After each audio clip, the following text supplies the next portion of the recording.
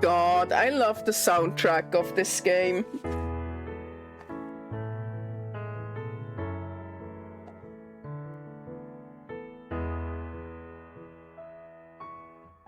Alright, I think I'm set up. Let's head on over and see how it looks like. Hello! Good seeing everyone! Hi!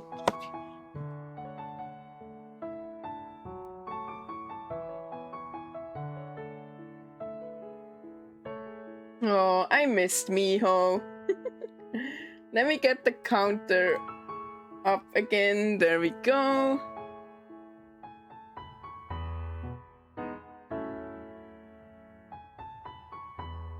That was no gush yet. The counter wasn't visible yet. Does not count yet. I'll just be here. Let me see real quick how the audio is. Novels, of course. My personal favorites are Austen and Eliot, but the current book I'm reading is so wonderful. My pleasures are simple. A lovely night and fresh tea are more than enough. Alright, looks pretty good, right? Does it sound good too? Sugar. I like sugar. Coffee and ice cream and cookies are all good. See, a woman after my own heart.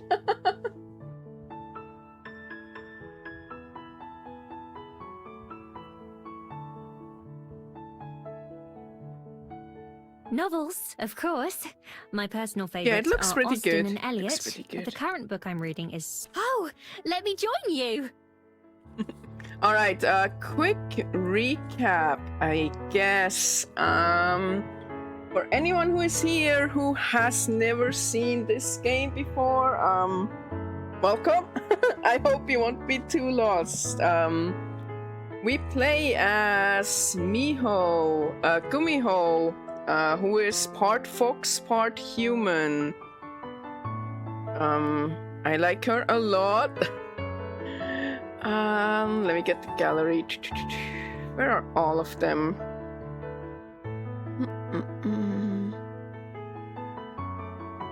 No. There. Miho, Aspen, and Juliet. We're doing the Aspen route, so Miho and Aspen are girlfriends. Miho has a curse that if someone doesn't see her for 24 hours, they forget she exists. Apparently the curse can be refreshed with FaceTime, basically. Video chatting counts as seeing her. Aspen is an aspiring writer. She was going through a lot in the very last chapter that we played, but she finally was able to relieve some of that stress and is starting. Both Aspen and Miho are enjoying their relationship very much. Oh yeah, that's about it. Recap. For last chapter, we found out what on Miho's scroll was. She met another Gumiho named Silver, and she slowly made friends with her. And Silver was able to translate basically Miho's only possession, right? A scroll with some ancient Korean text on it. That the very first human she's ever met, 400 years ago, gave to her, and she had no idea what it said until literally yesterday. And apparently what's written on the scroll is, "Please be happy." And it seems like Miho is doing her best to follow that advice. Oh yeah, let's see what the next and final chapter has in store for us. I have Just-Star. I actually have some of the merch on my throne wish list. Hint hit, not judge. Because I definitely want to buy some stuff and support the company. I think my wife might buy me the art book for a Christmas present. I think, maybe. And if not, I'm definitely gonna buy it myself after Christmas. So yeah, I'm also thinking of just buying the soundtrack digitally, just so I can support the studio a bit more, since I've really been enjoying the soundtrack a lot. Speaking of which, isn't background music a bit quiet? I mean, a bit loud.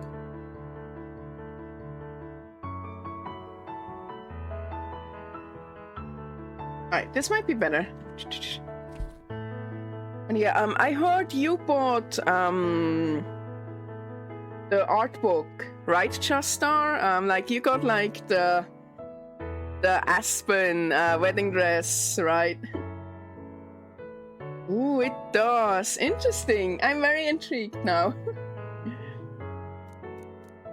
How far did we get last time? All right, here we are, chapter 5. Let me pour some peppermint bark liquor, so I'm ready for the hydrate redeems.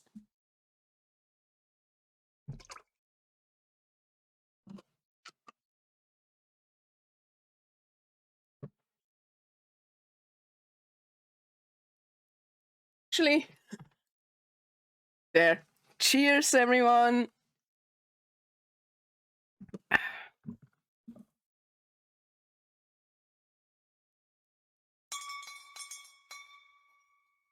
Thank you, Possum. Thank you for the head pat. Thank you so much. Thank you, thank you. I really appreciate it.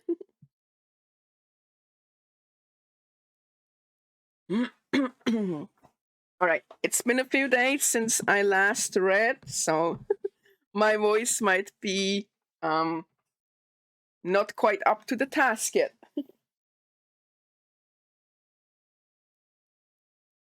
All right, here we go. The familiar jingle of the Bell House's store greets me as I walk in for what could be the last time. Once Aspen starts working at the new location next week, I won't have much reason to visit this one anymore. Oh, so she took the job. Nice. I'm glad. I'm really glad. It was I wouldn't classify it as a gush. I was just explaining that I like Miho. Oh no, Cheesy. Oh, no one will keep me accountable now. But I hope you're enjoying Ratatouille. It's such a good movie.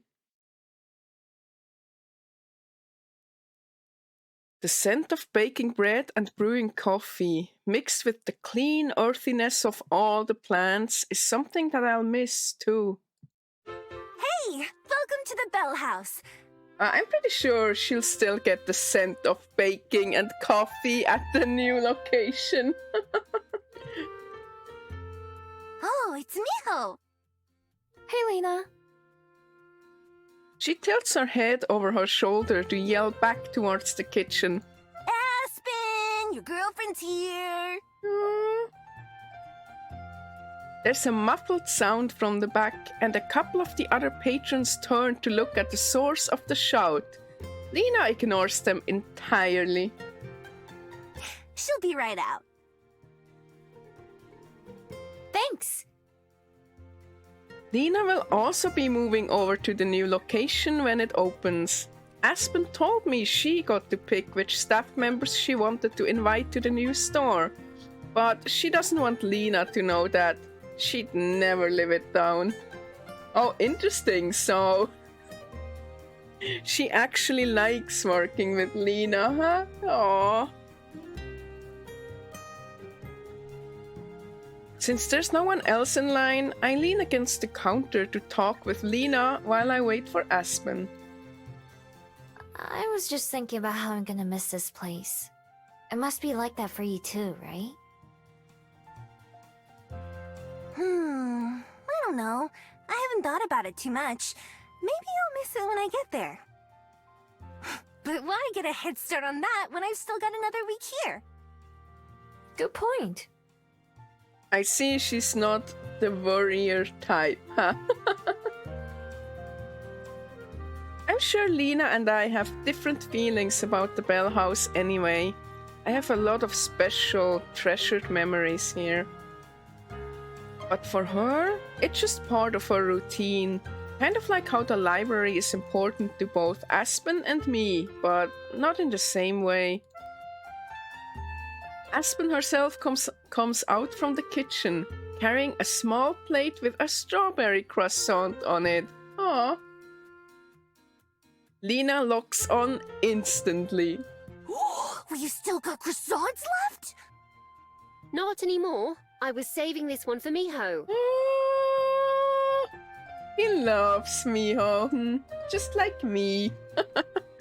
I would save my strawberry croissant for Miho as well. Yeah, that was definitely a gush +1. Right, Zoe? I'm in the mood too. I'm like wondering, strawberry croissant, what does that imply? Is it like an actual strawberry on it? Does it have like strawberry cream in it? Like, I'm very curious. Because I love croissants, but I don't think I've ever had or heard of a strawberry croissant. Wow, abusing your powers already? It's not the first time. Besides, I've noticed we go through blueberry muffins suspiciously fast when you're working the counter.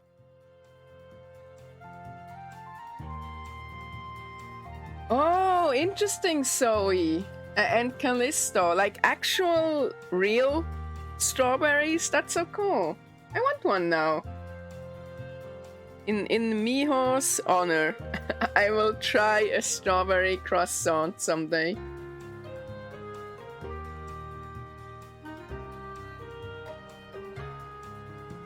Oh, really? I need to go buy one. I want to go buy one now. Maybe tomorrow. Cause I was thinking once I finish the game, I want to make like a big appreciation post online about it, cause it really is such a good game. And yeah, I already have some ideas for fan art as well. So getting a strawberry croissant to celebrate finishing the game sounds pretty good. Exactly, Chestar. Bye everyone, I'm gonna get a strawberry croissant now. Bye!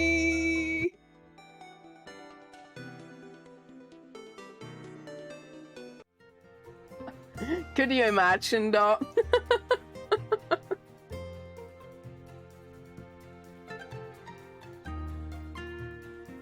Oh, dang it. I thought I was being sneaky.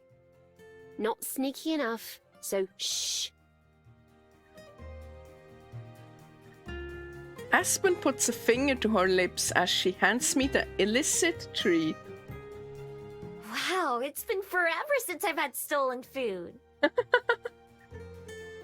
It's not stolen. It's just selectively available. Selectively available? That's like some interesting phrasing. Right.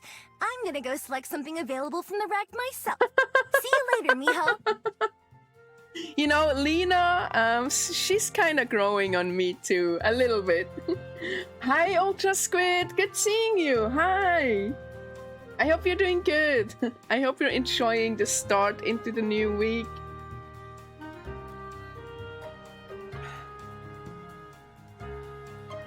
Bye, Lena. Ow. Black K. Good seeing you too. Or more like, good being smacked in the face by you? Question mark. Sure enough, she plucks a muffin from the display case on her way to the back of the store. I take a bite of my croissant, getting strawberries and cream all over my hand. It's as messy as it is delicious. Well, I guess that answers our question, right? Aspen reaches up and wipes away a dollop of cream from my nose. Oh, that is so cute. Oh. Go sit down and I'll bring you something to drink. What would you like? Oh, it's okay. You don't have to do that. Miho is getting so spoiled just because Aspen is her girlfriend. It is so cute. I want to, though. What do you have? Well, another foxtail latte, please. Foxtail latte. Is that what they named the drink from that one time? Where we were thinking about calling it like Foxten or something? Of course. I don't even have to ask. Because if so, Foxtail is almost as good as a name as... I forgot who came up with Foxten. I want to say it was Olivia, maybe? Just all of chat, I guess, Ultra Squid. But it needs to be a gush specifically about Miho.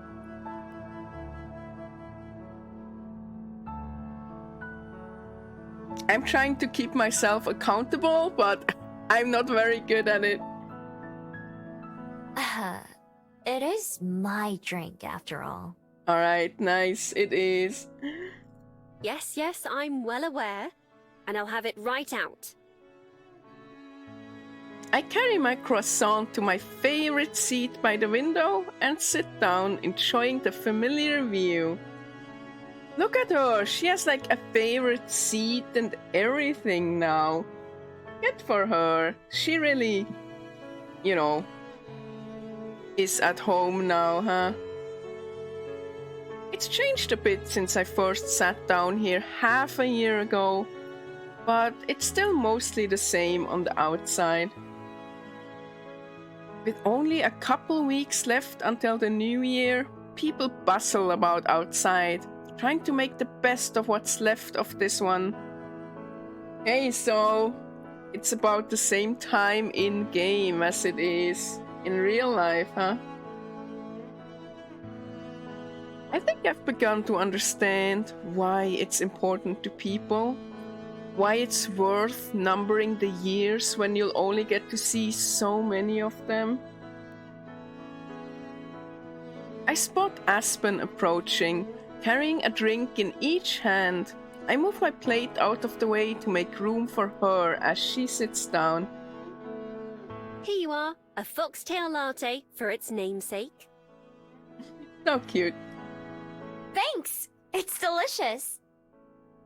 You haven't even tried it yet. So? I don't need to. I just know. I adore the confidence. She really is the best fox. Their +1 gush. It has been a hit with the customers too, I must say. More than any of the other beverages I've created.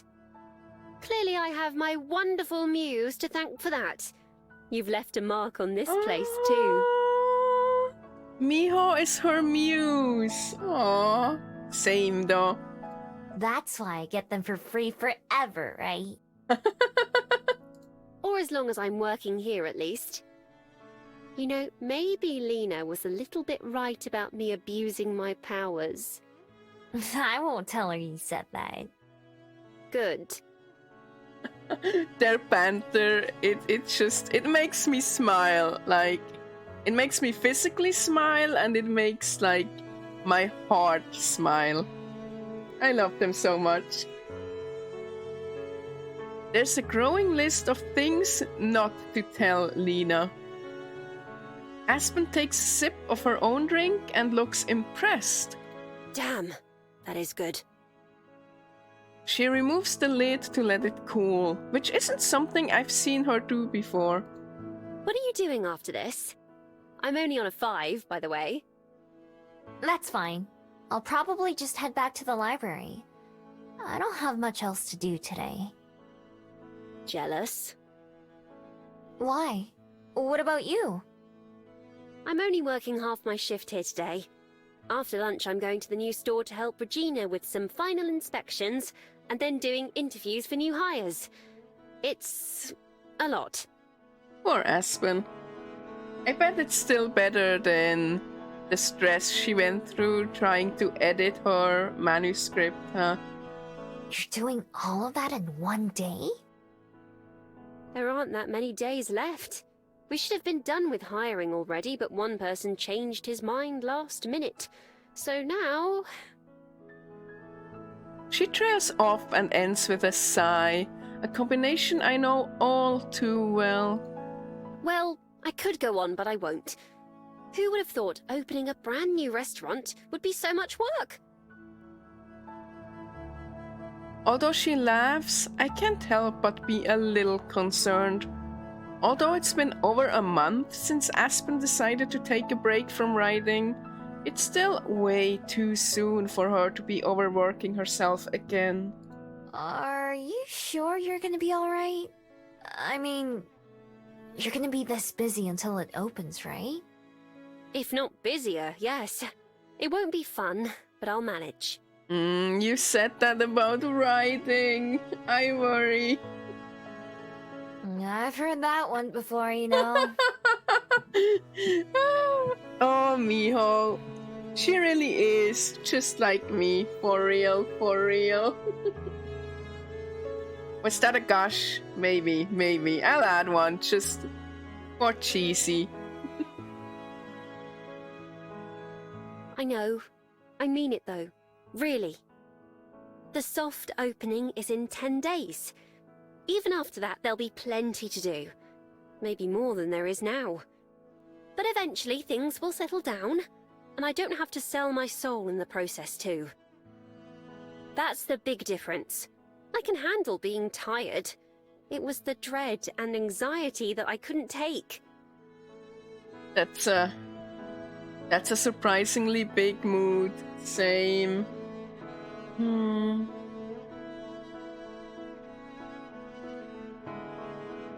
Compared to before, there's something different in the way Aspen speaks. When she would talk about her writing and how she felt, it was obvious that even she didn't believe the words she was saying. But now, I can tell from the light in her eyes that she means it. Okay. You're pretty determined, huh? I am. It felt good to make my mind up about something. I want to give it my very best, so that I can feel good when I look back on it too. Thank you for the head pat, Lola Moon. Thank you so much.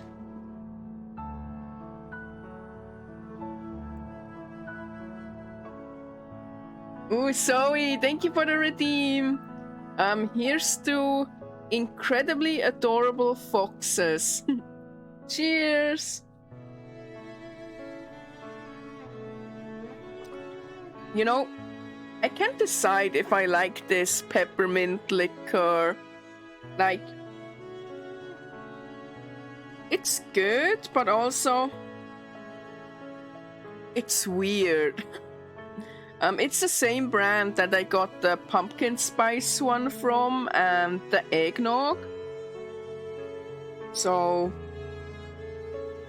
like, it's not bad, but I think I prefer the other brands. I mean, the other flavors from that brand, because I really enjoyed the eggnog and the pumpkin spice. They also have a strawberry cream one, which I haven't had a chance to try yet, but I definitely want to. Especially since, like, my since I made a small little strawberry cream inspired design of my hair. So I definitely need to go try that. I'm not sure yet when I will debut my new hair. Maybe after the New Year's? Besides, I'd say that growing the new Bell House into Wellington's most popular cafe would be a more than adequate way to be remembered.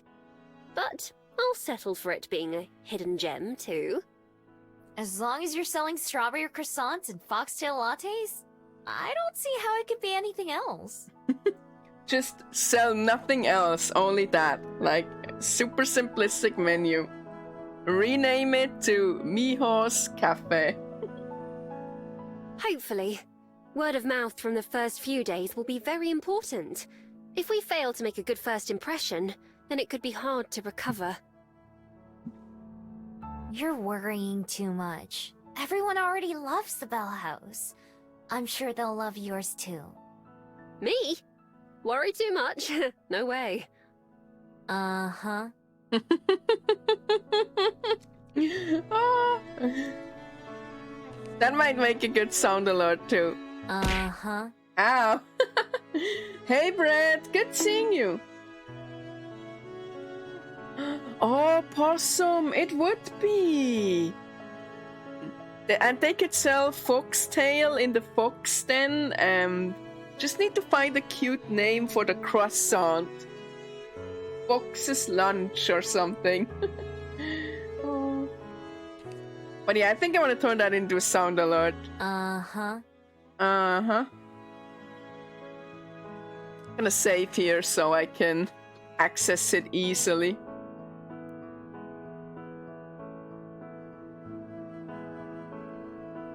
Well, you're probably right. Besides, I have a great team too. With their help, I'm sure it'll turn out okay. That's more like it. You and Lena are gonna do great. I can't let her show me up after all, especially as the store manager. Oh god, I really am starting to sound like her. That's another one for the list, right? Naturally. Speaking of Lena, I need to get back to work.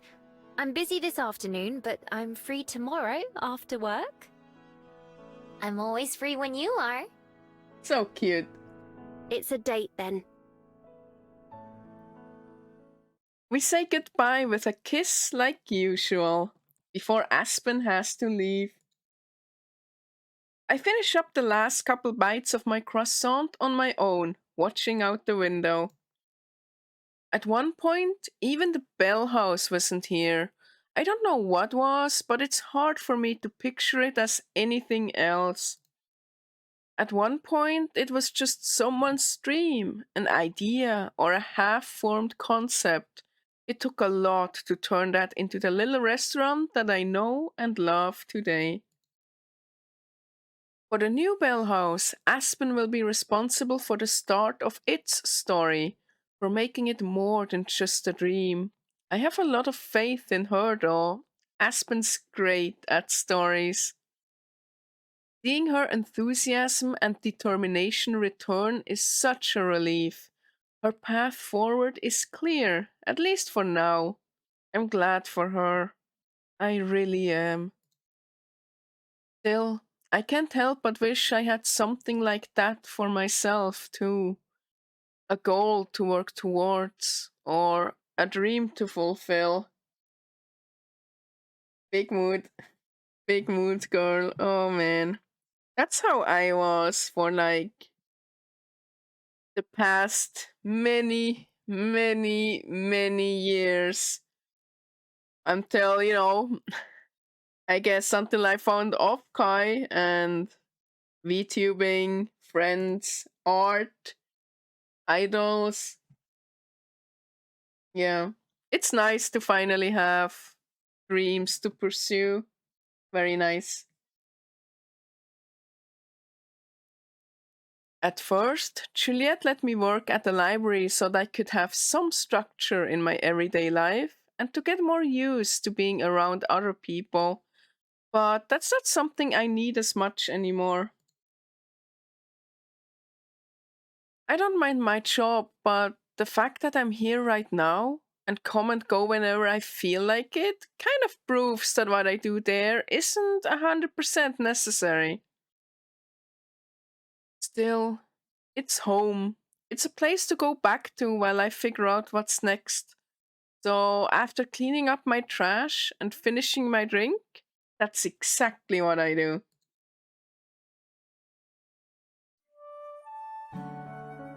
At breakfast, Juliet and I set up the table, and she prepares a place for 3 people, like usual. I forgot to tell you.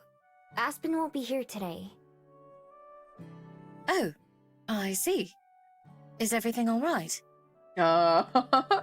Like, Aspen is in my heart, obviously, but still, every time I hear Juliet's voice, like, I don't know how to describe it, but it's like, it feels like melting almost, you know, it's like,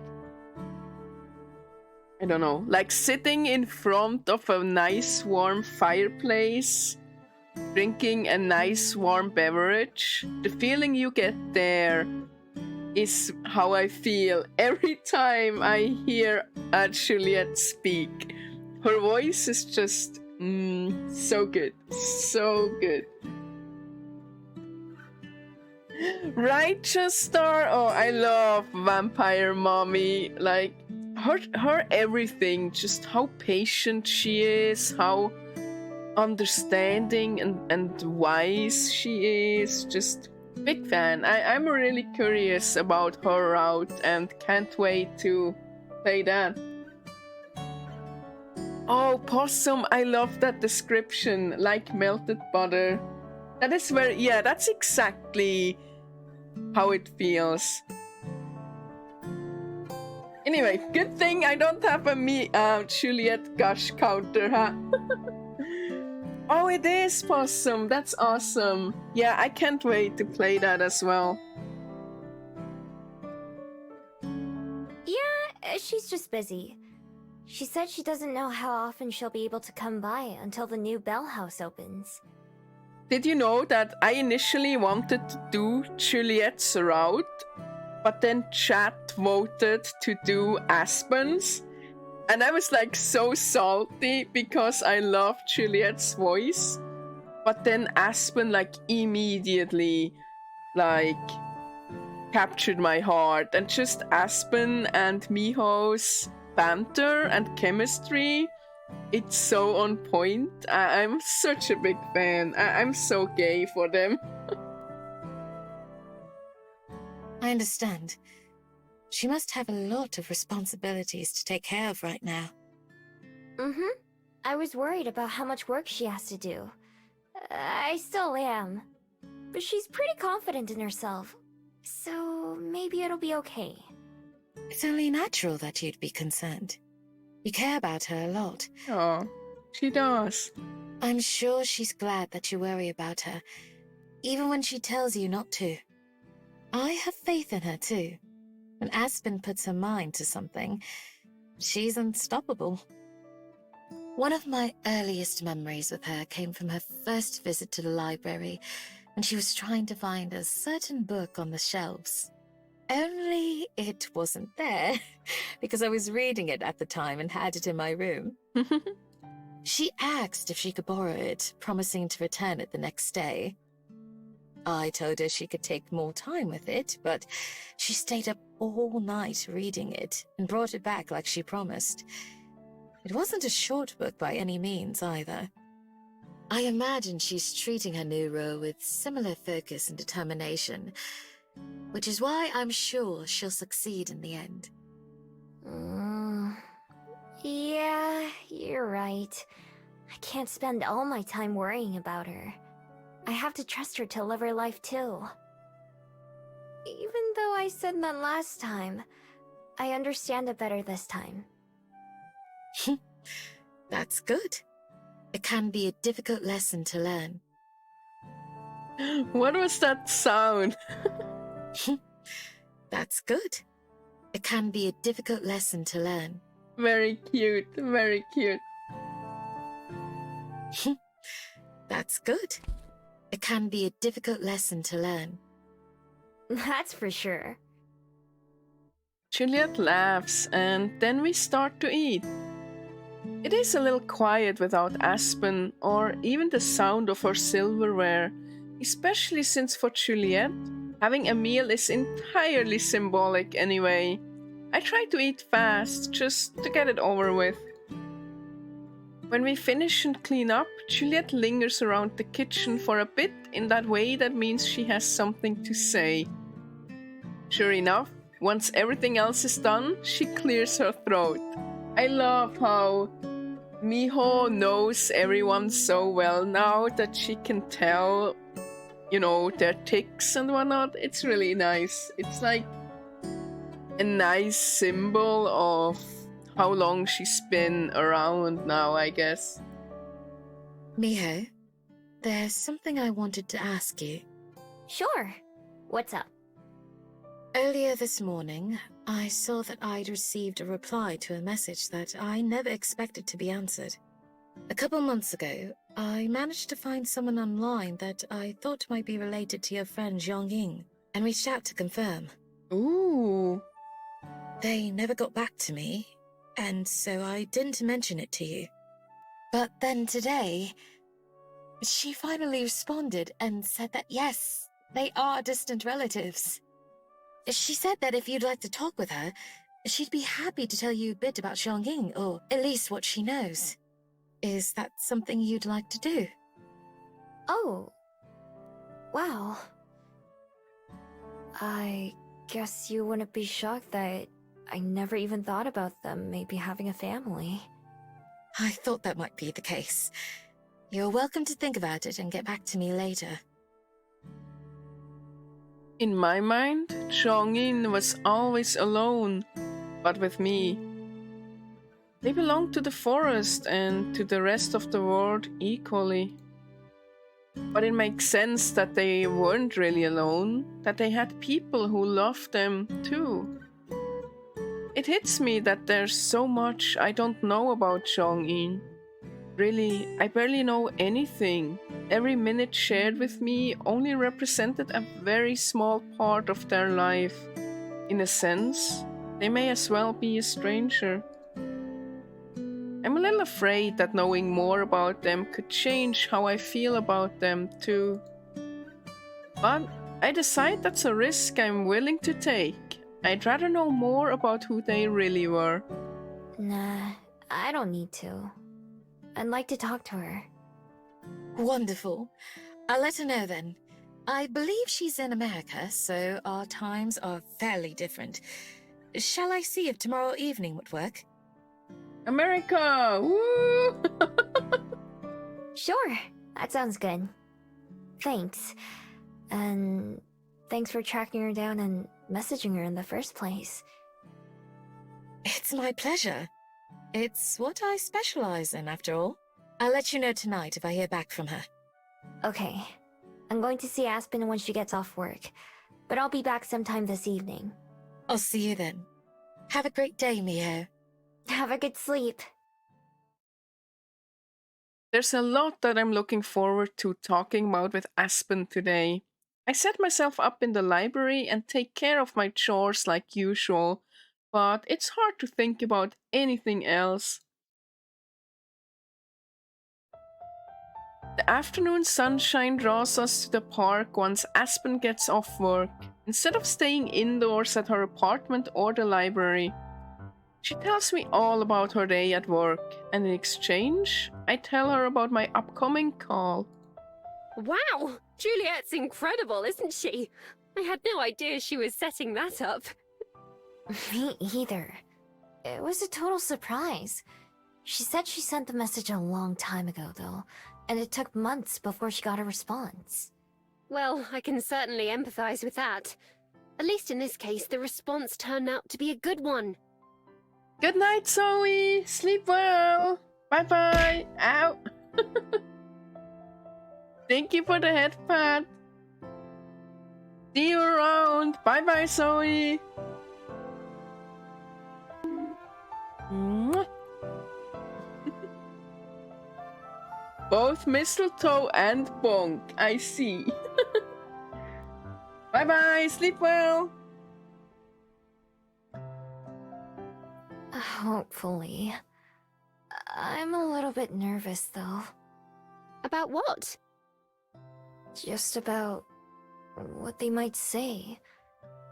What if it turns out Changyin is totally different from what I thought? What if they were actually a terrible person? I think the chances are pretty low for that.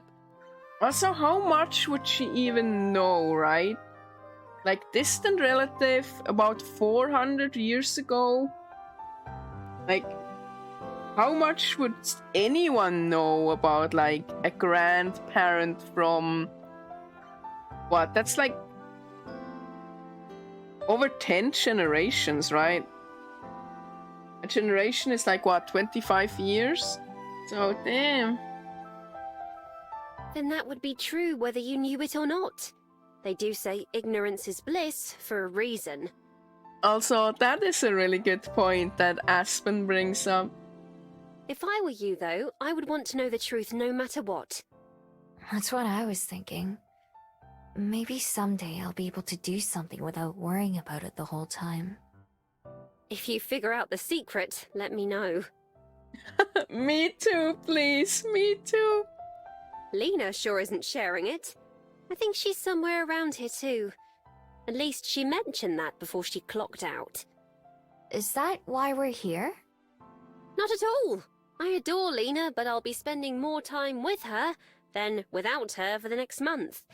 I just wanted to appreciate the fresh air before I forget what it's like. Put a ton of plants in your bell house too! Did you know that plants help us breathe? I just learned that on TV! Oh, she is so cute. Oh, I wish Papa would have been here to see that. Papa really, really loves plants. I was aware, but I'm glad for you. +1 to the Miho gosh.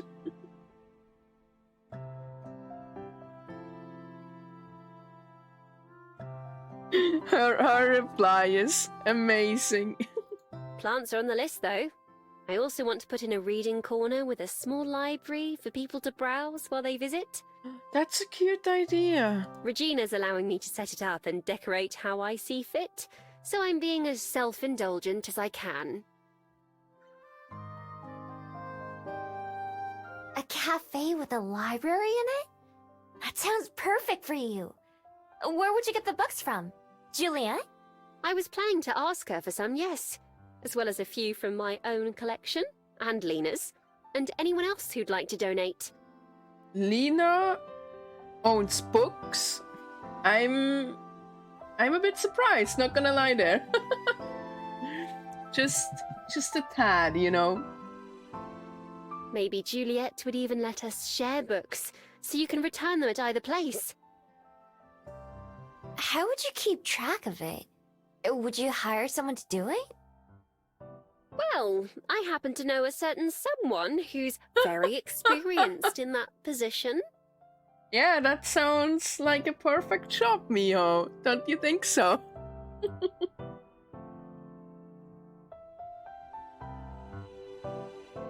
But no, we would simply have to use the honor system, like Juliet used to. I still don't get how she doesn't worry about people stealing them. I mean, I do, but I don't. I think it makes sense. Maybe it's even impossible to steal from a library. After all, they're meant for sharing books. If you take one home and give it to a friend instead of returning it, it still served its purpose. Or if you hold on to it for years and then only return it much later, you still returned it. That's the beauty of books. They can always wait. Oh man, that reminds me, when I was young, like a little tiny small rat, like my mom would take me to the local town library all the time, and sometimes I would not return books for a really, really long time, and I would always feel really bad about it. I wasn't a very, what's the word? I wasn't a very, how do I say? Dependent kid, I guess. I wasn't very, I didn't care much about, you know, rules and stuff. Yeah.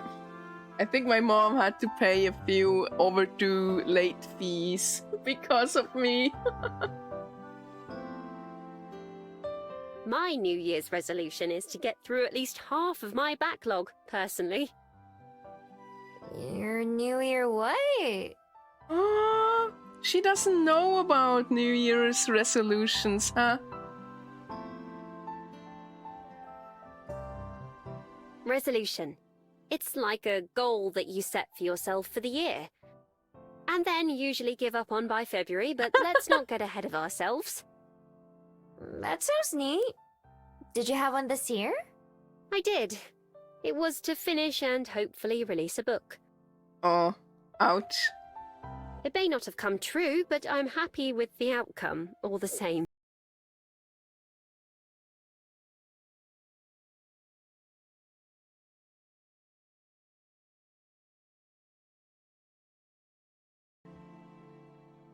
Thank you, Carter. And hi, I hope you're doing good. Good seeing you again.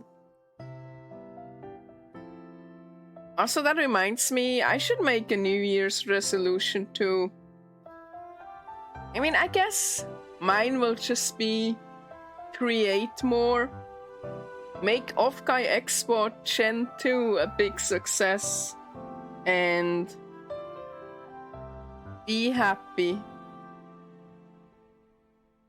I should try to think of one for next year myself. Maybe I'll try to get through half my reading backlog too. You have a reading backlog? Do you have one of those? Aspen! Nope. So I'm doing good already. I love Miho. +1. Gosh. Right, Possum?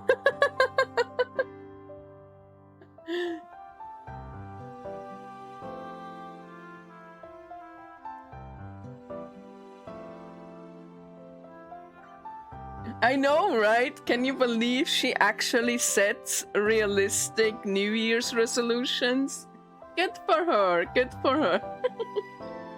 Maybe it'll be to read 10 books. Or 100 books. I don't know what a good number to try is. 10 is already quite a lot. Maybe not for Aspen, but for normal people, 10 seems a lot. I read like 2 this year. If you count manga, maybe more like 15, but still. Probably somewhere in between. You don't have to make it about reading, though. You don't have to make one at all if you don't want to. Only if it helps motivate you. Oh, wow, Carter. Yeah, if I put my mind to it, I can definitely read pretty fast as well, but not that fast. I think I can do like a normal-sized book in maybe 2 to 3 days. My problem is more like finding the motivation and finding a book that I can, you know, that satisfies my mind, because I get distracted so easily. Case in point, that like, you know, if I read, I'm either not interested in the book at all and give up, or I am so interested that I can barely put it out of my hands. So what usually happens is that I just don't try to read unless a book really, really, really sounds interesting, and then I like devour it. I'll think about it. I've been thinking that I need something else to do with my life as it is. Something else? Yeah. Don't get me wrong, the library's fine and all. But I'm not really excited about it the same way you are about the Bell House. Yesterday, I was thinking about how Juliet doesn't need me to help her. She just gave me the job as a favor, even if she said otherwise. I don't really need that favor anymore, though. You've outgrown it. Oh, she has, hasn't she? Possum. Agreed. Oh, I need to look up how many words Please Be Happy has. I'm sure it's about novel length as well, right? Yeah. I have other things I can rely on. One of them links arms with me. Always.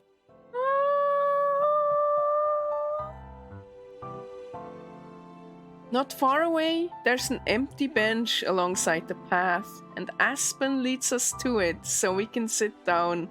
We've been walking for almost an hour now, so a break is nice. Aspen takes off her hat and sets her purse on the ground between us while I stretch out my legs. We're not the only ones out here enjoying the afternoon. The park's alive and bustling. Bikers, joggers, dog walkers, and skaters all dodge around each other, plus the regular pedestrians like Aspen and me. Some of the dogs even run around off their leashes, ditching the road entirely.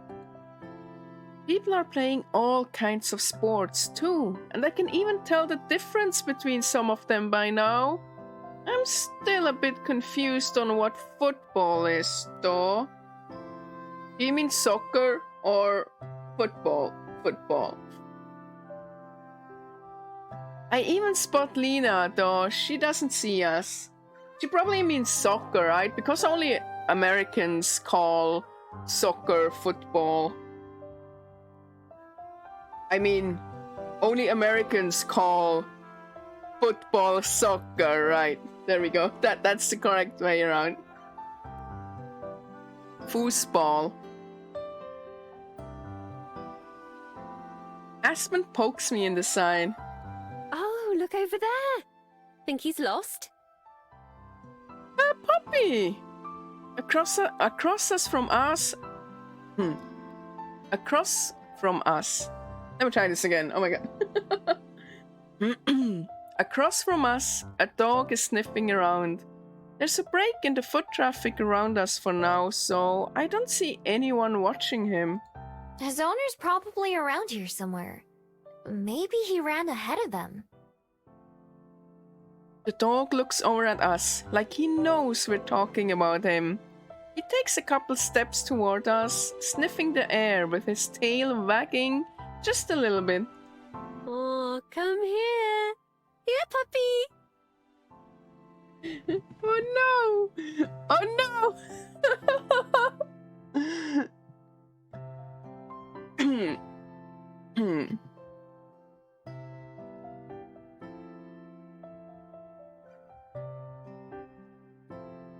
There. That's for me.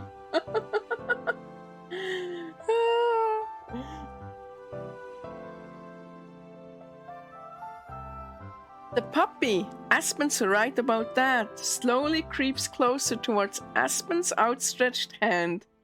I sit still, not wanting to spook him.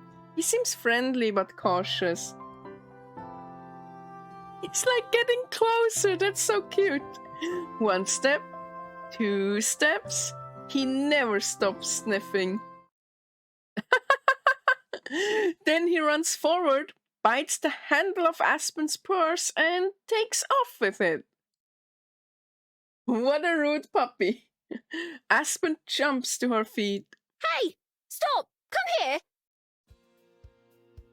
The dog doesn't even look back as it runs away, dragging Aspen's purse with it.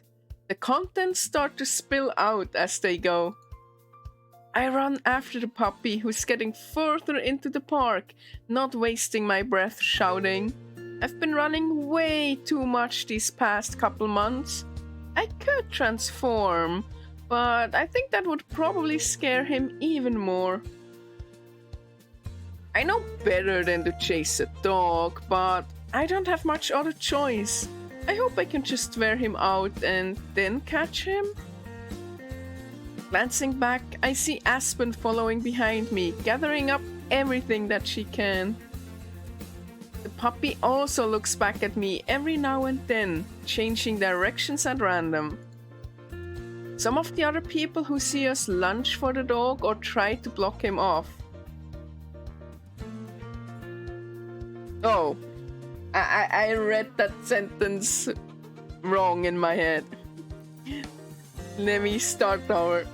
Some of the other people who see us lunge for the dog or try to block him off. but he dodges all of them and keeps running. I'm a little impressed. He zigzags again, but this time it's lucky for me. He's heading straight towards Lena. Hey, Lena! Angry, determined face. Very cute. Was that a gush? Oh, if only Cheesy were here. I think Cheesy would say that was a gush. Angie Fox. I love Angie Fox. They're +1 gush. She spins around to see me, and I can tell she's trying to process what's happening. The dog is closer to her than he is to me.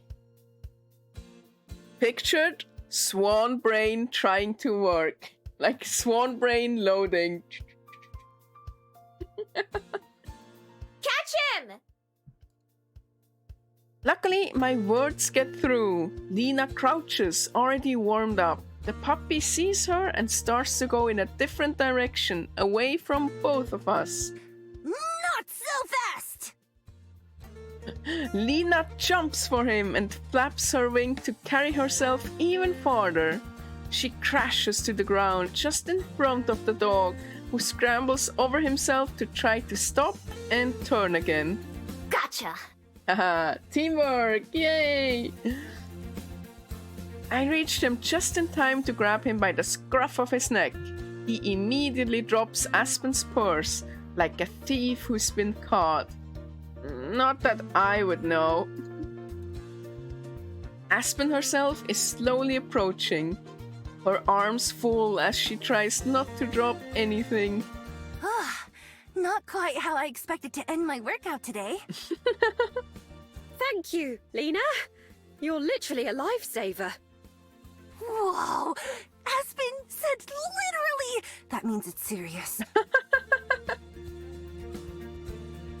I make sure Aspen's purse is safe before I let go of the puppy, who's been tossing and turning in my arms. Aspen walks up and wags a finger at him. And as for you, hasn't anyone taught you any manners? Woof. The dog walks away from us, but not very far, so he can watch instead. He reminds me a little bit of Silver. I hope he doesn't turn into a person. I've seen that dog around before. Pretty sure he's a stray. I haven't heard of him taking anyone's stuff like that, though. Got anything good in your purse? Not if you're a dog. There's just... While digging around in her now refilled purse, Aspen stops and then pulls out a smooshed plastic wrapper.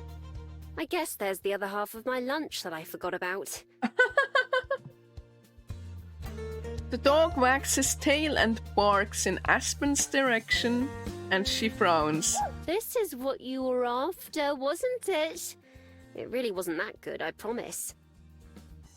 She unwraps the remnants of a sandwich and tosses it to the dog, who gobbles it down in just a couple bites before looking at us for more. If he's a stray, like Lena said, that could be the best meal he's had in days. Or is Miho identifying with the doggy a little? Just a tiny little bit? That's all I have. Lena and I are both empty-handed. What should we do with him? What if he's not a stray and someone's looking for him? He kinda has, stray aura, stray vibe. They must not be looking very hard. I've seen him a couple days in a row now. Poor thing. He seems so friendly when he isn't running off with my things. I stoop down to try to pet him, and he lets me. He even licks my hand a couple of times. Maybe we can take him back to the library with us. Juliet might know what to do. Ow! Well, she is known Ow. for helping strays. I'm not sure how we'd get him back there, though.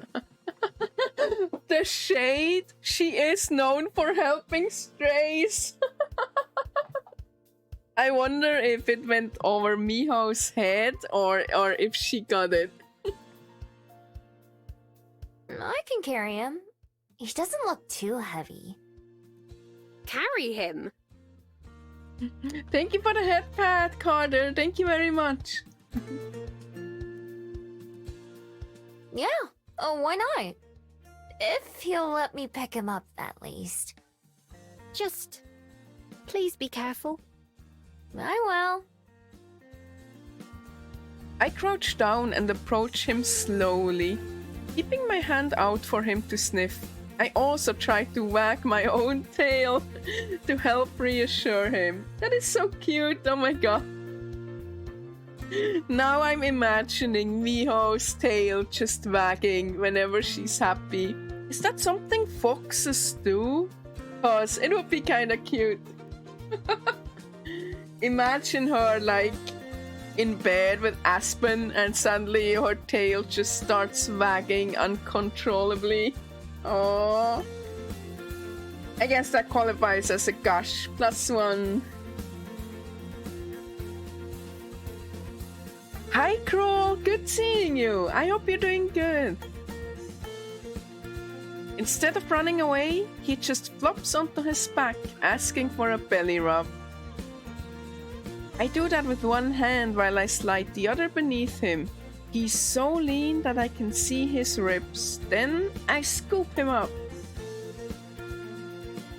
Oh, I'm glad you're good. I'm doing good as well. Thank you, thank you. He moves in surprise, but doesn't try to escape.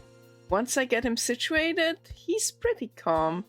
That wasn't so bad. Both Aspen and Lena crowd in to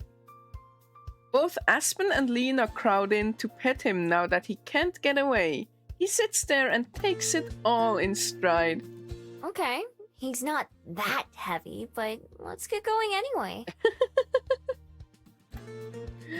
Thank you for the head patch, Starfly. Thank you, thank you, thank you.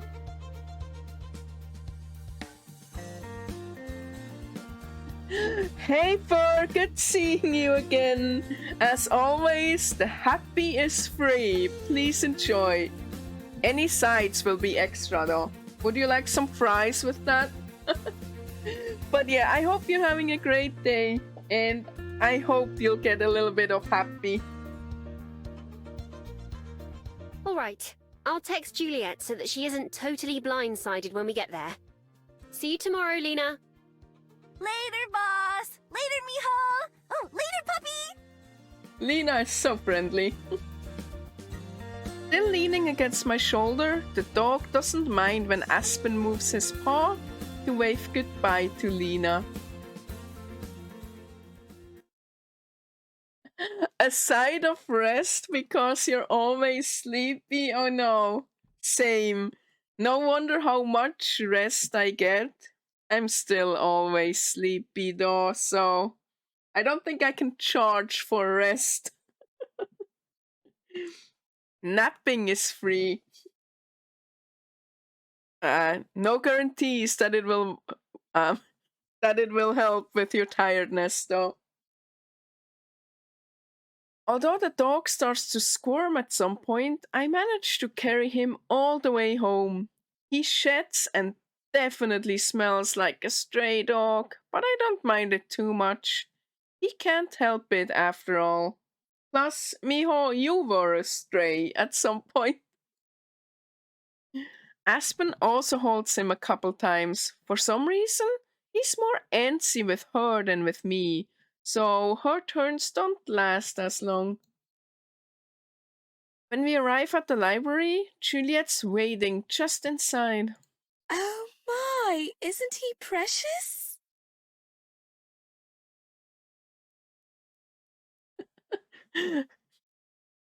Fur. Yeah, it's a common complaint, unfortunately. We haven't gotten any rest in like years. I think the delivery truck got stuck somewhere. I'm not sure we'll ever get it again.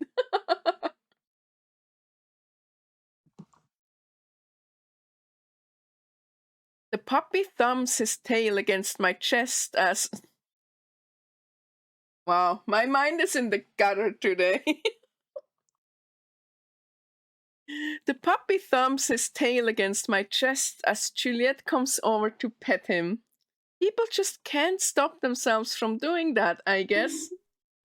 Thank you, Dlek. Very appropriate. I would like to thumb something against her chest.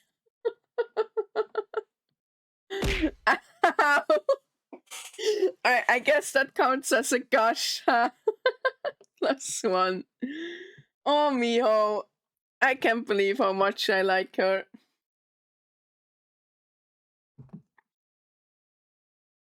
Let's take him upstairs.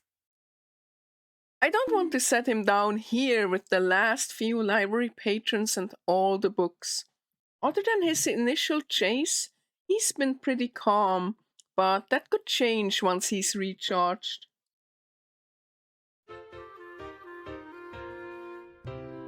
We all go to my room, where I finally put the dog on the floor. He starts sniffing around immediately, although there isn't that much to sniff. I watch for any signs of trouble, but he's good. I like him a lot more when he isn't robbing me. The same can be said about Miho herself, huh? He just didn't know how to ask politely.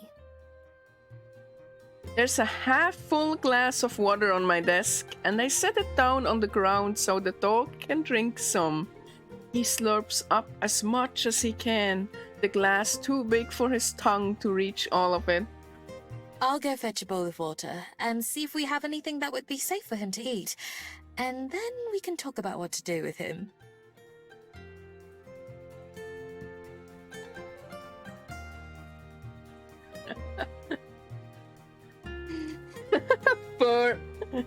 Unfortunately, all of my dishes are prepared in a kitchen filled with anxiety, so you might get a little dose.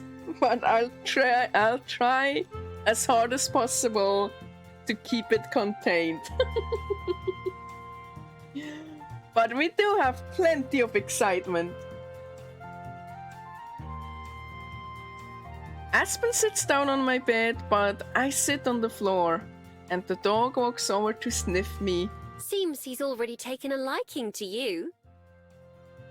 His fur is stiff and coarse, and he's bony. He can't be that old, which makes me think he must have spent most of his short life as a stray. Juliet returns soon, setting the water and also a bowl with some banana slices, bread, and a slice of cheese. It's not the healthiest meal, but it should keep his belly full for a little bit. The dog digs in like he didn't just eat half a sandwich earlier. The bowl slides across the floor from the force of his munching, and he smacks his lips while he tries to chew the banana. Sounds like Fur getting the meal of happy with a side of excitement. Is it okay if he stays here for a while? I'll take care of him. It's like so interesting because the dog is clearly a representation of how Miho was at the beginning of the game, right? And now she's like in a position to help a stray, just like, you know, like she was a stray that got help. It's really nice, it's really sweet. Even if it's just until we find his real owner, if he has one, I don't want to just kick him back out. And her voice is it's really nice. Like, I know I say that every time, but her voice acting is so good. Oh, heavens! I wouldn't dream of just tossing him back out on the street. But taking care of a pet, even for a couple of days, is a lot of work. Are you sure? I'm sure. Whatever it is, I'll do it. Mio is the new Juliet. I've only had this puppy around for a couple hours, but I already know that I don't want anything bad to happen to him. Hey, it's like that meme. I've known him for a second, And I would already give my life for him, or however it goes. Scrounging for food, stealing, not having anywhere to go back to. They're all things I can relate to. I don't see why not, then. I'll keep an eye out as well for anyone who may be searching for a lost dog like him. Thanks. I don't think he has any people, though. I think he's all on his own. You may be right. Still, we should do our best to make sure. Right. I'll look out for any posters or missing signs. After he finishes his meal, the dog flops down by me. He stares at me but doesn't move, instead fighting to keep his eyes open. Now that he's eaten more, he does seem totally exhausted. He must be in doggy paradise right now after spending a few days in the park. I know I sure would be. I look up at Juliet, smiling. Yeah. I think he'll like staying here.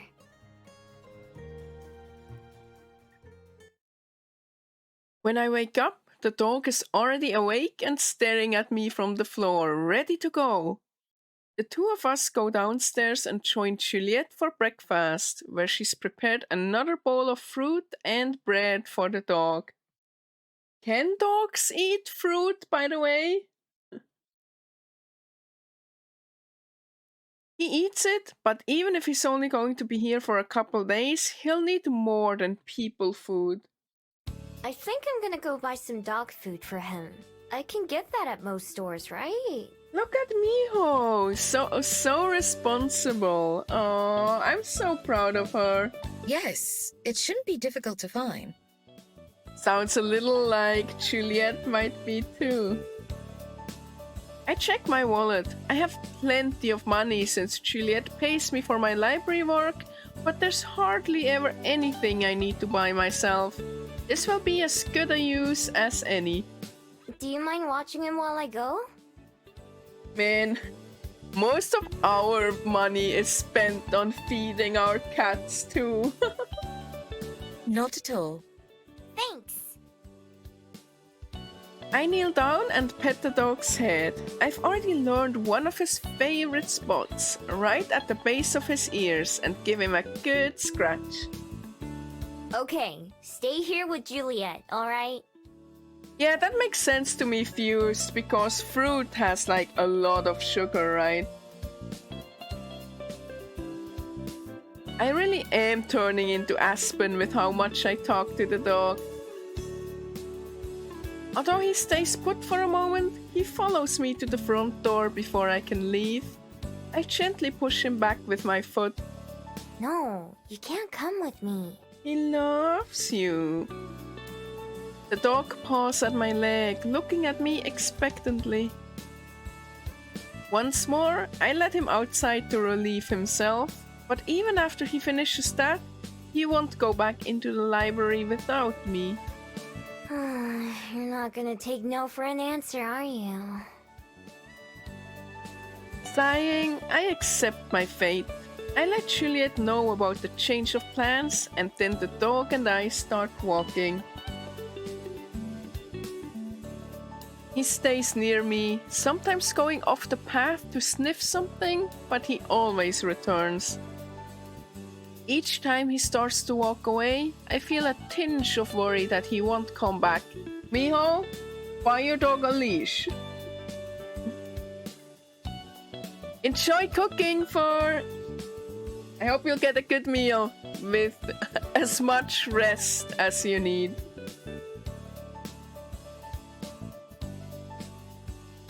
But that possibility is just something that I have to accept.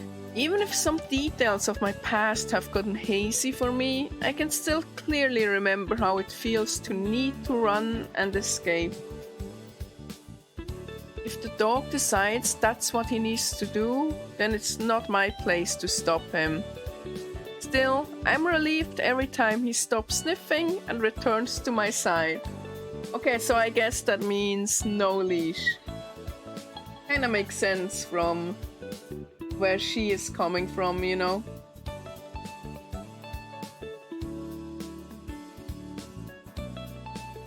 Eventually, we get into town and I find a pet store. There's a sign on the window saying that dogs are allowed inside, which is what I was hoping for. A bell rings when we walk in, although it doesn't sound as pretty as the one at the bell house. I wander around until I find the dog food section.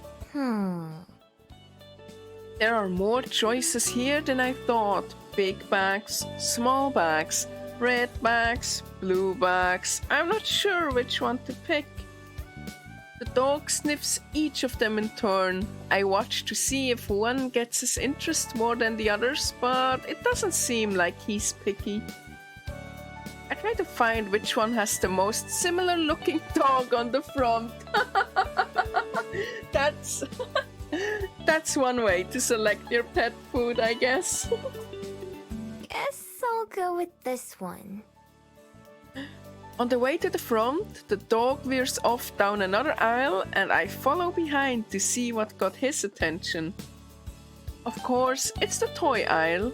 Just like in the food section, there are dozens on display. He sniffs them all even more furiously than the kibble. There's a small basket of plastic toys on the ground and he pulls one out with his mouth. It looks like a cartoon squirrel, and its tail squeaks when he bites it. He gives it a good shake, getting a few more squeaks in the process. His tail wags even faster than his head, and he looks up at me eagerly.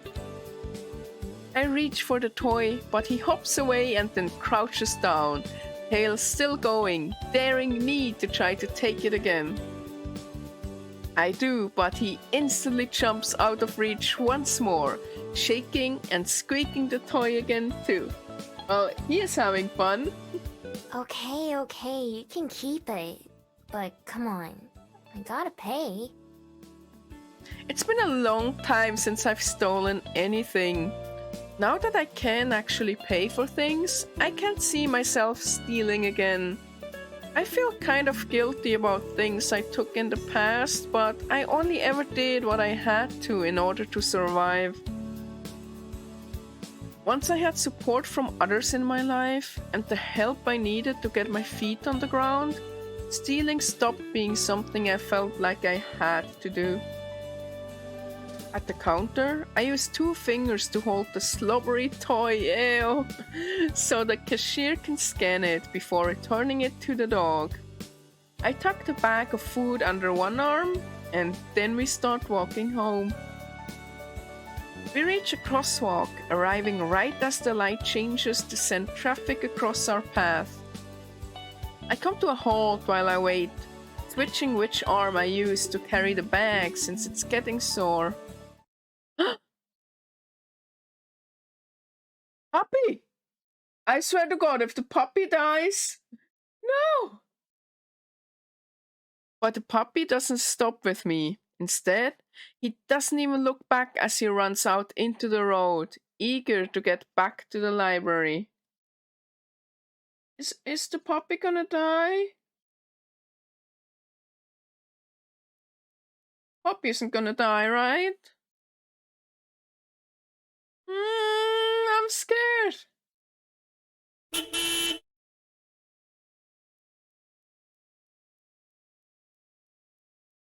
A car horn blares as it barrels towards us down the road, too close to be able to brake in time.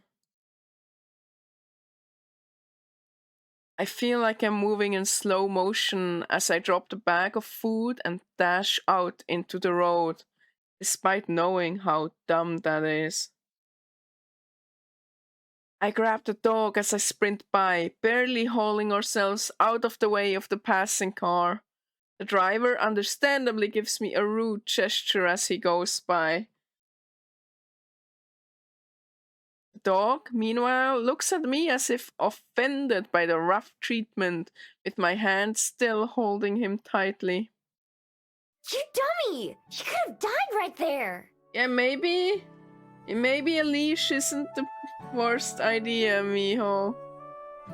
Game. Scared me, game. Scared me. The squirrel toy in his mouth squeaks as he squirms in my grasp. That was way too close for comfort. If I'd been just one step farther away, I would have been too late to rescue the dog. I probably would have gotten myself hit for my troubles too. Right, Possum? Right? Damn. My heart. Behind us and across the street, the bag of food lies on its side. Some kibble strewn across the ground from a spot where it tore when I dropped it. Whether the dog wants to run away or stay with me is up to him, but I can't just let him get himself hurt or worse. I only have one choice. I hoist the dog up and hold him with one arm, just like the dog food bag that I go back and retrieve before we start walking again. So I'm picturing her, just dog under one arm, dog food under the other. Oh, Miho. How is she so cute? He doesn't squirm as much as he did yesterday, which helps a lot. But still, by the time we make it back to the library, both my arms feel like they're ready to fall off. When I set the dog down, he strolls up to the library door as if nothing happened, waiting for me to let him in. I guess in his mind, maybe nothing did happen. He's got no clue how lucky he was.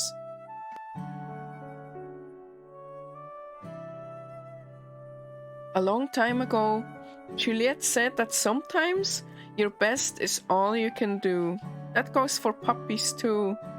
If I'd been born a city dog instead of a fox, I doubt I'd be much different either. Still, I have to think it's a miracle that any dog makes it to adulthood, especially strays like him. When it's finally time for my meeting, Juliet helps me get set up on her computer and then lets me take it to my room. I wonder if she's using Discord. I adjust the screen until I can see it properly, and then I wait. That doesn't sound like Discord. My nervousness keeps building until I nearly jump when the call finally comes through. As the ringtone plays, I take a deep breath and then hit accept. The tiny person-shaped bubble. Person-shaped bubble. The tiny person-shaped bubble on the notification dissolves, and for a second there's just a black screen. Then a woman appears. When the image comes into focus, she's squinting at the screen, probably waiting, just like me. But then she smiles and waves as she's able to see me. Hello! Hi, I'm Miho. Nice to meet you. Thanks for talking to me. Ah, that was such a cute introduction. Oh. Sorry, I have to listen to that again. Hi, I'm Miho. Nice to meet you. Thanks for talking to me. She's so cute. Oh my god. +1 gush.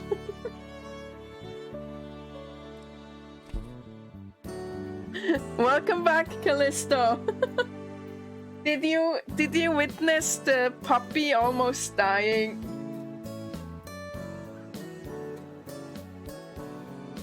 I thought the game was gonna take a really, really sad turn again. I'm Minsa. No problem. Gotta say, I was shocked when I got your friend's email at first. I thought it was gonna turn out to be some kind of scam, and eventually she'd ask for money. That's what I would probably suspect as well. I'm still a bit confused, though. So you were friends with my ancestor? Sort of. I met them when I was really young. I was just a regular fox back then. Wait. A fox? Like with 4 legs and pointy ears? Yeah. After I met Jung-in, I turned into the person I am today. Whoa. So that was a long time ago, huh? But you look even younger than me. Oh, that's just not fair. For real though, that is not fair. I wish I were an eternally cute-looking young fox girl. Oh. Trust me, it has its downsides. Both of us laugh, and I can't help but be relieved that she already feels easy to talk to. That explains a lot, at least. So, Jong-in. You're the second person to ask me about them this year, you know? That's 2 times more than most years. Who was the first? These guys at some archaeological society who were putting on an exhibition. They wanted permission to display some of their old works. Oh, so the museum we went to, huh? Interesting. Oh no, did I disconnect? I just got a message that Twitch reconnected. How long was I gone?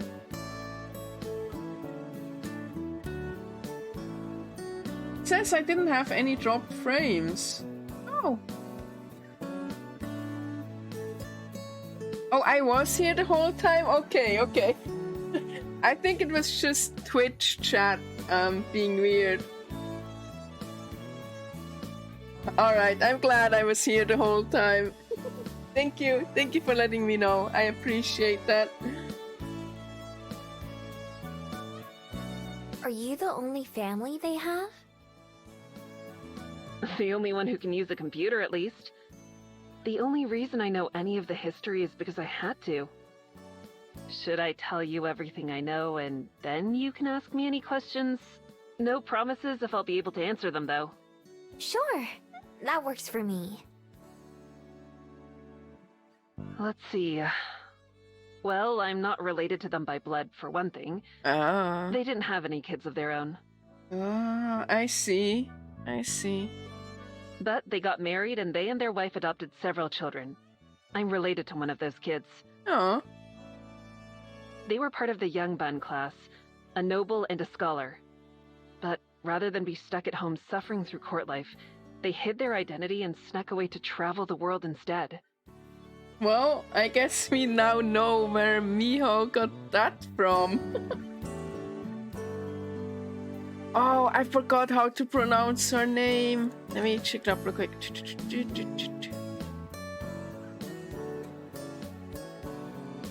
I'm Minsa. Minsa? No problem. I'm Minsa. Minsa? No problem. Okay. Minsa. Minsa speaks with a practiced tone, like she's given this speech a few times. Still, I listen with rapt attention, memorizing every detail. They spent years on the go, seeing everything they could, before finally coming back home to Korea to settle down and start a family. While they were away, they kept a journal and wrote letters back to their beloved. Although calligraphy was something they were taught from a young age, they began practicing as an artist during their travels. I wonder if Miho inspired them. Sometimes, the letters they sent would include paintings of the things they'd seen, or they'd include little drawings in their journal. Maybe they painted Miho as a fox. That would be so cool. Something else that they started to do was give a note to the people they met on their journey, with a little message of appreciation or wishes. Oh, that's why Miho got the "Please be happy" scroll. Oh. My husband always says they remind him of fortune cookies. Oh, I actually have one of those scrolls myself. I brought my scroll down from my room just in case it came up like this. I unfurl it for the first time since Halloween. I know, right, Possum? They are amazing. Oh shit, I'm like tearing up. I don't know why, but just the fact that that's written on the scroll, it hit me so hard in the last chapter too. I don't know why, but it's so good. Alright, calm down, rat, calm down. Please be happy.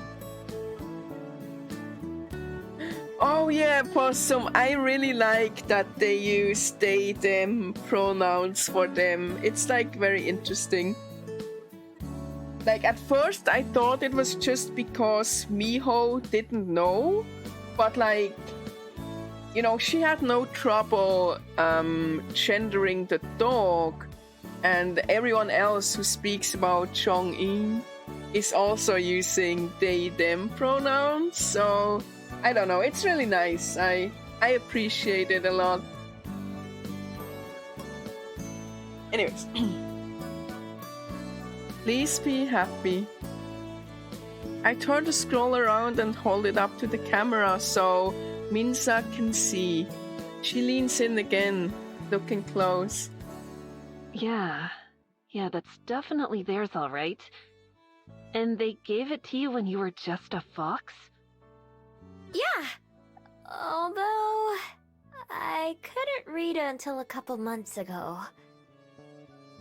God, it's so hard to read their handwriting, right? I'm like, if they were born today, they totally would have been a doctor. I have a few of them myself, although they're up in the office. Grandma has like 90. She says she has one for every year she's been alive, and I definitely believe that. Wow.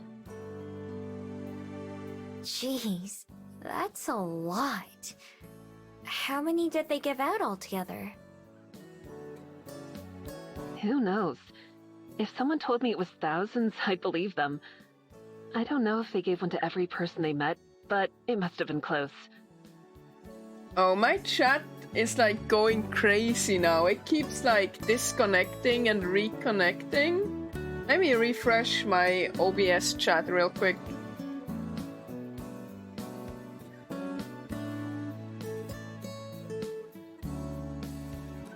Alright, let's see if that helped.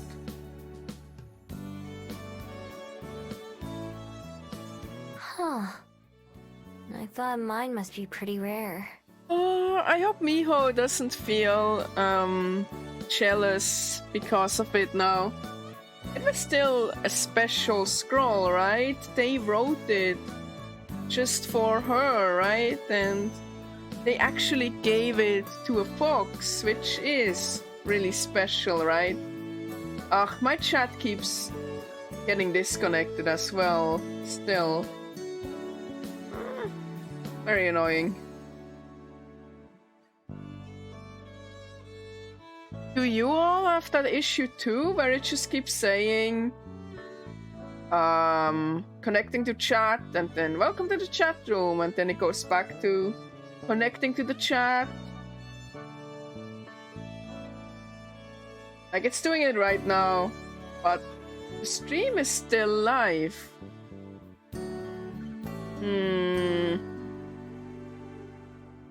Kind of worried, because last time that happened, I had like internet disconnect. Let me just look up real quick how my internet is doing. Like, I wonder if it's Twitch or if it's me.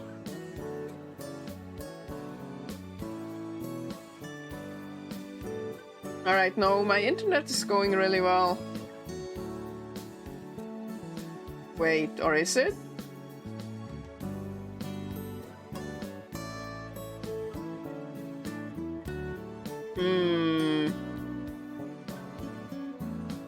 It says I have 0 megabit per second upload.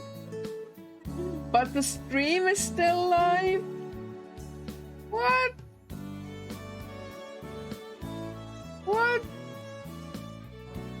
But y'all are still here, right?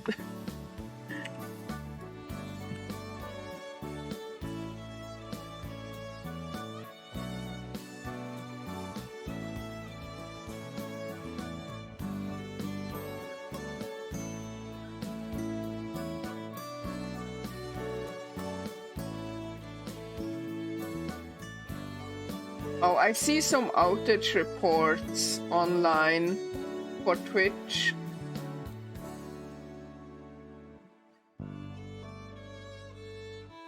I hope it's just the chat and not everything.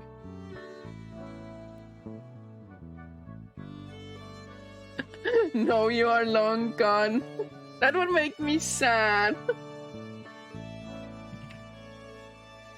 Yeah, I hope it will be okay. It's kind of annoying to read the chat because I'm kind of getting spammed with welcome to the chat room, welcome to the chat room, welcome to the chat room, welcome to the chat room, welcome to the chat room. It is very annoying.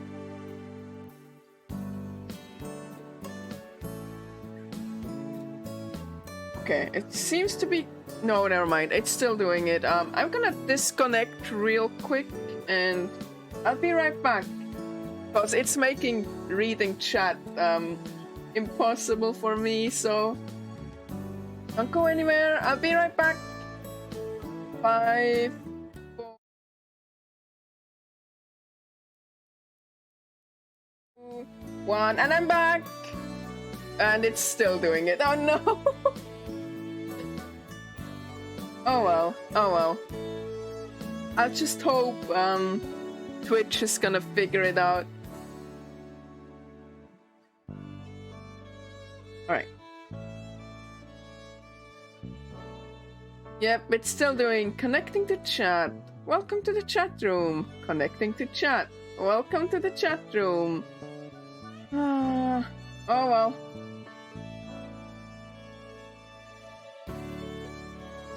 And now nothing is loading. No! Internet, what are you doing? Wait, let me see if it's an OBS problem and if I see chat on Twitch. Oh, I have the same issue on Twitch. Just welcome to the chat room, welcome to the chat room, welcome to the chat room. It is very welcoming. Hi Nerama, good seeing you. Oh, very annoying.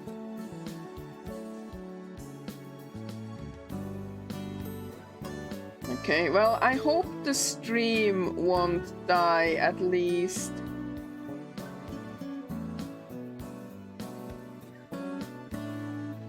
Okay. Alright. Let me know if, like, the stream completely dies, I guess.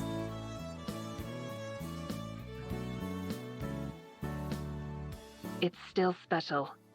However many there were, I'm sure most haven't lasted this long. Not everyone got a full scroll either. And I'm sure not many foxes got a scroll, huh? But no. They're not some priceless artifacts that'll sell for a ton of money or something. Otherwise, I'd be talking to you from my mansion by the beach. That's fine. I'd never sell mine anyway.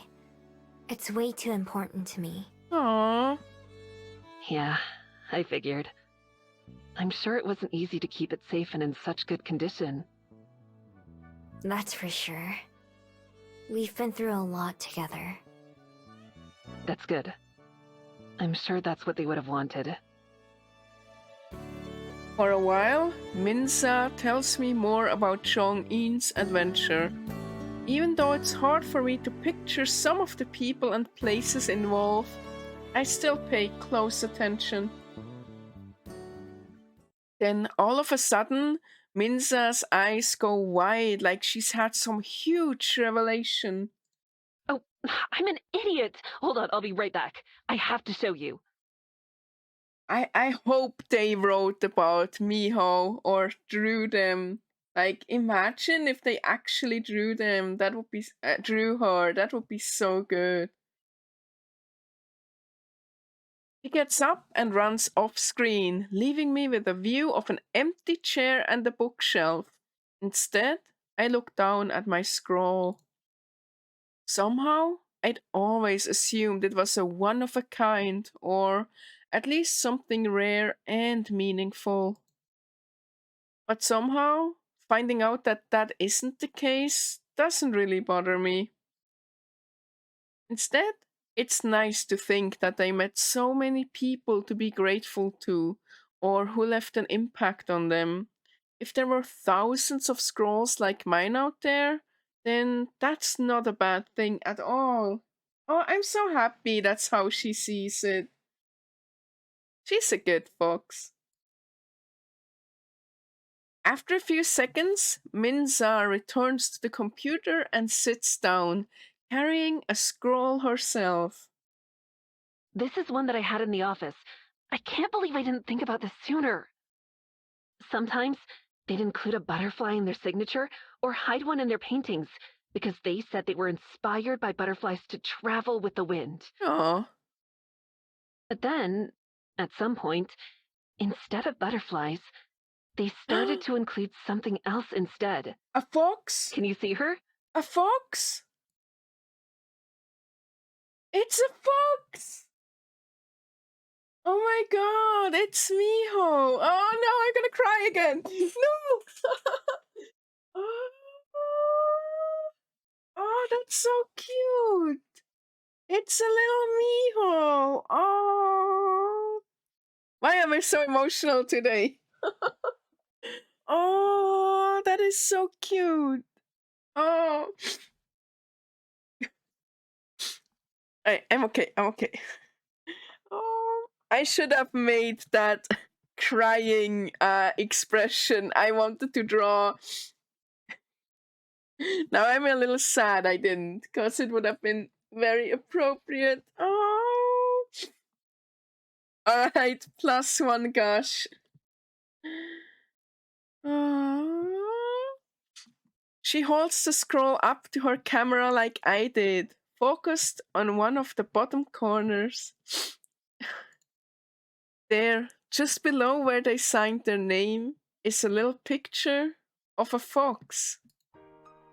Of me?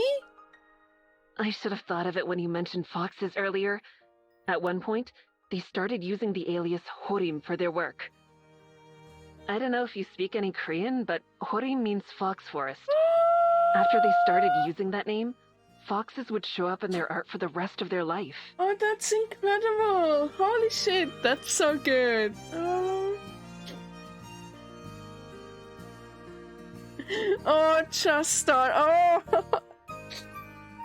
Oh, that is so cute! Holy shit, that is so nice!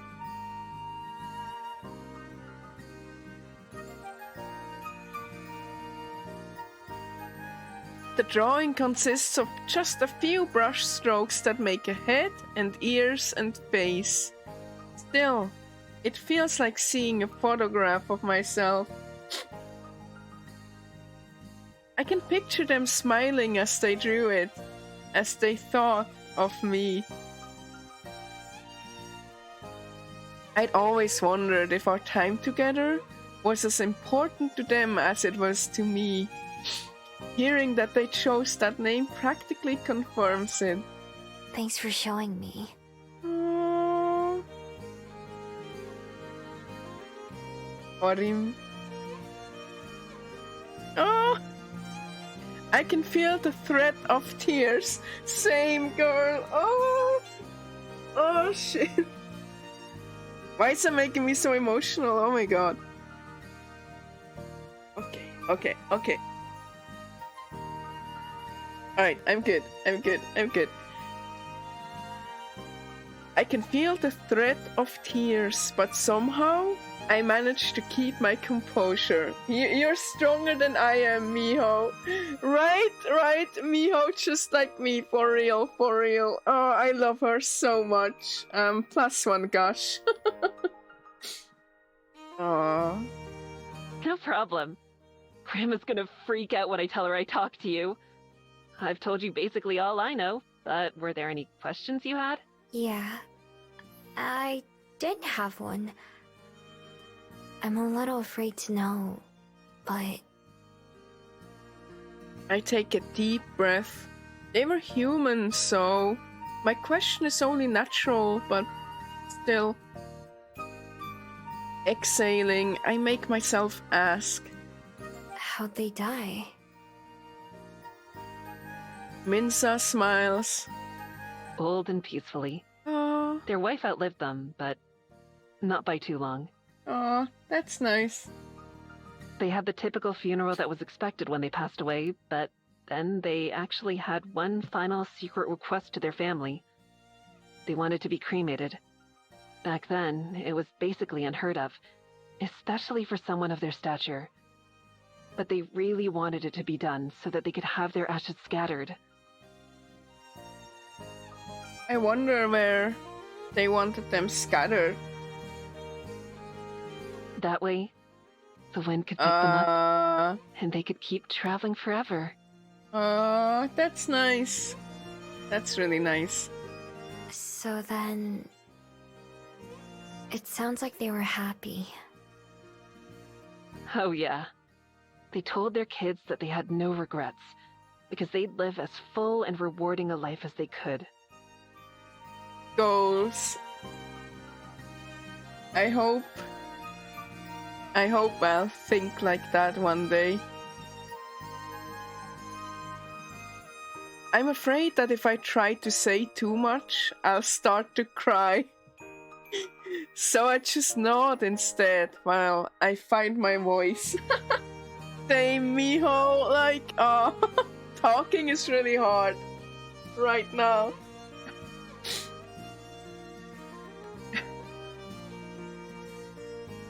We're gonna get dehydrated from crying. Indeed, possum. Oh, let me hydrate a bit, actually. Make sure y'all are staying hydrated too. Cheers. Yeah, I'm sorry for that heaping serving of sad fur. Oh man, I'm still crying a little. It's so beautiful, like, oh man. Oh man. I'm glad to know that. Of course, of course. It's only right that you know, considering how many foxes showed up in their work. No. I think Minsa can tell that I'm having a tough time holding it together because her voice takes on a more sympathetic tone. Was there anything else you wanted to know? I don't think so. You told me everything I wanted to ask. I only found out their name a couple months ago. Until then, I just thought of them as my person in my head. So, really, I've learned a lot more than I could have hoped for. Well, I'm happy to help. I mean, I'm sure it must be incredible for Minsa as well, right? Like, she knows who inspired them, right? She knows now the origin of the fox. Your friend has my contact info, so you can message me anytime if you think of anything else. I guess if you think about it, you and I are kind of like family, right? Sisters. Aww. Since it sounds like they raised you just as much as they raised their kids, like my great, whatever. Really? She laughs. Sure, why not? The more the merrier, right? I think that's how they would have seen it too. Oh, mijo, you have family now. Oh. Thank you. I really appreciate it. Oh. Actually, that'll make a good sound alert too. Thank you. I really appreciate it. That'll make a really good sound alert. Let me save that as well.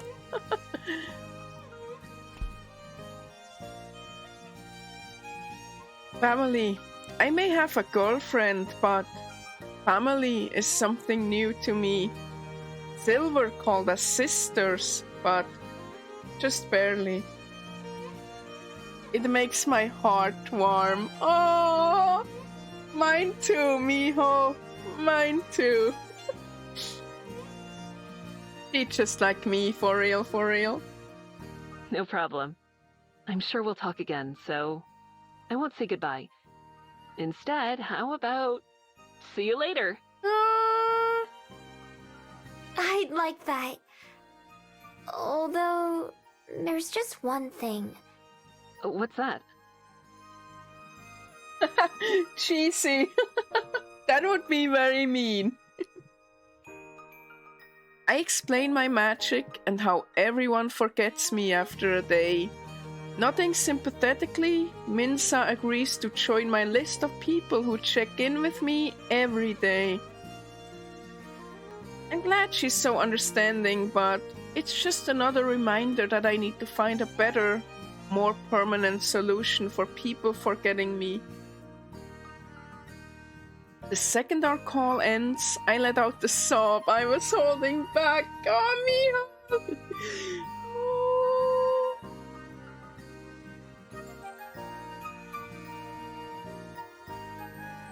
Oh, feel free to, like, I can work around it.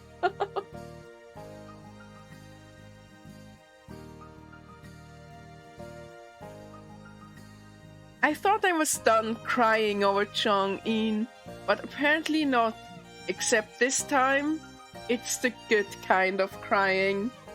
The best kind of crying, right? Like, I enjoy crying over happy things, over warm things. Like, there's some songs that kinda make me cry somewhat instantly because I have such beautiful and strong memories attached to them. Like the other day. Oh, fuck. Okay, that one is very mean. Alright. The other day, there was a song that came on my playlist, and when it played, it's hard not to say the band word. When it played, the tears immediately started flowing because it reminded me of a concert I went to in Japan. Oh shit. +1 for the use of the band word. It reminded me of a concert that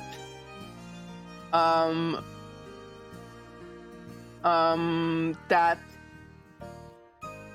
oh god, that Rat went to. There we go. And there's just such strong associations with my emotions and that very specific song that the tears immediately started flowing. Hateable Vermin, welcome back. Oh man, you missed such a good scene. Miho just talked to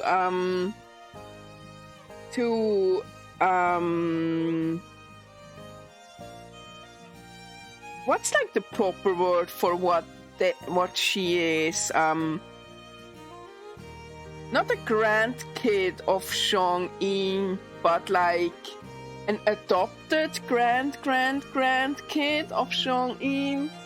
And Miho found out that for the longest time Chong-in would sign their scrolls and writings with like a little butterfly after their signature, except at some point in their life it changed to oh, maybe I can show it, right?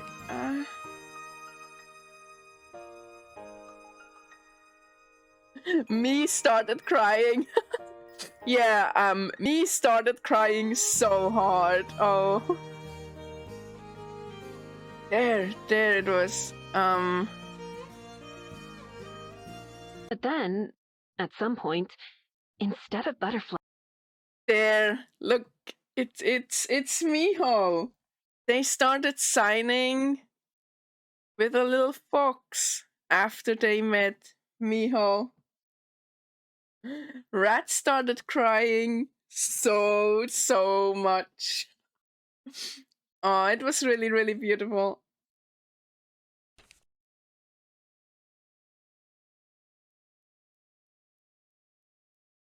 Yeah, it was really, really incredible. And yeah, they ended the call with her saying that now Miho has family, right? And yeah, I cried shit.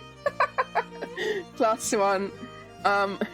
Rat cried so much. Yeah, there might be 2 VODs because I had some trouble and had to reconnect at one point. Oh, it was so good. Alright. After all my searching and even after their death, Miho finally got the answer to the question my heart wanted to know. They cared about me, too. Miho tries to imagine what their home must have been like. Their wife and kids. I'm sure they were all smiles. Still, it's difficult for me to imagine how they look. Instead, Miho can picture them traveling just like when we met, going from place to place freely, wherever the wind took them, just like me, really.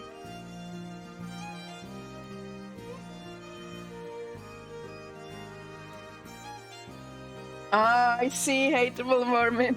That's some crazy timing. Someday, Miho would like to return to some of those places that Miho has been before and see them properly, instead of just blindly searching for one person and ignoring everything else. Miho would like to visit them with some of the same wonder that Chong-in felt.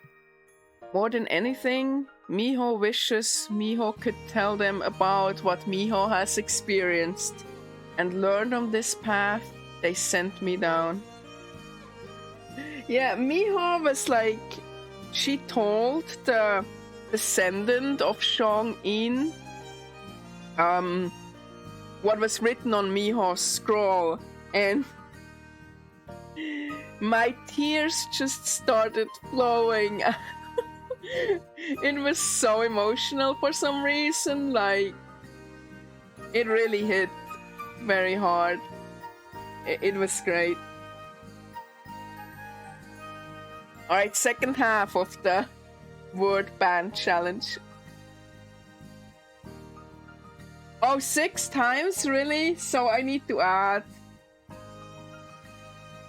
7 times. So Rat needs to add 4 more? 1, 2, 3, 4. There we go. I try so hard. Fuck. Rat is trying so hard. I can't believe how often it still accidentally slips out. That was a really, really good word ban. It is so hard. Like, it's possible to restructure my sentences without using the word, but it's so ingrained that it still happens. See there, I want to fuck. Okay. Oh, it's so hard. Like, reading, it's okay. I can substitute. Fuck.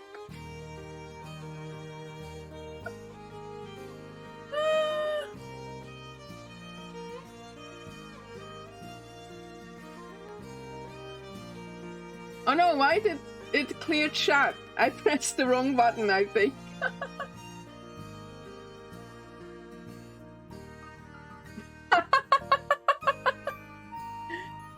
Oh, it's not the worst possible word?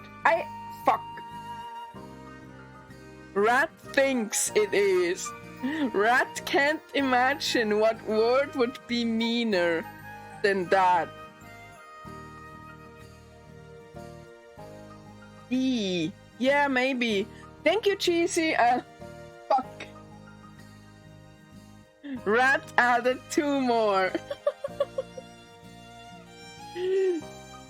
No, Rat was just fat fingering because the counter button is right above the clear chat button.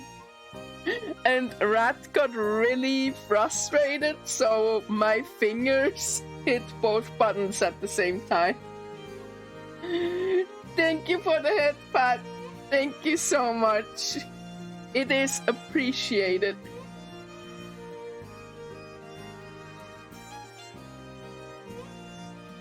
Oh, even one more? Alright. There.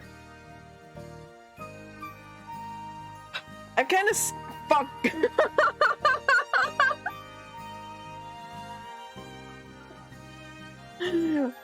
Rat is kinda scared to read further because Rat thinks she'll make the mistake again. There, fuck. There, Rat is just gonna refer to herself in third person now, and no one can stop her.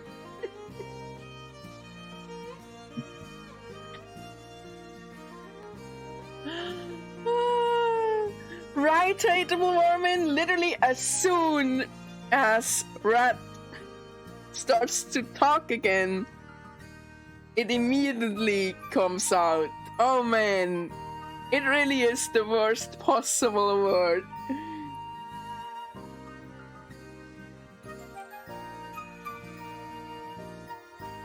Yeah, for earlier, Rat was able to substitute the banned word in the game with Miho, which is kind of easy, but when Rat is talking herself, that's when the banned word just immediately appears in my head. Alright. Miho would like to visit them with some of the same wonder that Chong-in felt. More than anything, Miho wishes she could tell them about what she's experienced and learned on this path they sent me down. Even though she can't, there's one thing that she can now say for sure.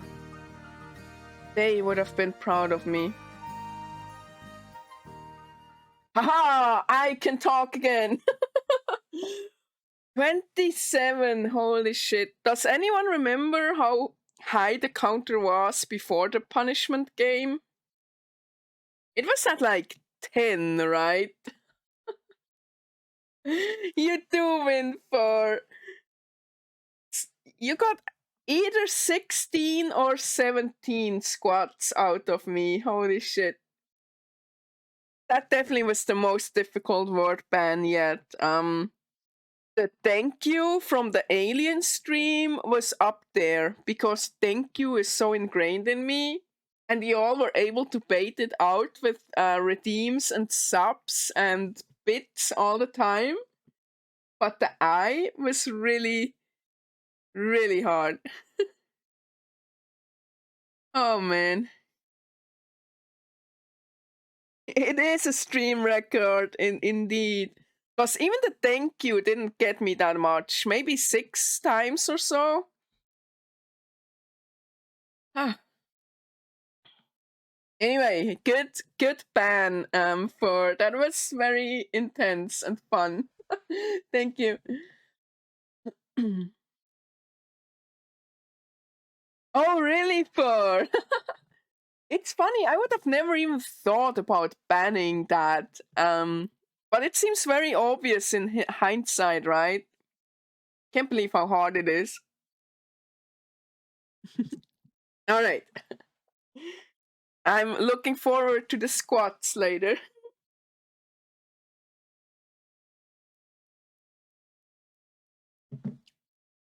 Yeah, I think the thank you was so good. because I was really good at not saying it until you started baiting me, and oh man.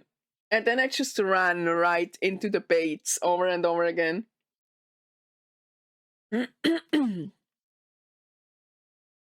Well, I don't want it to become my cat just threw the catnip to the floor. Right. I don't want it to become commonplace, like, so don't ban I over and over again, otherwise I might ban it, but it was a very interesting challenge, so as long as you guys don't overuse any of the words to ban, I don't mind if you know, make it difficult, like, you know, it's fun, right? Bates? Yeah, exactly, for that. It is really fun that it's so hard. Yeah. Yeah, exactly, Edible Vermin. As that's what the same thing that happened now with the eyes, right? When I was reading, I was focused on it, but then when I started talking about my feelings, is where I just forgot about it, and it just my instincts took over. So, thank you for the cheering, cheese. Thank you, thank you, thank you. I'll make sure to add 69 squats to the 27 later on. Thank you, Cheesy. Thank you, love you. Hey, you have a new cheer emote thingy next to your name now.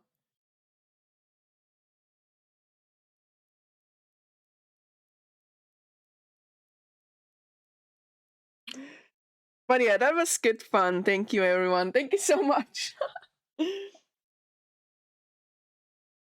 Oh, you were just cheering for cheering reasons. That's sweet of you. Thank you, Cheesy. You're very kind. Thank you. All right, let's continue with the visual novel. Ah. A few minutes later, I'm still trying to pull myself together when the dog comes up to me and paws at my leg insistently. I can't help but smile.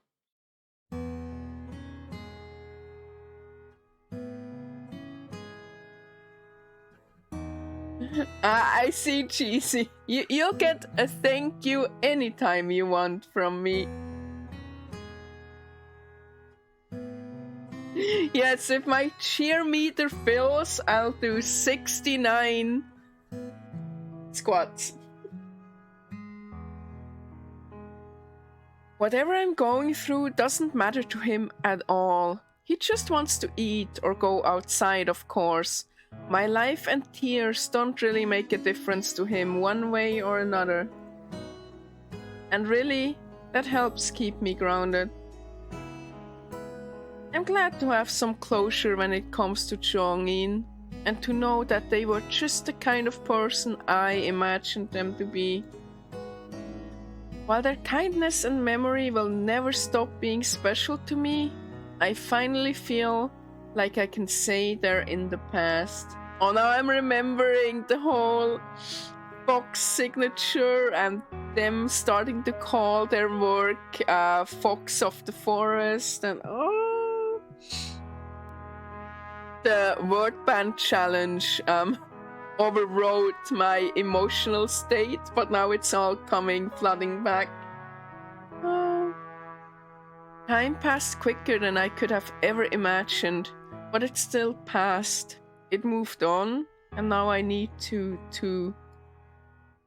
After wiping my eyes and blowing my nose, I stand up, and the dog spins in an excited circle as I reach for the door.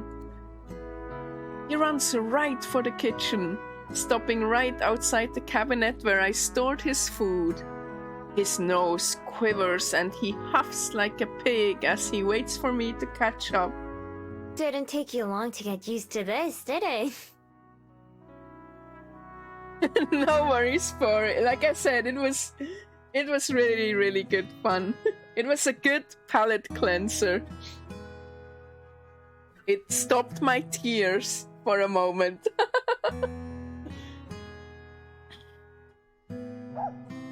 He barks at me, just a single short yap, but I can imagine him telling me to hurry up. Alright, give me a second. The way she talks to the dog is like how I talk to my cats. I grab a clean bowl from the cupboard and scoop him out some dinner. As the kibble clatters into the dish, he excitedly prances about, getting his snout into the bowl. Wow, how did I pronounce bowl there? Getting his snout into the bowl before it's even on the floor. His tail wags as he chows down, inhaling half his meal without even chewing. I reach towards him, but he growls at me with a mouthful of dog food. Chill, I'm not taking it. I'd pour my own bowl if I wanted some. I love her with...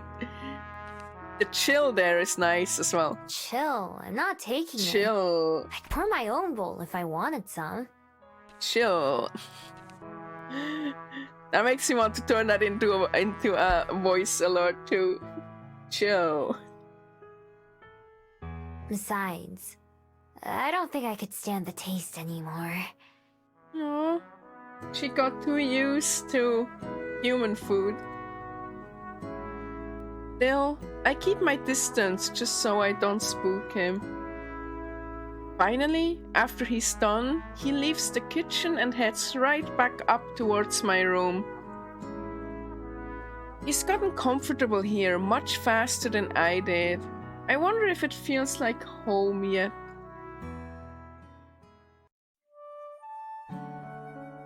After taking yesterday off, I sit down at the library desk with the dog for the first time.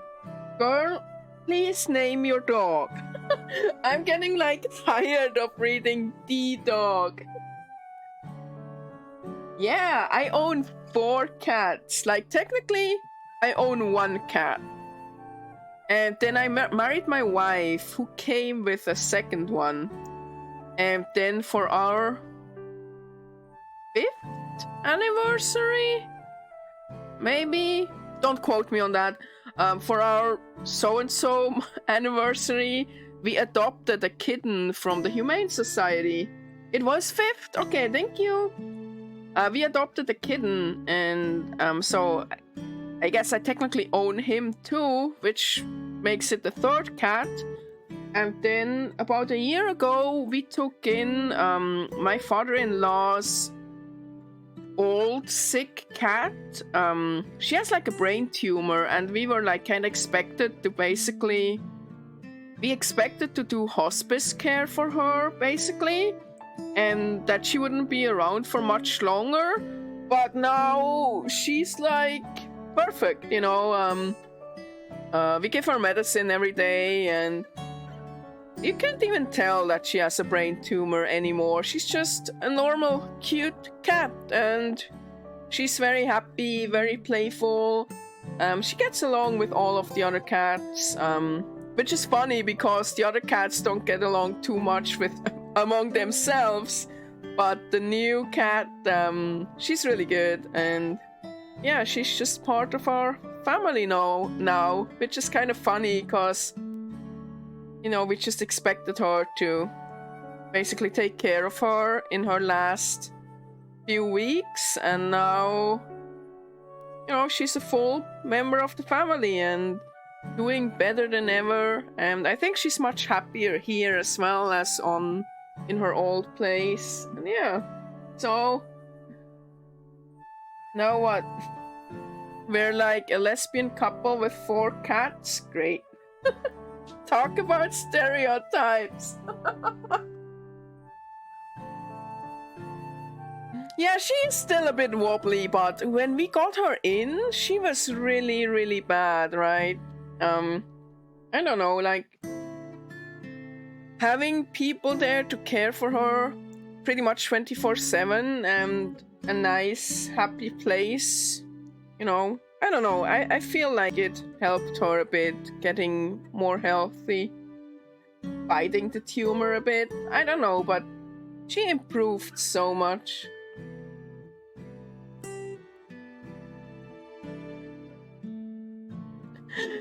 I guess you're right, Shastar, but you know, if he's a stray, just give him a name. Give him a name.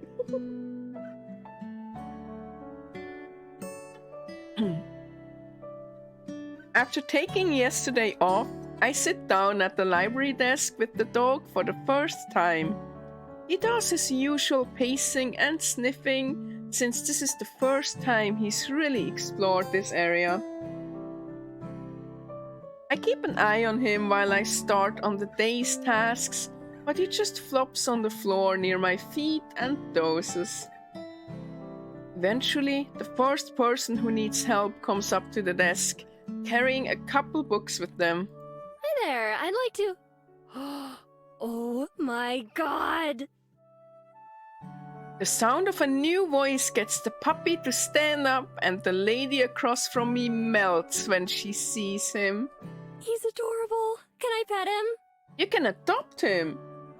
Sure.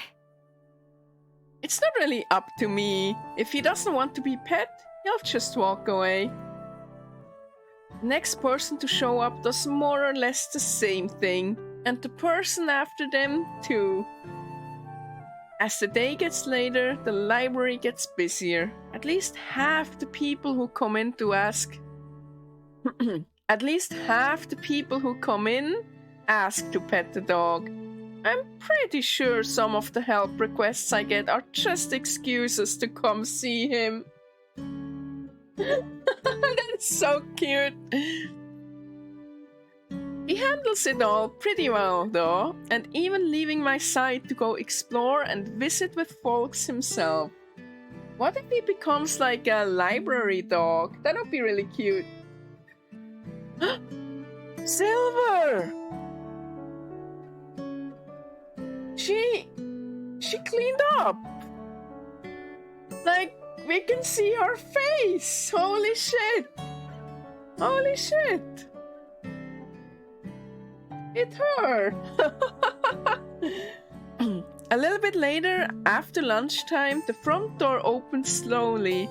I look up from the form I'm working on to see one of the last people I expected. Silver!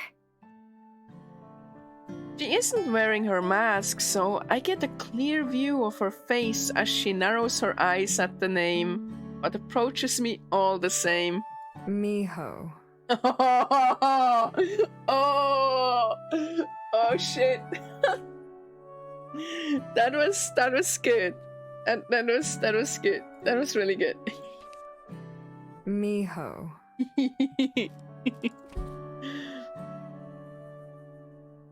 I haven't seen Silver since Halloween, after she gave back my scroll and disappeared into the night. More than once, I've thought about going up to Mount Victoria to look for her, but haven't. It felt like I should give her some space after last time. She stops at the desk, standing across from me, surrounded by books and other guests. Plus, being in the broad daylight, she looks a bit out of place.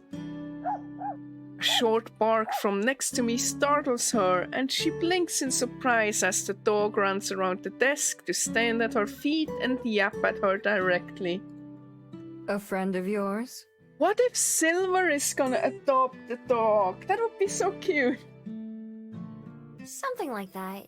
I found him at the park, and I've been taking care of him for a couple days. Silver is gonna have a field day with that, since she called Miho a dog so often. He's a dog in the true sense of the word, then. As far as I know, yeah, you finally got it right.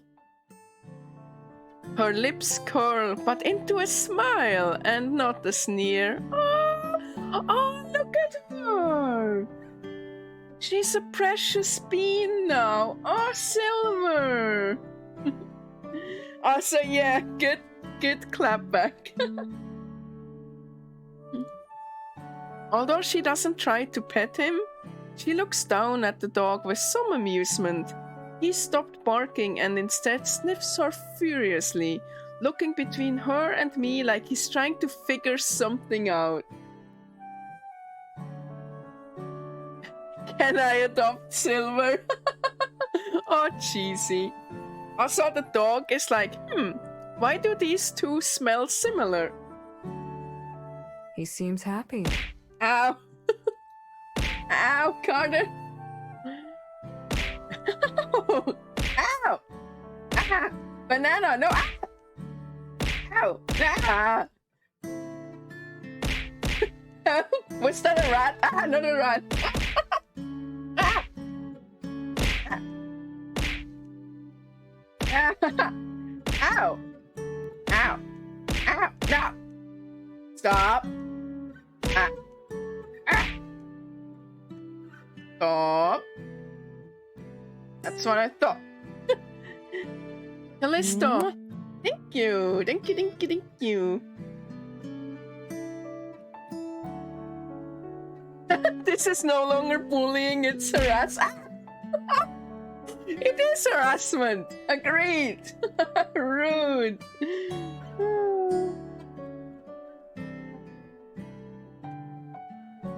Oh, I also missed the hydrate, huh? This one is for Callisto to Silver the precious but prickly bean. Wow, that hit me right on my boob. That was a very excited rat, I guess. Cheers.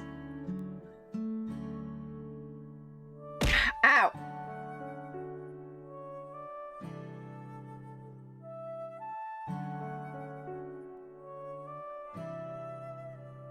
You can read his aura? No, I don't need to though. I like Silver like that. She's much more approachable. Deciding she's either boring or not a threat, the dog comes back to my side and lies down again, gnawing quietly on his chew toy.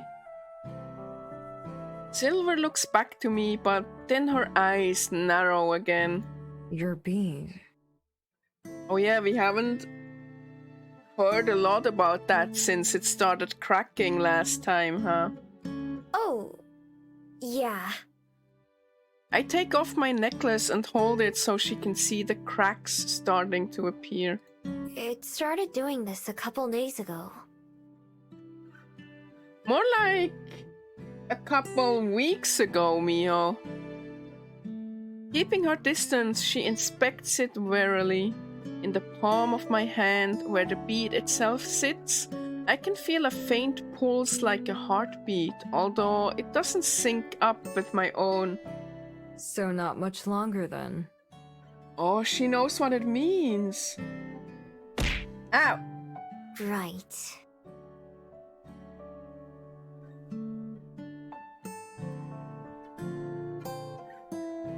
It feels a little awkward to acknowledge, like I'm beating her in a race I didn't mean to participate in, but there's not any point in denying it either.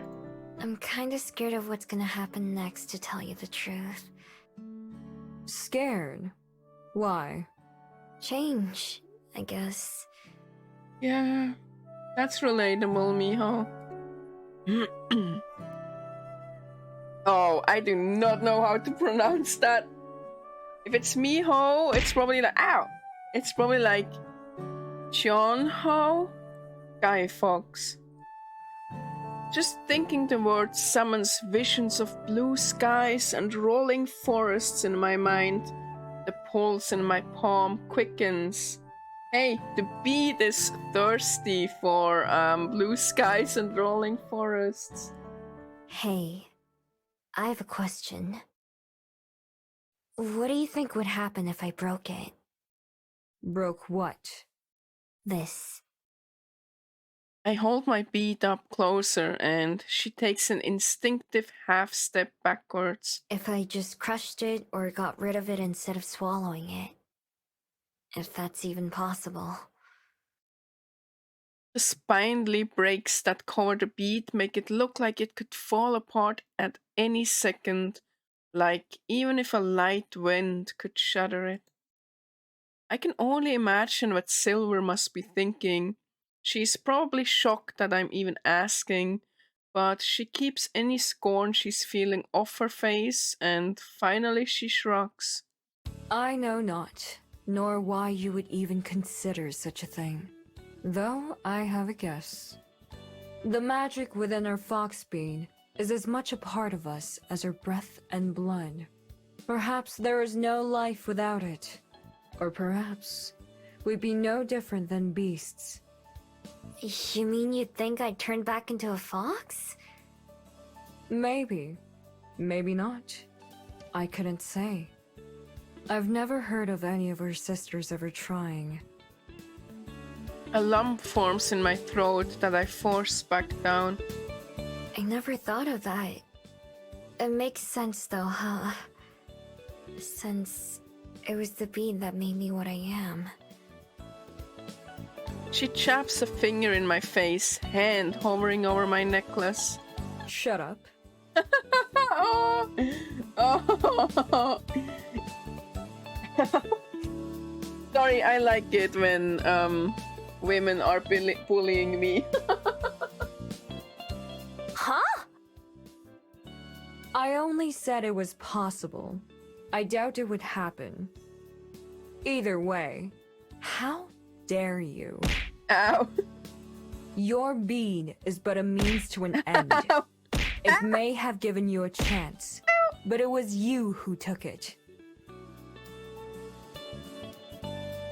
I would think if she destroys the bead, her magic goes away, is what I would think. Maybe she'll turn into a mortal human. Every step you've taken has been your own. Ow. It made you nothing but capable. Silver holds her arm out, putting her shining bracelet into clear view. Whoever or whatever you are now, you can never be a normal fox again, even were you to take the form of one. Still, what power your being does offer has been ever in your service. Should you choose to discard it, I fail to see why it wouldn't respect your final wish. Up close like this, I'm able to see Silver's bracelet clearly for the first time. The light makes it difficult, but not impossible.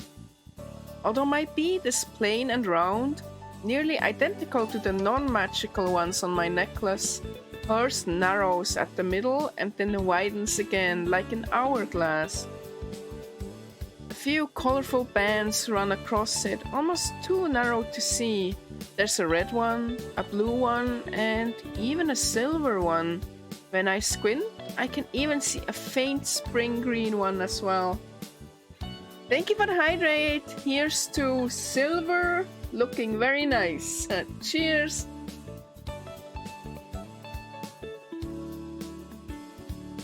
There are others, but ow. There are others, but I can't see what they are before Silver shoves her hand into her pocket, spurring the light. I put my necklace back on. Thanks. I feel a lot better hearing you say that. I told you so. To think otherwise would be insulting. In Silver's language, that's just how you say, "You're welcome." Anyway, none of that is the reason I came here. I've come to keep my end of a promise. I'm leaving tomorrow. Oh? Oh yeah, cheesy. I deactivated the circle redeems while we do mistletoes.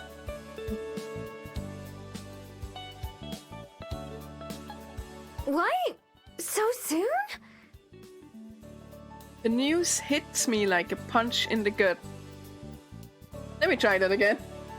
I'm too flustered from everything happening. The news hits me like a punch in the gut, even though she told me she was planning this a long time ago. Soon? I've already stayed longer than I intended. There's nothing more for me to be had here. That's not true. There's... Nothing more to be found, I should say. Oh. Cheesy. Congrats. Please give her many, many head pats. Abruptly, her voice softens. For maybe the first time ever, Silver's tone is gentle. Your path may end here for now, but mine goes ever on. Perhaps someday it will come to a similar end, but not today, nor tomorrow. Surely you understand. For as long as I've known her, I've hoped I could get through to Silver somehow. Help her see some of the things I was blind to myself. Especially now, as we're just starting to become friends. Or maybe now that we've been friends for a while. Either way, I wish she would stay. But also, just like how I've already vowed to let the dog go if he wants to leave, I know I can't keep her here. Are you calling her a dog now, Miho? And just like with Aspen, as much as I might want to do more, all I can do is try to support her. The rest is up to Silver. Yeah. I understand. I'm coming to see you off, though. Aww. Silver considers for a second. Fine. Aww. I'll come to you here in the morning. Early. Be ready. I will. Good. I've said all I came to say then. Until tomorrow. Oh, that sounded almost sweet. Without another word, she turns and heads for the door, disappearing through it just like she disappears into the trees. In the evening, after the library has already closed, there's a knock at the door while I'm downstairs. It sounds urgent. Come in! That's what she said. Oh hey, it's the divorced couple. Really, fur? Possum.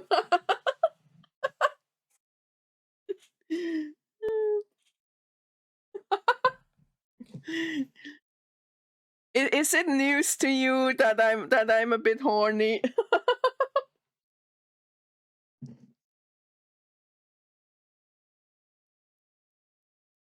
Oh, cheesy. I think you might be right. I opened the door to find a worried-looking Gwen and Elijah. Miho, is Tommy here? Yep, cheesy called it. Wow. Nope. I haven't seen him since we talked last night. Is he missing? Yeah, he was at the house with me and I went to pick up some dinner. When I got back, he was gone. We hope maybe he came here to visit you. Although I still talk to all three of them every day, it's been a while since I've seen Tommy in person.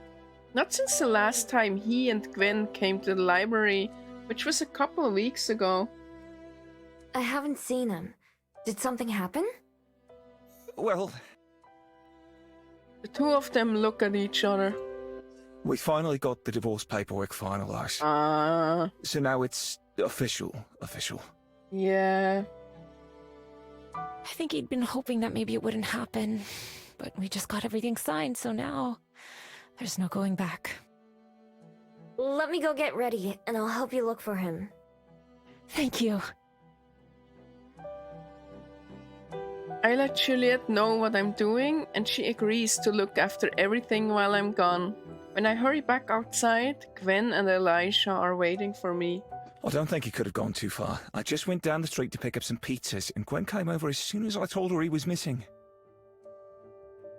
You got a Pega rat? Now you need a Trumpy rat? Thank you, Emma. Thank you for smacking Automat there. Thank you, Chestar. Have a good one. Thank you so much for stopping by. I really appreciate it. Do I have like these cool emotes too? Oh, I do. Nice.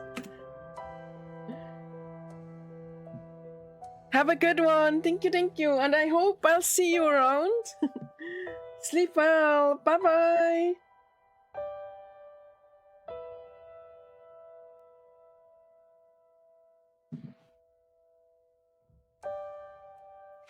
It's not the first time he's gone to hide, but he's never run away from home like this before. We walk down the residential streets with Elisha and Gwen alternating calling for Tommy. I keep my eyes peeled, not just for him, but for Gerby too. None of us have any luck.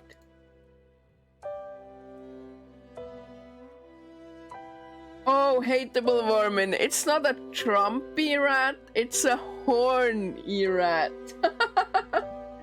Isn't that just, you know...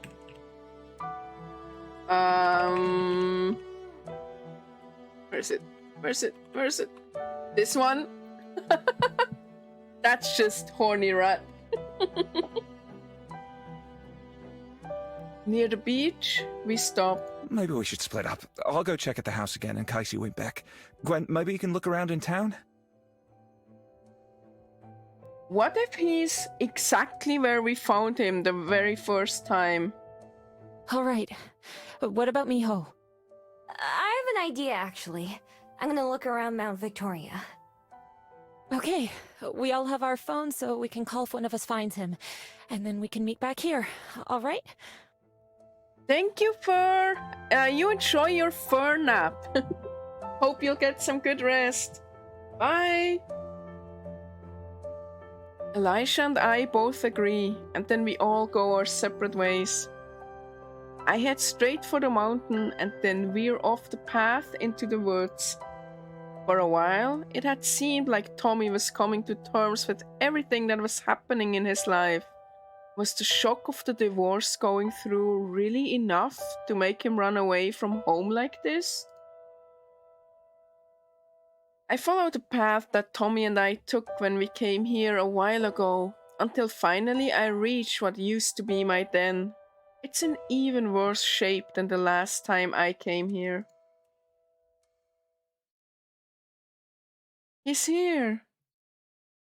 Still, I'm not surprised to find Tommy sitting in the dirt that used to be its entrance, holding tightly onto Gerby. Me! There are tear stains around his eyes, and his clothes are filthy. There are tear stains around my eyes too, from the conversation with Chong-In's descendant. Hey there. Looking for bugs? He shakes his head. Your parents are looking for you, you know. They came to the library to see if you were there. I like how soft and gentle Miho's voice is here. They told me why you might have run away. Tommy shakes his head again, but more vigorously. I wasn't running away. I was chasing Gerby. The fable wiggled in his arms. You know how Gerby can fly, right? But look what happens now. Oh. Cautiously, Tommy stands up and sets Gerby on the ground. Immediately, Gerby starts to race into the air like a balloon, pulled up towards the sky. Tommy grabs him before he can get too high and hugs him to his chest again. Oh, I think you might need to let him go, Tommy. Gerby's not doing that himself? The fable shakes his head, eyes looking somewhat sad. No, it just started happening. First he kept hitting the ceiling, then when Dad went to go get dinner, he left the door open and Gerby blew outside. Then I had to run to go catch him and we ended up coming here. I was gonna go home, but I don't know what to do. I see tears start to sparkle in Tommy's eyes again, and he sniffles. It's good to know he didn't leave because of the news about his parents, but The change with Garby is a mystery. Is it okay if we go meet up with your parents? I know they're pretty worried. And we can tell them about Kirby too. Okay. I'm not letting go of him, though.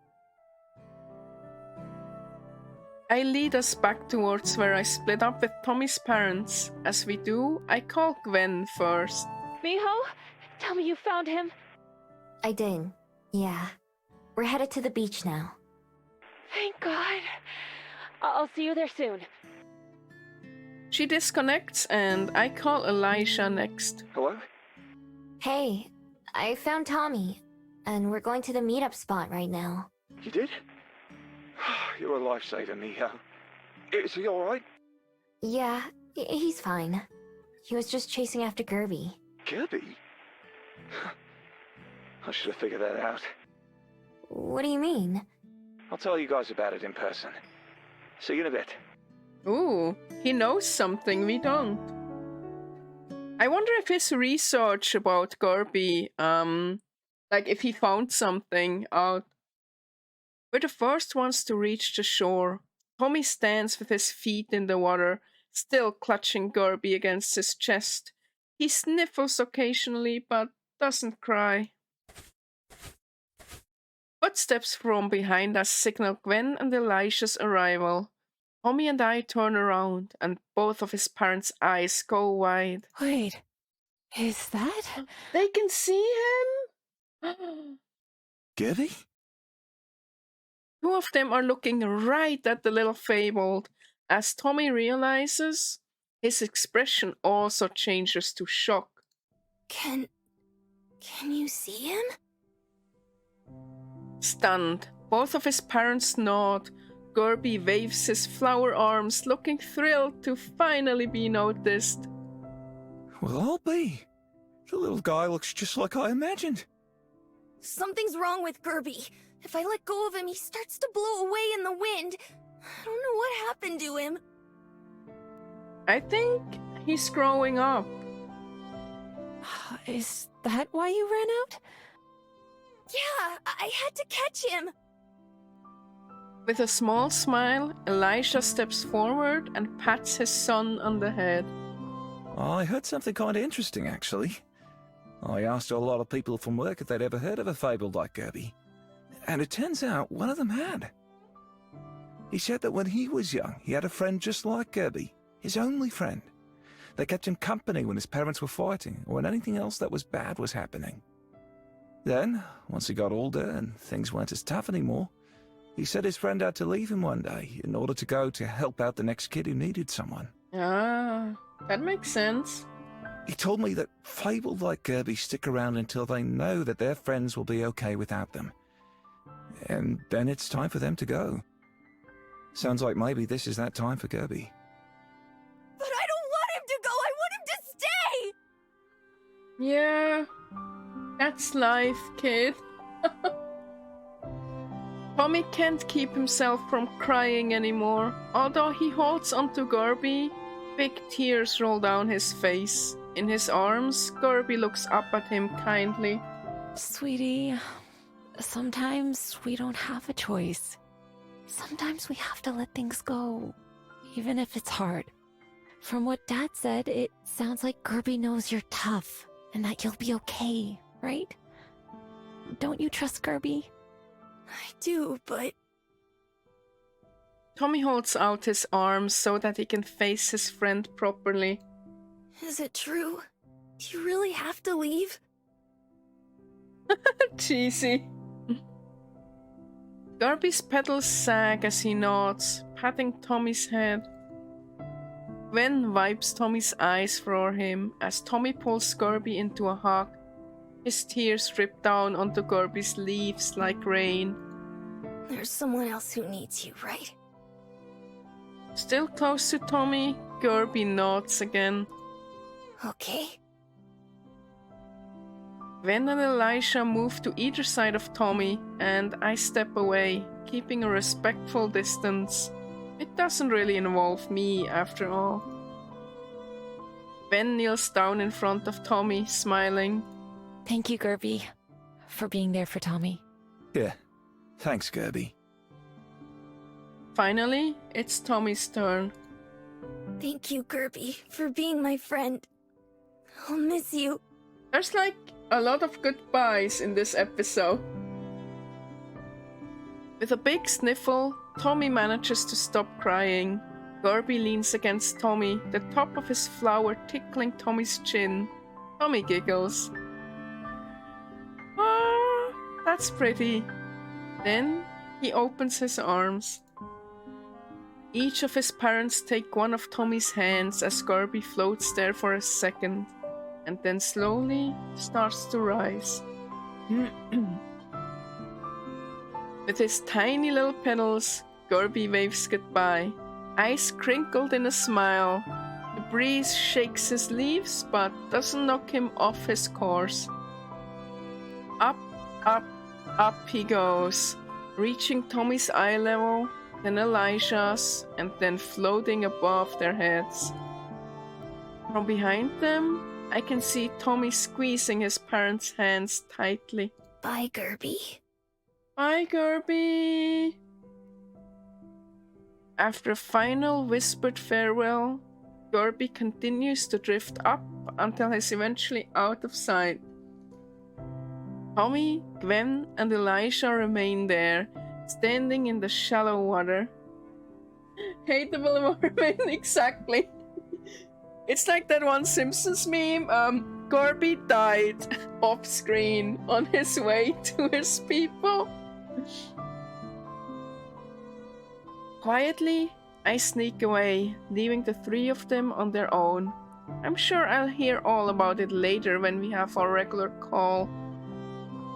But for now, I think they have a few things that they probably want to talk about together.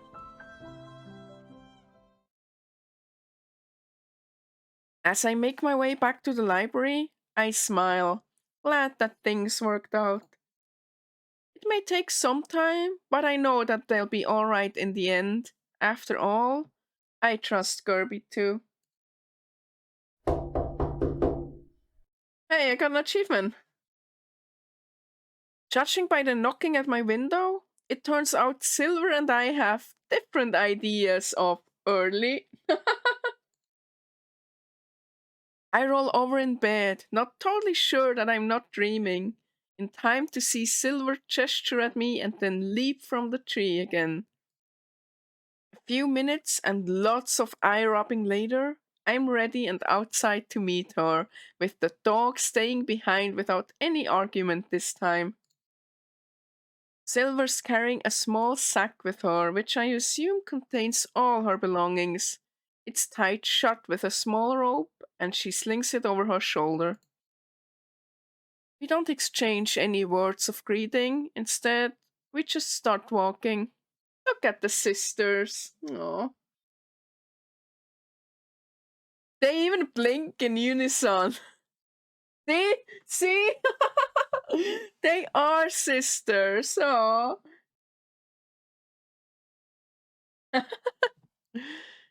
As frustrating as it can be half the time, sometimes I also appreciate her willingness to just end a conversation or not even start one. I don't have to worry about being a good enough conversationalist for her. It's easier to get more out of her silence than it is many others, too. The fact that she let me come along on this last trip, much less came to get me, says a lot. We make our way through the streets, not seeing many other pedestrians or even cars. Only a handful of city buses, a couple of them roaming around empty, too. Silver walks faster than either Aspen or Juliet, but I'm able to keep pace easily. It makes our journey pretty short, though. The glass walls and security gates of the skyport come into view, waiting for us. It was the first place to greet us when we arrived, and now it's ready to see her off again. I wonder what Silver's thinking about right now. Is she feeling sad at all and preparing to miss this place? Or is she ready to leave and potentially never return? Good or bad? I don't think she'll ever be able to forget her time in Wellington. We come to a stop just a few meters away from the entrance, facing the double glass doors. Our reflections stare back at us. Call me Unbi. Unbi. Ah, she has a name. I like how it changed too. Aw, Unbi. Unbi?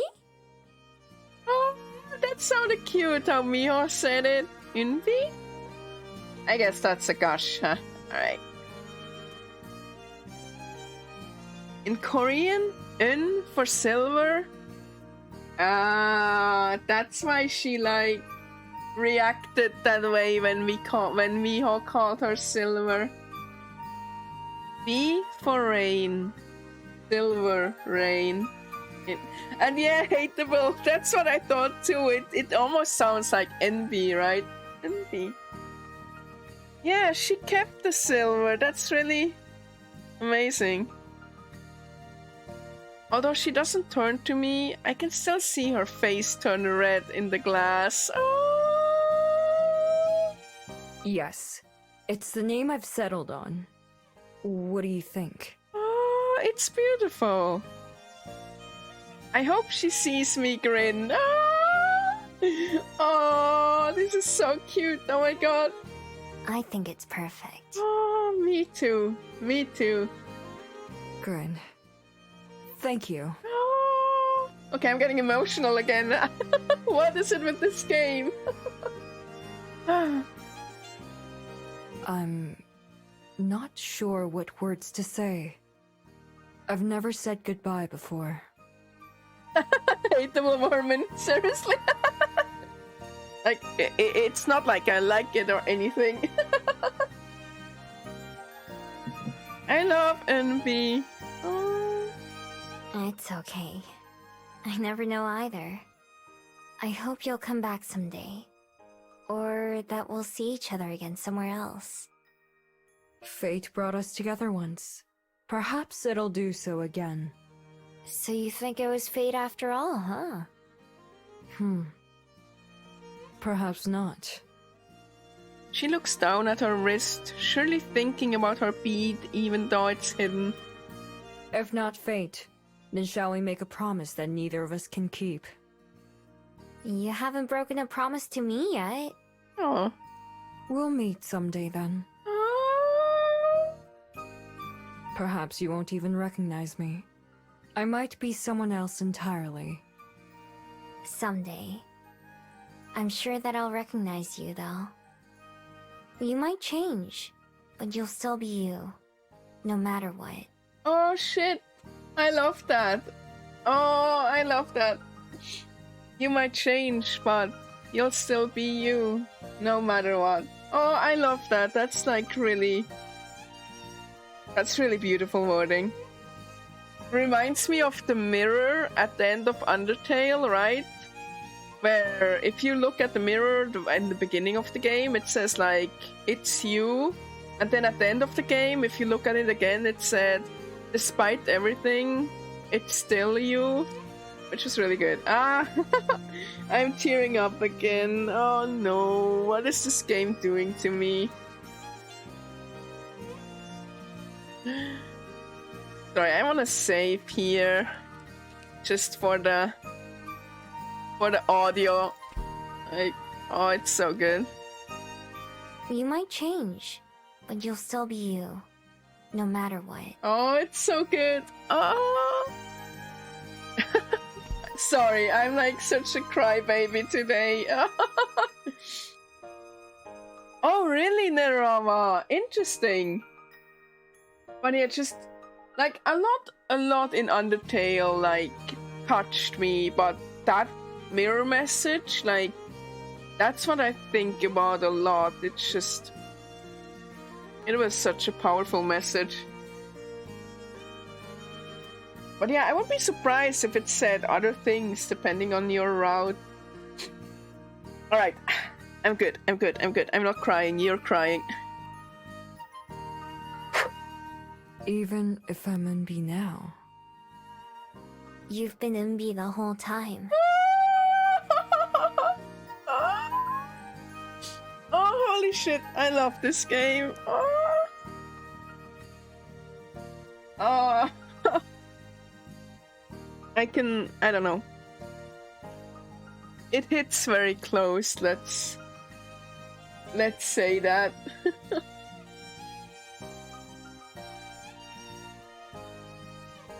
Like always, I can tell when she's about to leave. Before she can, there's something I have to ask. I might not get another chance.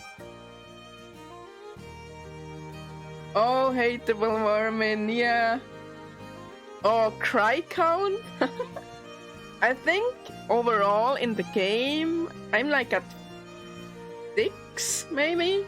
There were like 2 in chapter 3. Maybe 3, depending on how you count. And like this is the 3rd in this chapter. At first, you didn't want me to call you Silver.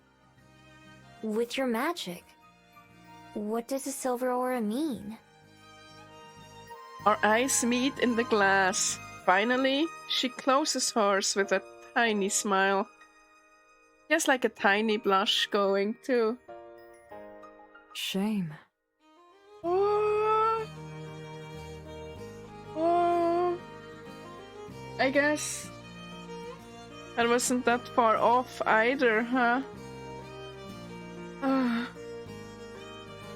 Goodbye, Oh shit. Miho.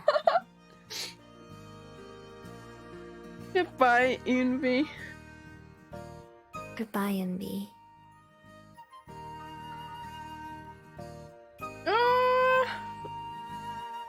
It takes her just a couple steps to reach the door. They slide open silently, dissolving our reflections. Unbi doesn't look back once as she strolls through, letting them shut behind her once again. I'm left looking at myself, and only myself. Finally, I turn around too and start making my way back home. Oh shit, that was beautiful. Oh. The last library guest of the day turns out to be my favorite one. Aspen enters just after closing time with a small wrapped package in her hands. Aspen! I didn't know you were coming. Ah, how she immediately perked up. So cute. I drop what I'm doing to go greet her at the door. The dog does too, and she stoops down to pet him. That's because I wanted it to be a surprise. Oh, you think so cheesy? Also because I wasn't sure I'd be able to get off work in time. But we managed. That would be amazing. Ooh, a surprise?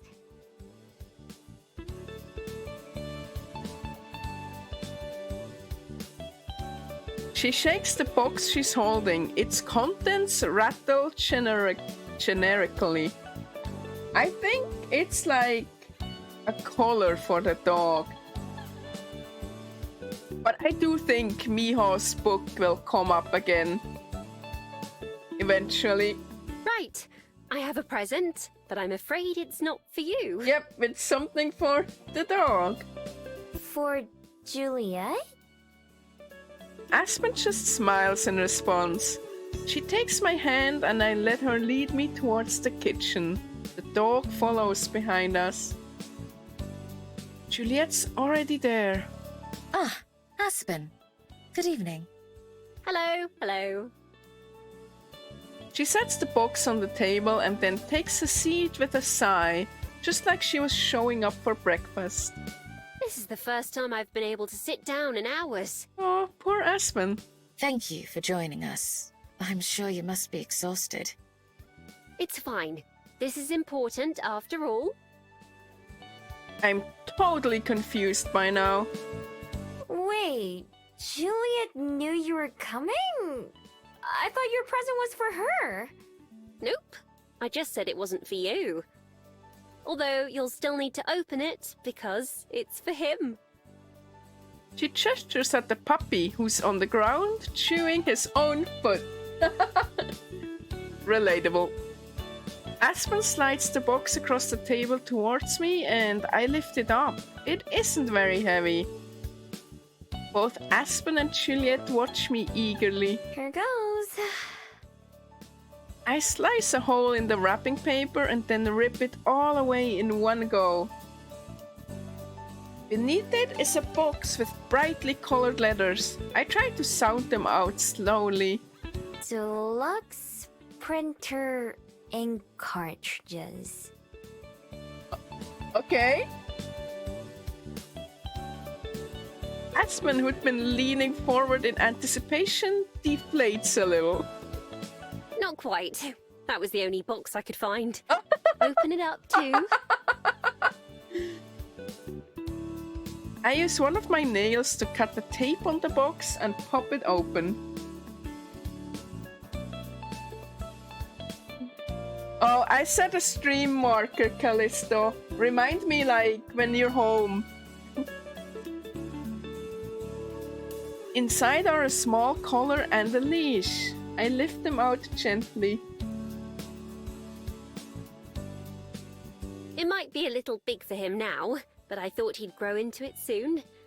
Without having him with me, I just had to guess what the right size was. I look from Aspen to Juliet to the dog, then back to Juliet. Does this mean... He's your dog now, Miho. Indeed. They're gifts for the newest member of our household. Please name him. For the love of Fox, name him. If I have to read the dog one more time, I'm gonna cry.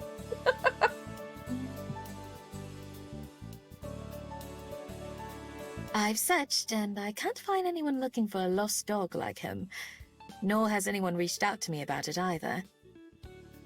They should name him...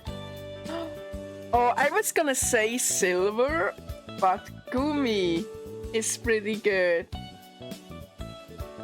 As he's already house-trained, he clearly lived in a house at one point. But it seems that was a long time ago. I don't believe he'll be going back. And besides, he seems happy to be here. He's already found himself a home with you. Aww. They can name him Happy, too. The dog himself gets up and comes to sniff the accessoires in my hands. While I'm sure I know the answer already, I feel I should ask all the same. Would you like to keep him? I look down at the animal beside me. If someone had tried to put a collar on me, if someone had tried to keep me, I would have done everything in my power to avoid it. Kicked, bitten, ran, whatever.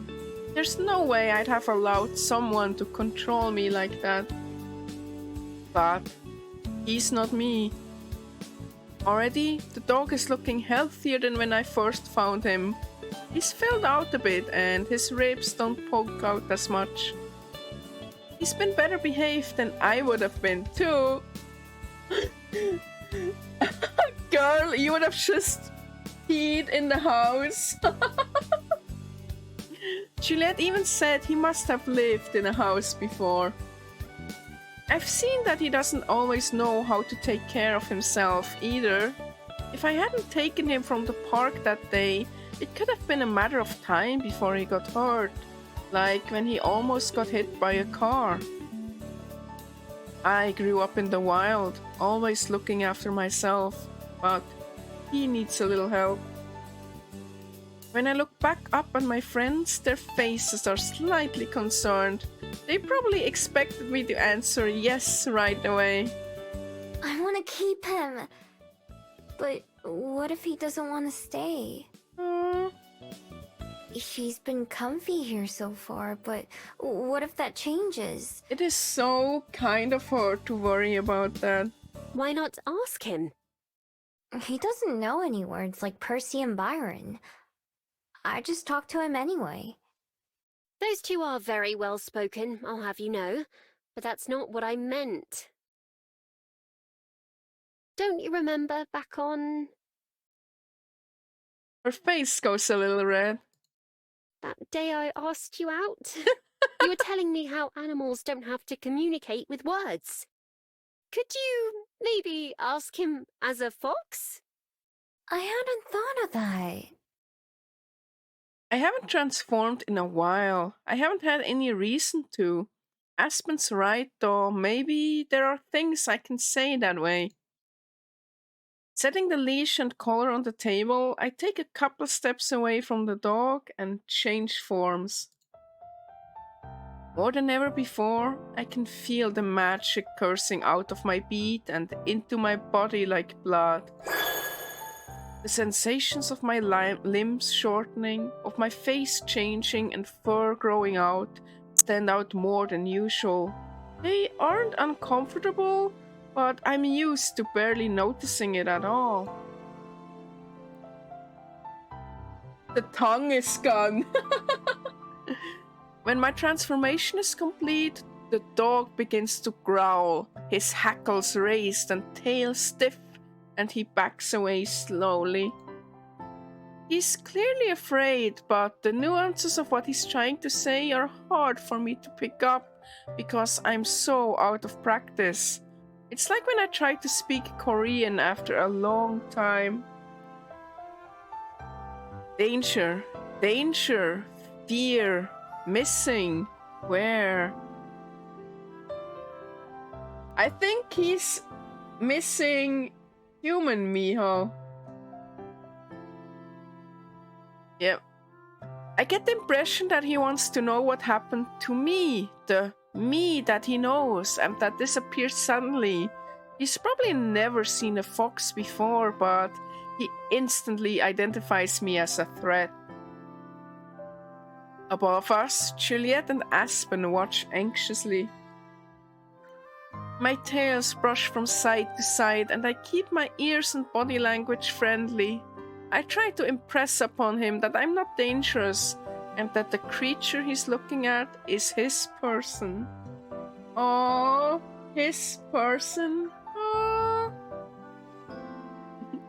Also, hey Genford, good seeing you. I hope you're doing good. I hope you're having a great evening. Danger, doubt, danger, fear, doubt. Instead of growling or barking or any of the other sounds I'd make to talk to other foxes, it's more like I have to will my thoughts across to him. I try to convey that he can trust me, that he knows me still. Oh, I'm glad, Genford. You're very welcome. The growls soften, but he keeps his distance and fur raised as he sniffs the air. Doubt, doubt, trust, doubt, danger? Just a couple inches away, I stop and lay down on the ground, showing that I trust him in return and know that he's not a threat to me. Doubt? Doubt? Trust? Trust? Trust? Finally, he approaches me and his nose goes still. We look into each other's eyes and then he gives me a gentle kiss on the snout. Ah!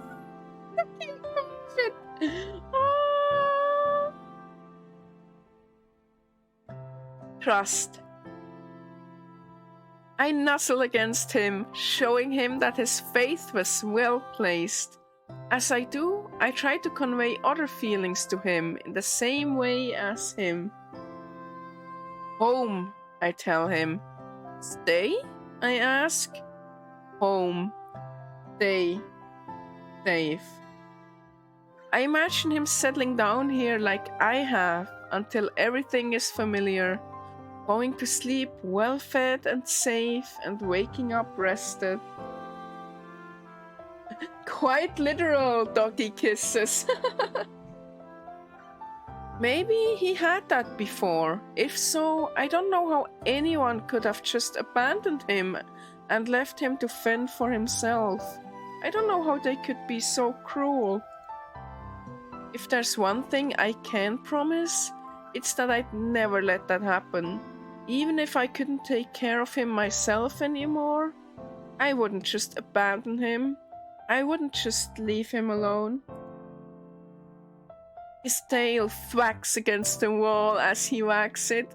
Now that he's figured out who I am, it doesn't seem like he has to think about it too hard. Home, home, home, home, home. I transform back into my other form. This time, he doesn't seem bothered at all. He's just like, oh yeah, I guess my owner is a fox. Picking the leash and collar back up, I finally smile at Aspen and Juliet. He's gonna stay. Aspen helps me put the collar onto the dog, and then we head out into the backyard with him. Please give him a name. Please. I'm glad it fits all right. He doesn't seem to mind too much either. Yeah, it looks good on him. It's a surprisingly good color. I wouldn't have thought yellow would work with him, but it works well. Yeah, that was pretty easy. Maybe he's used to it. Or maybe he knew you were doing something good for him. Aspen and I sit down on the steps while the dog runs around. He finds a ball that he left out here earlier and brings it over to me to throw. I toss it, but not too far, and he hurries off to get it. Yeah, Cheesy, I suggested Happy. That would make a good name, right? Like, I think that would be a very fitting name to name him Happy. To be fair, Sir Doggington III Esquire is good too. Have you thought about what you're going to name him? Ah, there we go, there we go. Do we want to do prediction? Happy versus not happy? Let's do it. What name will the dog get? Happy? Happy? Not happy. There, I'm gonna do 5 minutes, 2 minutes. Start and go. You were up, Cheesy. And in the meantime, I'm gonna go use the restroom real quick.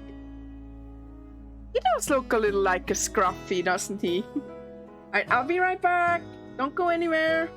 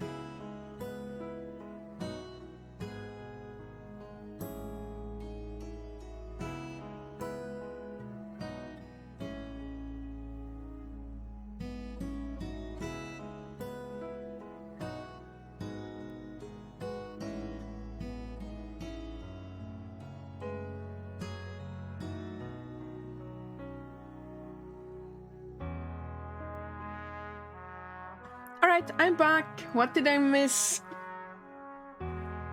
Oh, was Scruffy the name of the dog from Futurama? I haven't watched Futurama in forever. Right, how does the prediction look like?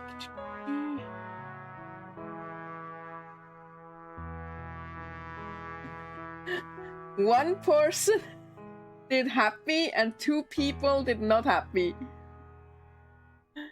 Alright, whoever chose happy, I hope you win because wow, you spent a lot of shiny. Oh, Scruffy was the janitor. I see, I see.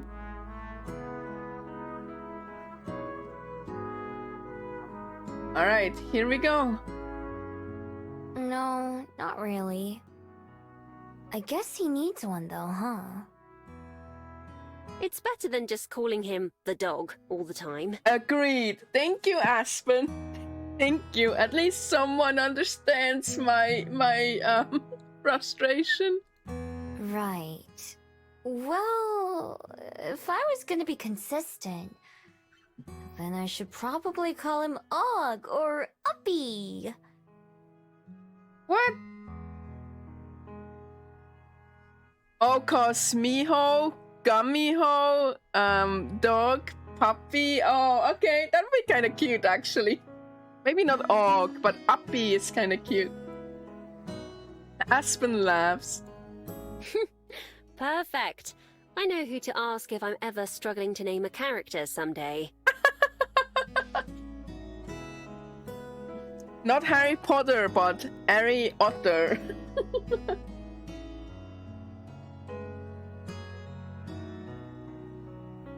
Oh yeah, that reminds me. Before she left today, Silver told me she'd picked a name for herself too. She chose Umbi. It means silver rain in Korean. That's gorgeous. I like that she kept silver as part of it.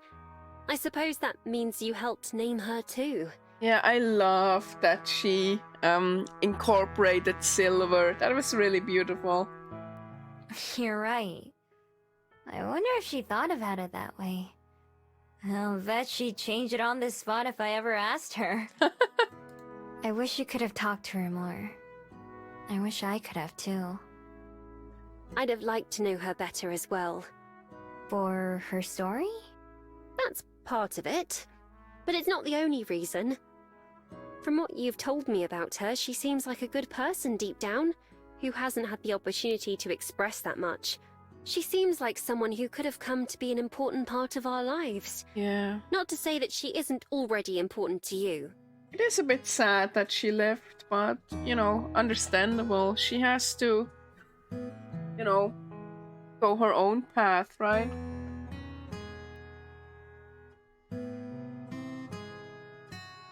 Oh, now I'm getting emotional again. Like him. Not too far away, the dog rolls around in the grass, kicking his feet in the air. My dog. Yes, exactly. You said it yourself about Unbi. The two of you are like family. And now this fellow is part of the family too. I pat my leg and the dog instantly sits up to walk over to us, greeting each of us with a lick on the hand. I think about what Juliet said a few minutes ago, when she was telling me he could stay. Suddenly, it comes to me. Happy. Ah, I called it!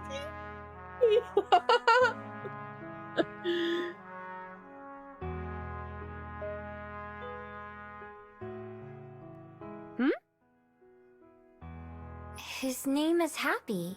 Nice. Yeah, congrats, Slick. Congrats. Happy looks up at me, his tongue lolling out the side of his face in a smile. Aspen giggles. Let me choose outcome. Happy. Congrats, Slick. Enjoy your... I don't even know how many shiny that gave you, but enjoy.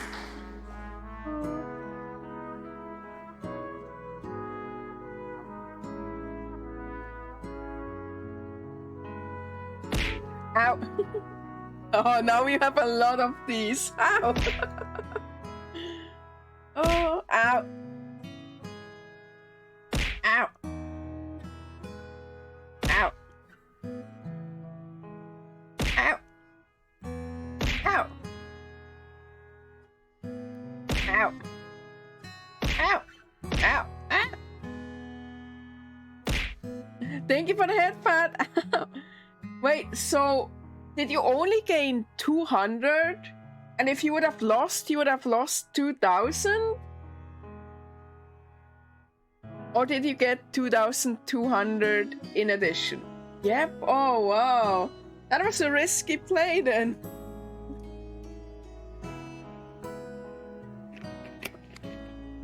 Thank you for the head pat, Genford. Oh, sorry. Hateable Vermin. Thank you for the bullying, I guess, Genford.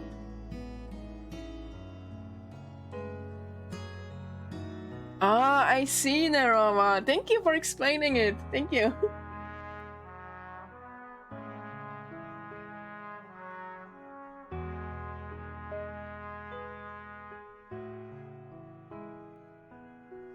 Oh, so if like someone else would have put yes, happy for like one shiny, they would have gotten significant less then. That makes sense. I see, I see. But yeah, congrats on your shiny.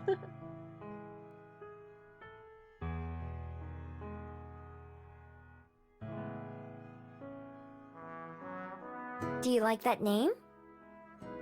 I'm also glad that Cheesy and that we predicted it too, right? Oh, it really is the perfect name.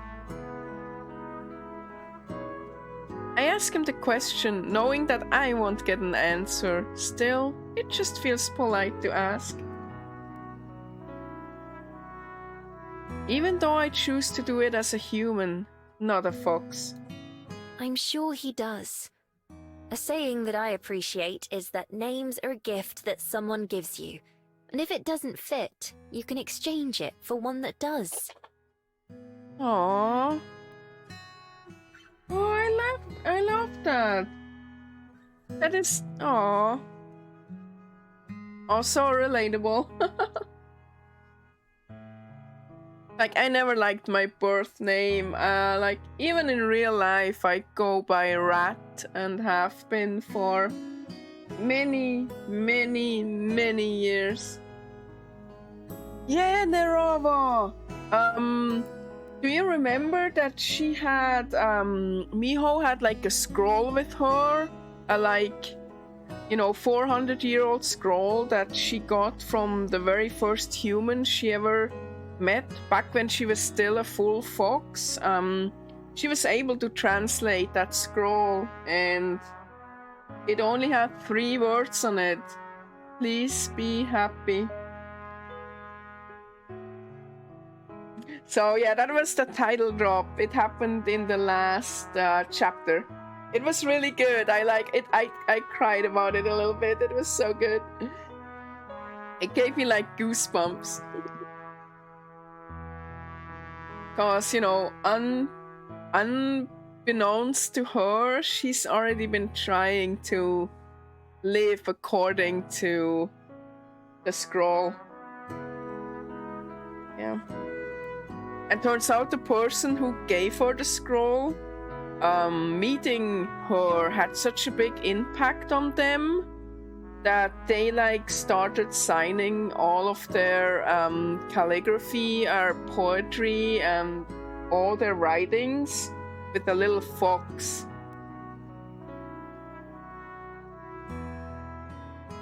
$101? Is it 101? 69 plus 28? Is that 101? That doesn't sound right. I don't think that's how math works, Cheesy.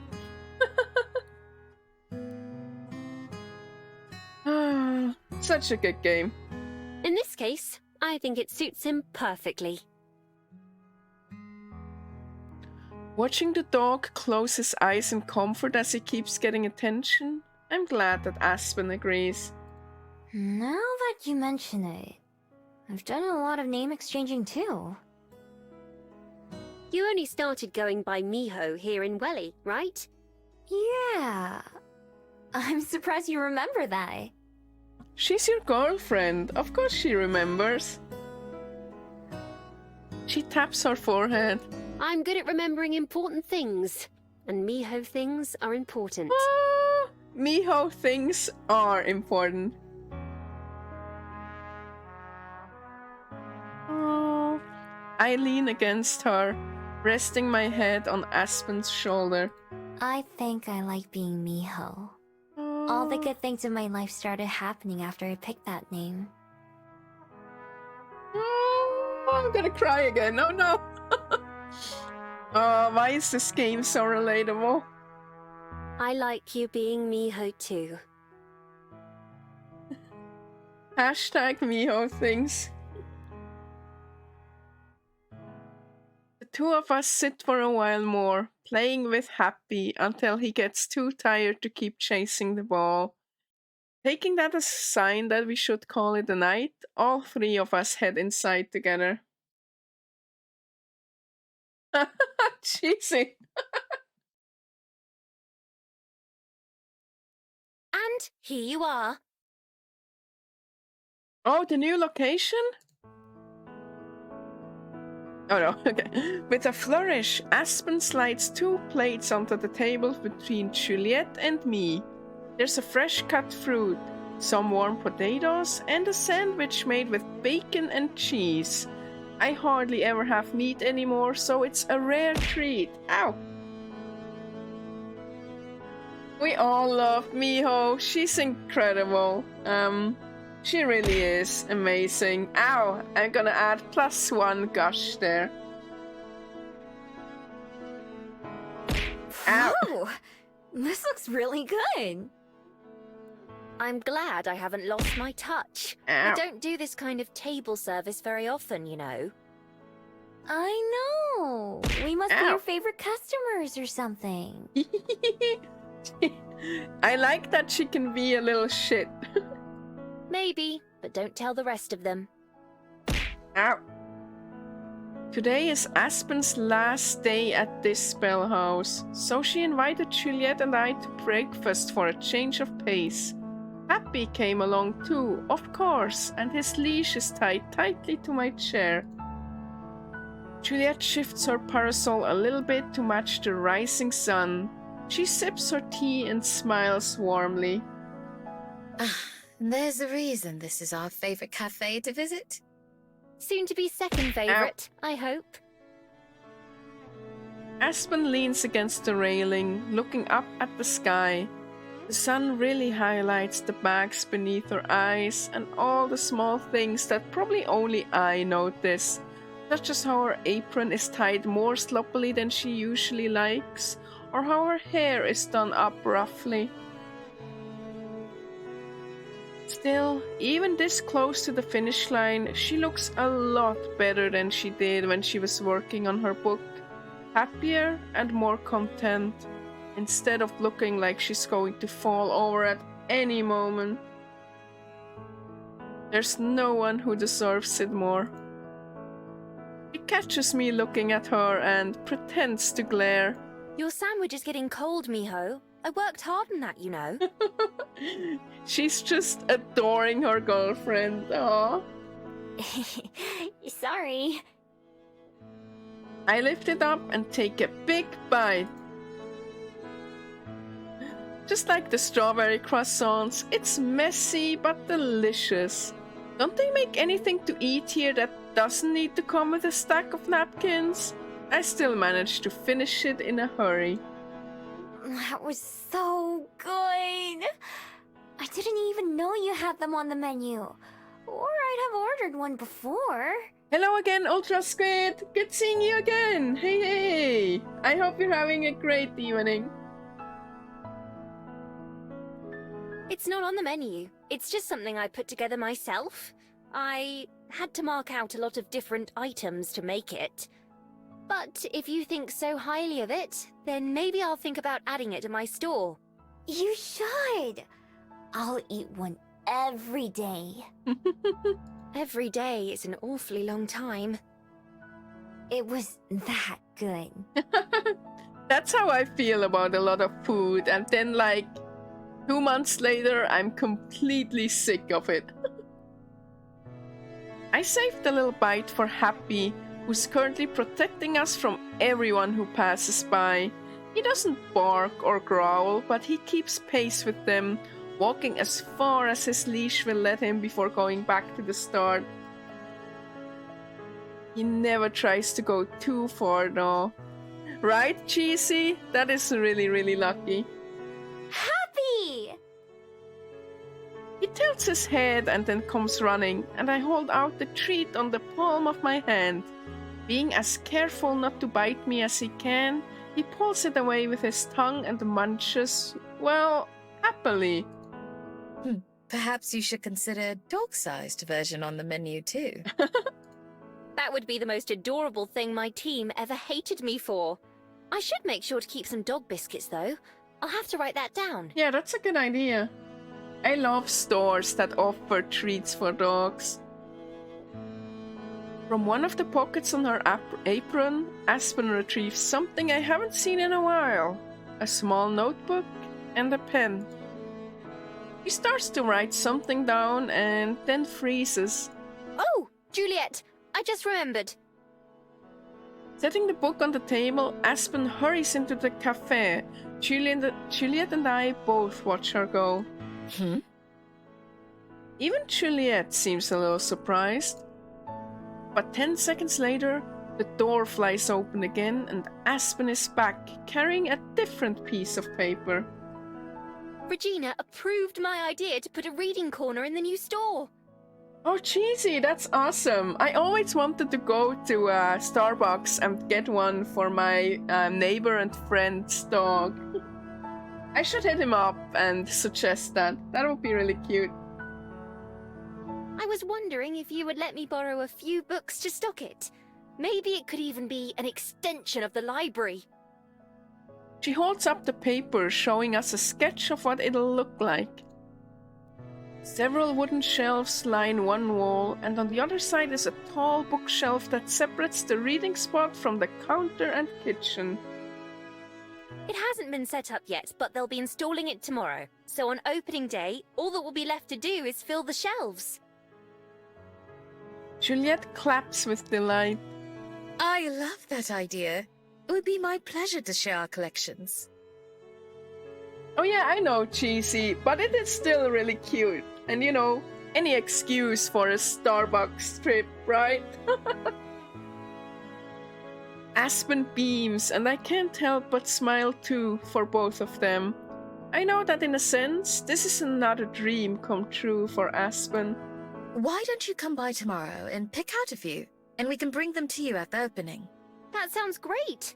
I already have a list somewhere. I started daydreaming a little bit when I first came up with the idea. I sit back and listen to the two of them chat about books for a while. She looks very head empty, no thoughts here. Like, I just imagine Aspen and Juliet talking excitedly about books while she just sits there in the middle, blank expression, smiling, no thoughts, brain empty. Oh, that's cute, Cheesy. I'm glad that they deserve to be spoiled. Right, Leg? She is so cute. Oh god. It's nostalgic. All the names and titles go over my head, as unknown to me as they were months ago. This time, though, I don't mind. I don't feel left out. See? Oh, she literally is. Head empty, no thoughts. I wait for the conversation to reach a lull before clearing my throat. There's something that I want to talk about too. Something I've only become more sure of since yesterday.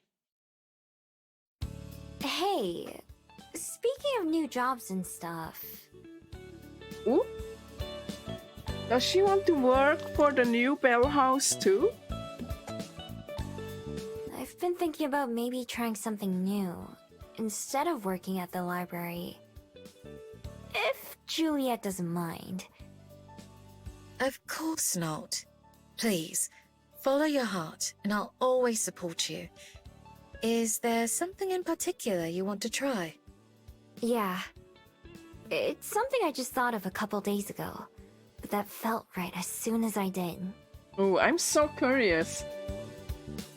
On the ground beside me, Happy hasn't left since I gave him that bite of sandwich, even though he hasn't gotten anything else since then either.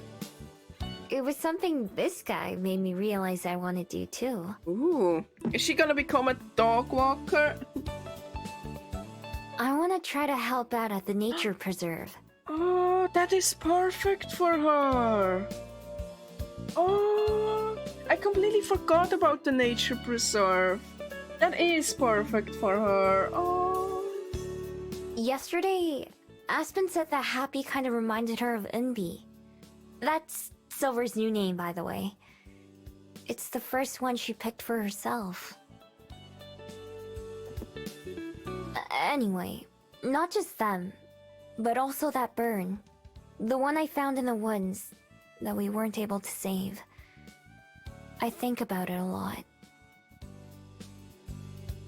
No, because she works at the library before you choose the route.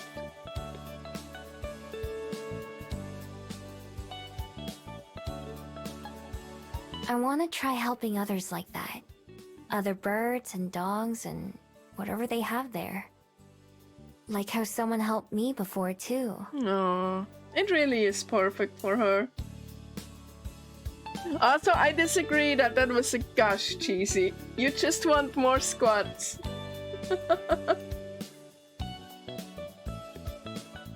Lots of someone's, I mean.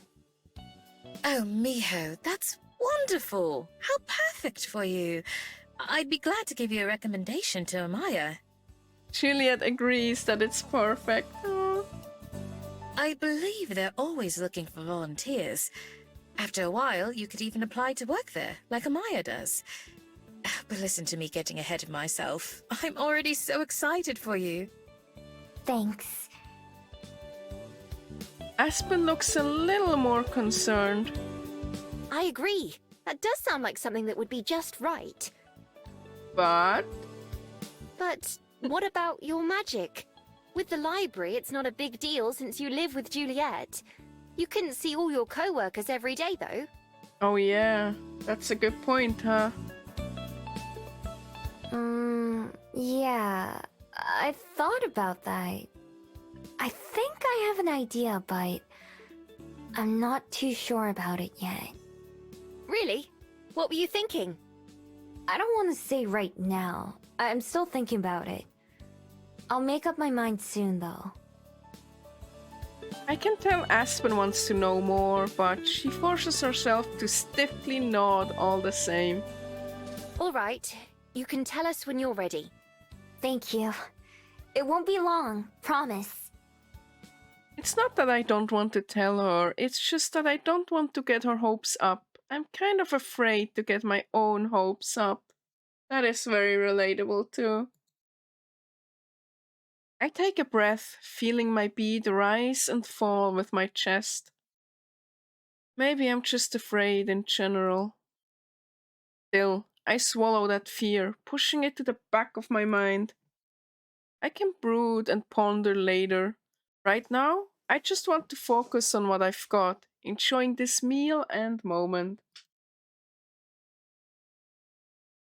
In Juliet's typical reliable fashion, she manages to get a call set up for me with Amaya that same evening.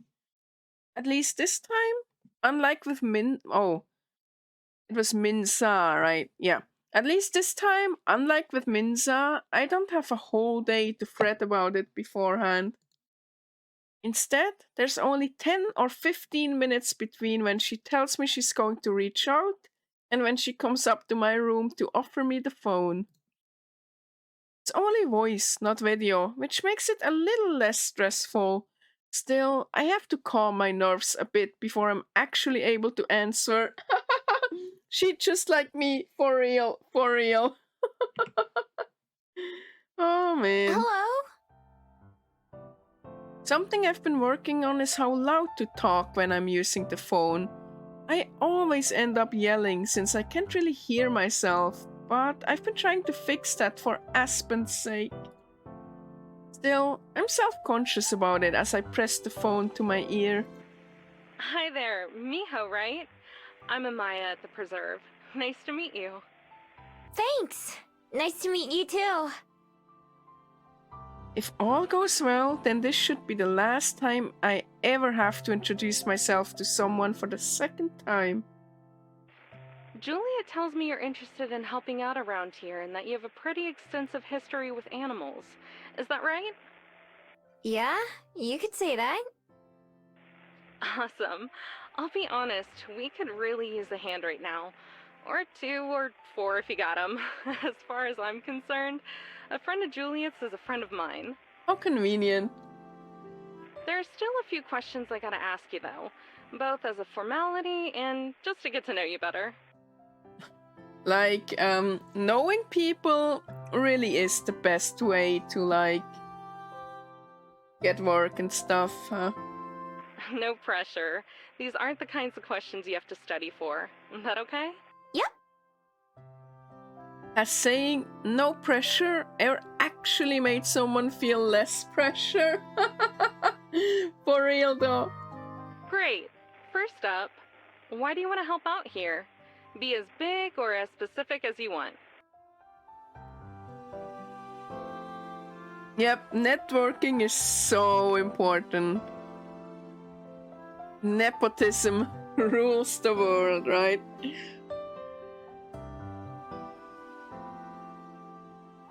Because I want to help animals. I don't know if Juliet told you, but I used to be a fox. No kidding. Bushy tail and everything? 9 of them. Incredible. You'll fit right in. Anyway, sorry, go on. Right. Back when I was a fox, someone saved me. And that's how I ended up turning into a person. Then once I got here to Welly, Julia helped me out a lot too. I like people a lot more than I used to now, but I still know animals pretty well. Better than most humans, I bet.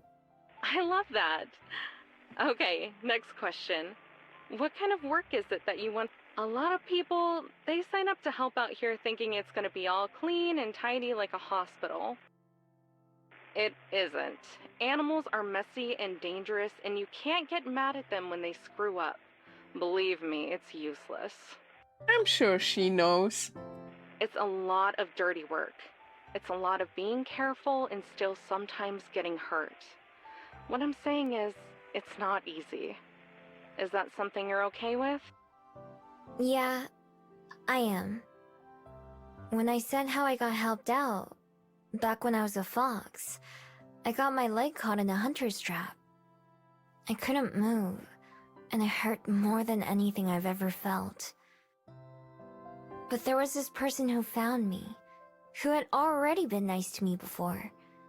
Still, if I hadn't been about to die, I probably would have tried to get away from them anyway.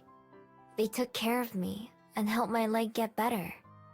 They fed me and came to visit me every day, until the day they left my forest. So, I know what it's like to be that way, scared and hurt, and not sure who you can trust. Thank you for the head pat, Fappy Mappy. Thank you so much. Also, I love your username. It's cute. It's fun to say. Fappy Mappy. Thank you, thank you, thank you. God damn. Ow. I'm so sorry. Us humans can be terrible, can't we? Nico, nico, nee. Oh, Dlek. Oh, that hasn't been redeemed in a while. Alright, this one is for you. Kochikästli. There. The secret Swiss word. Thank you.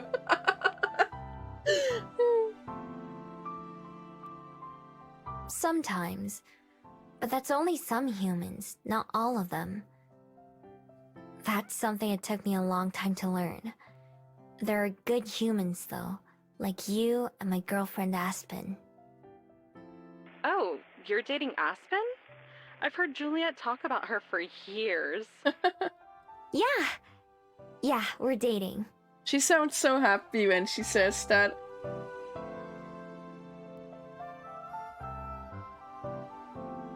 Yeah, I'm like, so it is a very Swiss word.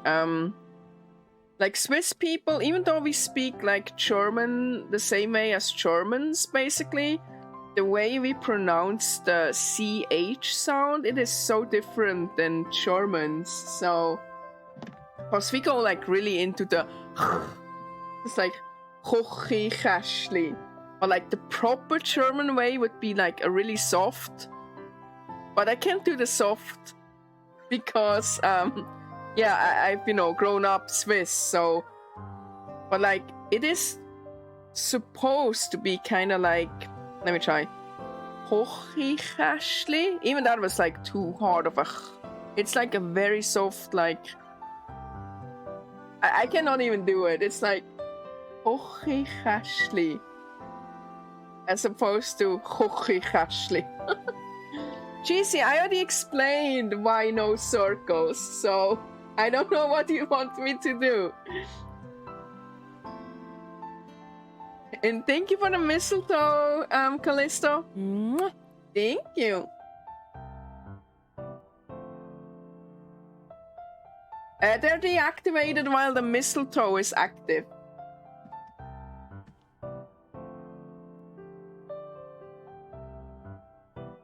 It makes my heart feel warm to say that. Yeah, I'm thinking about throwing out the circles, cause they're kind of disruptive. Or at least make them way, way more expensive. Even once the mistletoe is gone again. Well, as far as I'm concerned, you've already got the job, but here we go. Last question, alright? This has actually been a lot easier than I expected. Oh, thank you for the hydrate, Puppy Muppy. I'm gonna have some of my peppermint liquor. 2 incredibly cute foxes. Cheers!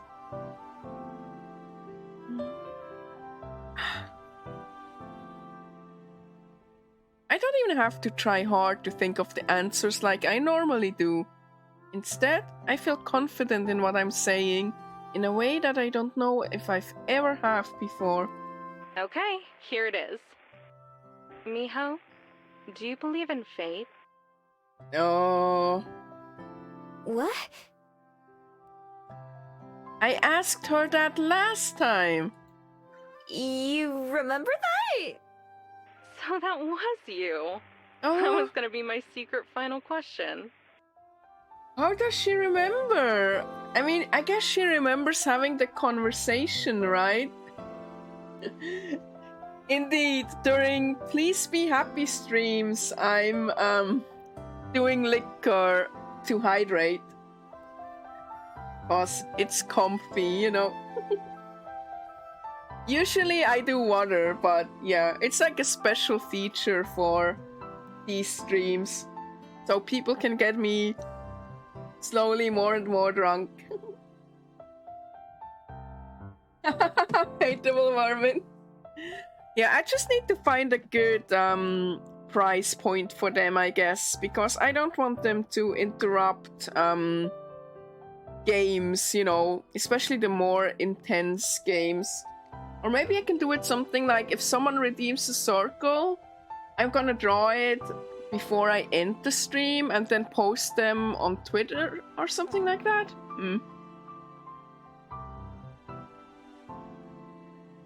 I remembered having that conversation with someone, but for the life of me, I couldn't think of who.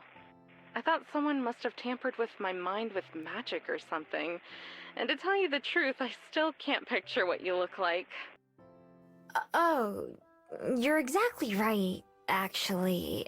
I have this, I guess you could call it power. Where everyone I meet forgets about me in a day if I don't see them again. That's what happened to you. She's quiet for a moment, probably thinking about what to say. In that silence, I make up my mind. But I think I've figured out a way to get rid of it. I'm going to try it tomorrow. So hopefully it won't be a problem. If you can remember me after this time tomorrow, then that'll mean that worked. Yeah, exactly, Hateable Vermin. That's a good idea. I think that's how I'm gonna do it. Still, there's silence. Did the call disconnect? Finally, she clears her throat. All right then, Miho. Her voice sounds rough, like she suddenly caught a cold.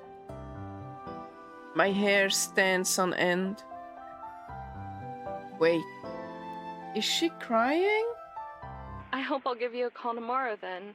But first, you have to answer my other question.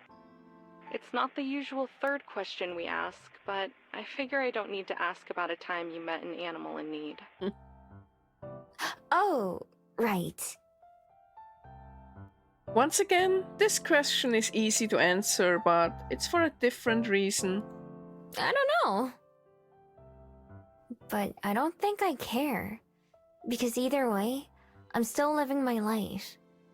If there's magic or something else, then that's not really up to me, right? So, I like what you said last time. Either way, I just want to be... Happy? Fulfilled? Happy? Yeah, Okay, like Aspen and Juliet. that works too. I want to be fulfilled too. I think I am. A little. I'm getting there at least. Well, if there's one thing we can offer you here, it's that. Also a small salary. It's not gonna make you a millionaire or anything, but it should more than cover the bus fare or beer money, whichever you need more. Really? I thought it was all volunteer stuff. We usually start them off that way. Helps figure out which ones are serious about it and which ones are just looking for a summer job because mom said so. But I get the feeling you're gonna be a long hauler. What about you? Now I have to pause to think about it. Working at the library is the longest I've ever stuck with something, and that's only been a few months. What Amaya's talking about is a lot longer than that. After spending most of my life not thinking beyond the next 24 hours, and spending my time here taking my daily life for granted, I haven't had to think long-term too much.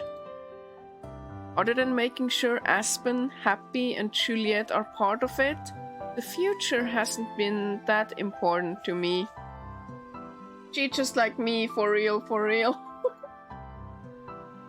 I need to start changing that though, especially after tomorrow. So maybe this is a chance to start the new year off with something else that's different for me. My New Year's resolution, Aspen called it. Yeah, I'd like to be. Super awesome, great. I haven't been this excited about a new hire in a long time. I get it. I'm excited about Miho too. Thanks. I'm glad we're not on a video call so she can't see me blush. Oh yeah, she has a little blush. I'll have to file some paperwork to make it official, and get the okay for the expenses, all that boring stuff. I'll try to get back to you tomorrow, end of the week at the latest. Sound good? Yep. Good. You better get that magic thing taken care of, Miho. I'm gonna write myself a note to be sad if I forget about you. You got it. Good. Talk to you soon then. See you later. The call ends and I immediately sigh once again. Of course, I can't blame her, but she makes getting rid of my magic sound so casual. In reality, that would be the biggest change of my entire life. Maybe even more than becoming Gumiho in the first place. It's the change that I need at this point in my life, though. Thank you so much, Carter. You have a good night too. Thank you for spending your evening with me. I really, really appreciate it. Have a good one. Bye bye. As both Aspen and Juliet love to remind me, it was my path through life that made me who I am today. However, that person isn't the same as before. The things that matter to me now meant nothing back then. So it seems logical to me that my need to transform, steal, and be forgotten has changed too. I'm grateful for everything my magic and my bead have done for me. But they're the final step from that path that I need to move past. Plus, if Inbi... Oh god, I forgot how to pronounce her name. No! Inbi? Inbi, I think, right? Plus, if Inbi is right, then they're not separate things that I lose. They're just parts of me that change, too. That feels a lot more comforting, I think. Since Happy left with Juliet when she brought me the phone, I have a rare moment to myself.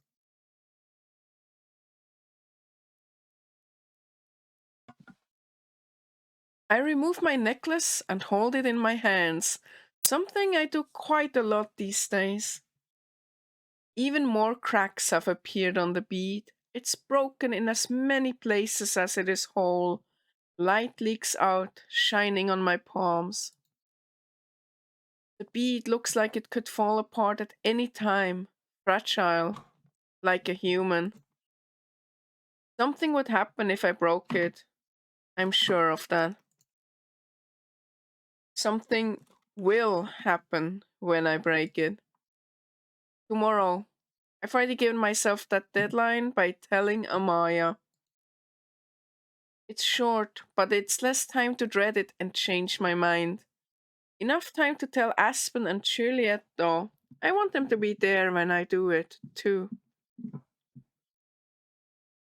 I don't know what will happen. If I were to let myself think of all the possibilities, I'm sure I would end up talking myself out of it. Instead, I choose to believe what Inbi said and what makes the most sense to me. That it would never make me into something I don't want to be. I'll choose my own destiny instead, my own fate, whatever it may be. After months of practicing, the day of the play finally arrives. Our performance starts in the evening, but I have to be there a couple hours early. Oh yeah, I forgot about the play. She practiced so hard with Lena. Sorry, my cat is very clingy right now. I don't know if you could hear that, but he wasn't happy that he tried to climb on my keyboard and I lifted him off and ooh, he wasn't happy. No worries, Ultra Squid. That sounded vaguely threatening. Just you wait. Aspen promised that she'll be in the audience to support both me and Lena. Juliet will be taking care of Happy, so she won't be able to make it. Even though I explained again and again that I'll just be standing there when I'm on stage, they're just as excited as they were when I first announced I'd be participating. I'm glad that they'll be there though. The last hour or so before showtime is a busy one, with lots of the cast running around doing last-minute preparations or run-throughs. I just try to stay out of the way and help out if asked. We made the change from practicing in the park to practicing on a real stage pretty easily, and by now the whole production is pretty smooth. I make the mistake of peeking out from the curtain before it begins and see that almost all the chairs in the audience are filled. I even managed to spot my people, although they don't notice me. I head to a corner backstage, doing my best to stay out of everyone's way. Cyrus has been walking around, checking in with each cast and crew member in turn. He still hasn't gotten to me when Lena hurries over. Miho! Ready to go? Nervous? So far, so good. What about you? Shouldn't you be in your costume? I'm gonna go get changed soon. I was just, talking with my parents. Are they here in the audience? Yep, front row. I think they were more excited for me to be in this play than I was. Wow. I know exactly what you mean. I'm glad I did it, though. Yeah, me too. They said they're glad I found something I like. Although I know they still wish it was ballet. I guess me being up on stage is still good enough for them. You're okay with that? Yeah, I think I am.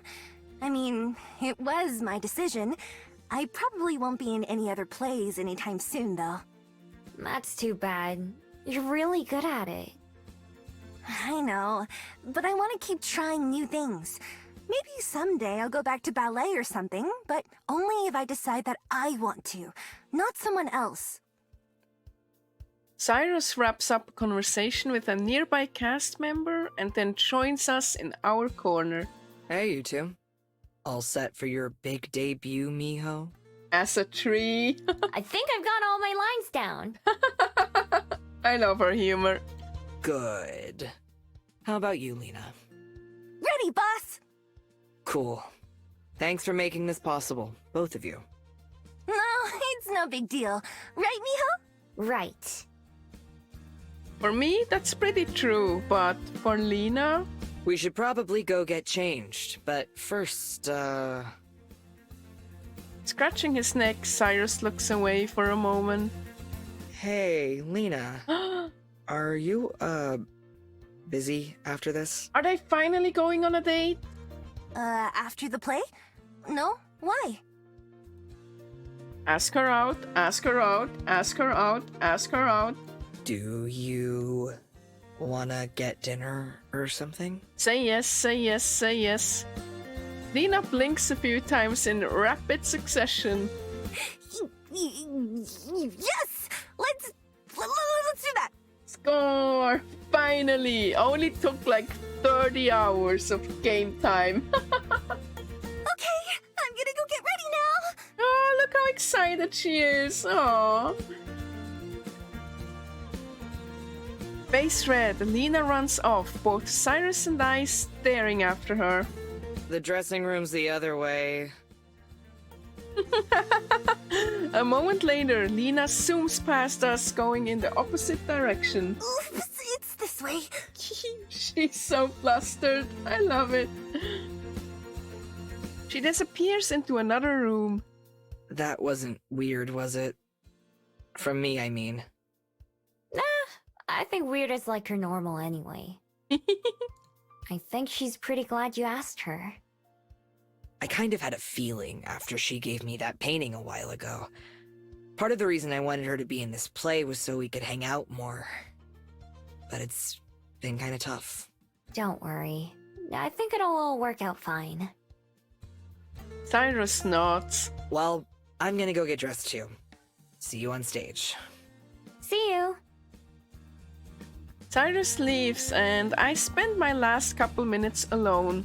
It's taken a while to get here, but it seems like everything's turned out alright. Lena's all over the place and hard to follow sometimes, and Cyrus is like her opposite. They're both nice people though, and I hope that them getting dinner later is just the start of something between them. I think they'd be good for each other. Eventually, it's time for me to go get ready as well. In the dressing room, I pull on my stiff tree costume and take my place backstage.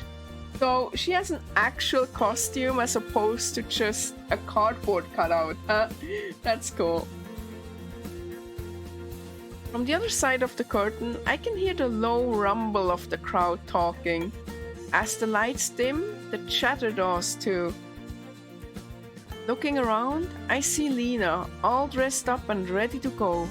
She gives me a big thumbs up. At the front, Cyrus faces everyone with a small smile. Showtime. We all get into position, and the curtain raises. The music begins, and Lena soon takes her place on center stage. Watching her perform is like watching a whole other person. There's a certain grace to her movements and the way she talks. I admire her ability to just go out and perform when she has to, even when I know she must be all worked up emotionally. Cyrus is the same way when he's acting. He has to talk louder to project his voice, but he doesn't seem uncomfortable doing it. The way he walks and talks is elegant, like Lena. The audience laughs and gasps in all the right places, and I even hear a few sniffles during some of the sad parts. When it's finally time for me to go out, I'm surprised by just how many faces there are in the crowd. I can't let myself get distracted though. I need to do my best too. Yeah, you'll need to be the best tree possible. My part's pretty easy, and I pull it off without a hitch. As I leave the stage for the last time, Lena mouths, "Nice job," to me. I smile in return. The whole 2 hours seem to fly by. When the last scene ends, I can hardly believe that it's over. One by one, we all go back out to take a bow. The applause from the audience is like thunder rolling through the theater. Aww. The last ones to return are the 3 main characters, including Lena and Cyrus. As they take their place, the applause somehow gets louder, with everyone rising out of their seats to clap. Confetti falls from the rafters as they look around, basking in the celebration. Lena's smile is huge, while Cyrus seems a little stunned by the reaction. The 3 of them link hands to take a bow, and the rest of us join them one last time for a final bow all together. Throughout it, Lena and Cyrus never let go of each other. Oh, how cute! When everything is over and everyone goes backstage to clean up and congratulate each other, I say goodbye to pretty much everyone except those 2. I look around to find them, but can't. Finally, the sound of a door opening catches my ear. I peek around the corner of a hallway to see Lena and Cyrus standing at the door to the outside, about to step out together. I'd say they've earned the right to leave early and skip out on the cleaning. As the door shuts behind them, I smile to myself. I think they're gonna be just fine. Aww. Hey, another achievements! Put on a perfect performance! Aww. Even though Aspen shows up for breakfast, I'm too preoccupied to do much but eat and respond on autopilot. After a predictably sleepless night, I can barely stay focused enough to chew. I'm so out of it that Aspen has to wave her hand in my face to get my attention. Miho! Yeah? I was going to ask if you're okay, but I think I need to ask what's wrong instead. What do you mean? You've been chewing on an empty fork for a little bit now. How cute! I look at the utensil in my hand. Oops. Aspen gently sets my brutalized fork onto the table. My plate is so full, I'm not sure if I actually had any food or not. Is this about your secret idea from yesterday? I nod. You're good. I like to think I know you pretty well. Is it something you can talk to us about yet? Juliet also leans in to show she's listening, although she doesn't interject. I can feel my pulse rise in response to the sudden attention, Even Happy is watching me. This is the whole reason I decided so quickly. I should just get it over with. I'm going to smash my bean. Both Aspen and Juliet look at me in stunned silence. I'm not surprised. I don't know for sure, but if I do that, I think my magic will go away. The problem is, I don't know what else will happen to me. But I think I'll be okay. Inby thinks so too. While Juliet continues to look shocked, Aspen's face flips through emotions like I'm changing channels on the TV. Smash it? Are you sure? That's awfully permanent. Hateable.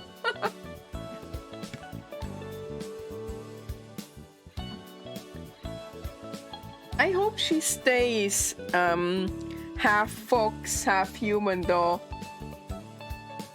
Would be sad if she transformed into a full human, right? And what do you mean, what else? What do you mean, you think? Have you thought? Aspen. All Aspen has to do is look at Juliet and she cuts herself off. I'm sorry. I'm sure you've thought about it. But that's so sudden. I'm sure you can see why I'm so shocked. It's been on my mind for a while, and it's all I could think about last night. It's what I want to do, though. I told Amaya I would, for one thing. And I'd feel a lot better if I didn't have to worry about either of you forgetting about me. Me too. God, me too. Your magic is more than just being forgotten, though. That, plus your ability to transform. Yeah, same hateable, but she hasn't done it in so long, right? That would be really sad. Plus, I would imagine, your immortality. That too, huh? Aspen gasps. Miho! I know. I thought about that too. And I'm okay with that. Wow. Damn. I want to feel more. I want things to mean more to me. The power of love. I don't think that can happen unless I know I'm going to lose them someday. That's something both of you helped me realize. I meet Juliet's gaze. You too. And Cosette. Her eyes go wide, then settle into motherly contentment. Closing her eyes, she nods in acknowledgement of what I said. Aspen grabs my hands, one in each of hers, holding them to her heart as she faces me. Miho, I don't know what to say. There's so much that I don't know if I could get through it all. So, I'll just trust you. I'll trust that you know what's right for you, and I'll support you in that. Always. Oh, and that's why Miho loves you. Oh, the light. Aspen has barely finished talking when there's a sudden flash of light from my necklace, causing both Aspen and Juliet to recoil in shock. Happy yelps in surprise too. What the? Literally, the power of love.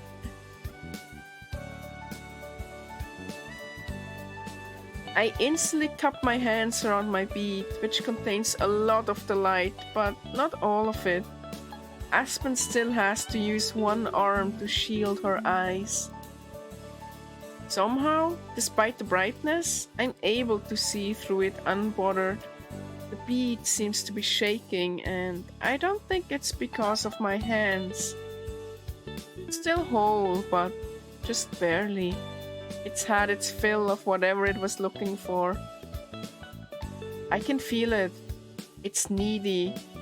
The magic within it wants to burst free and escape. All three of us exchange a look, knowing that it's pointless to say anything else about the issue. Whether it's instinct or just my own inner strength, I grit my teeth and stand up. It's time. Here we go.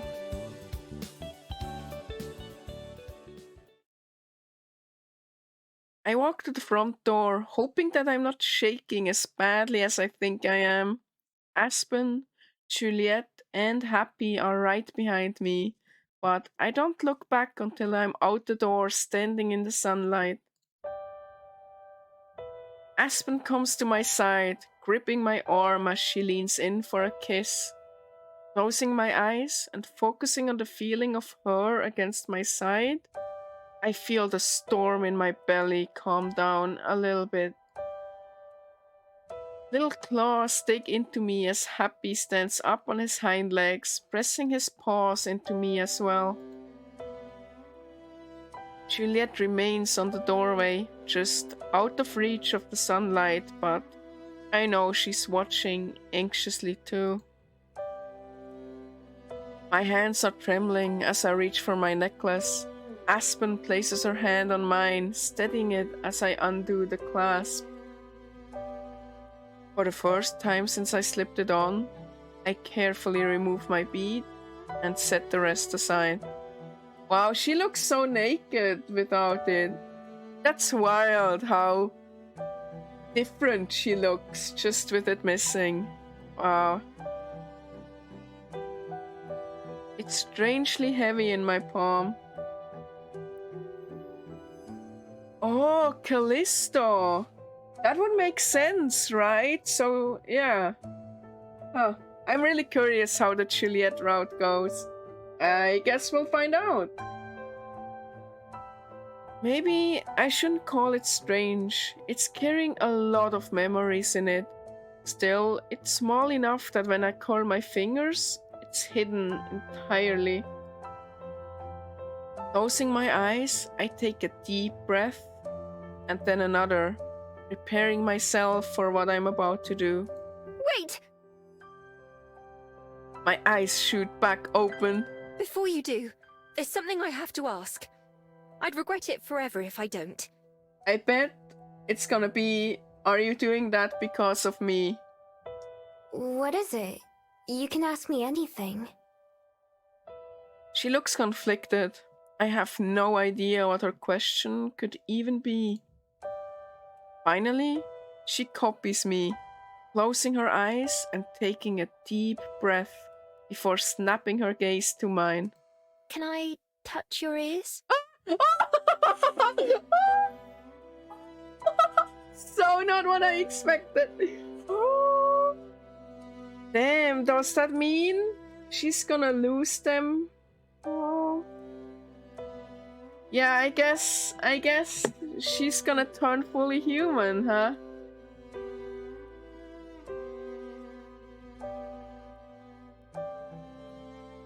I'll be sad, but yeah.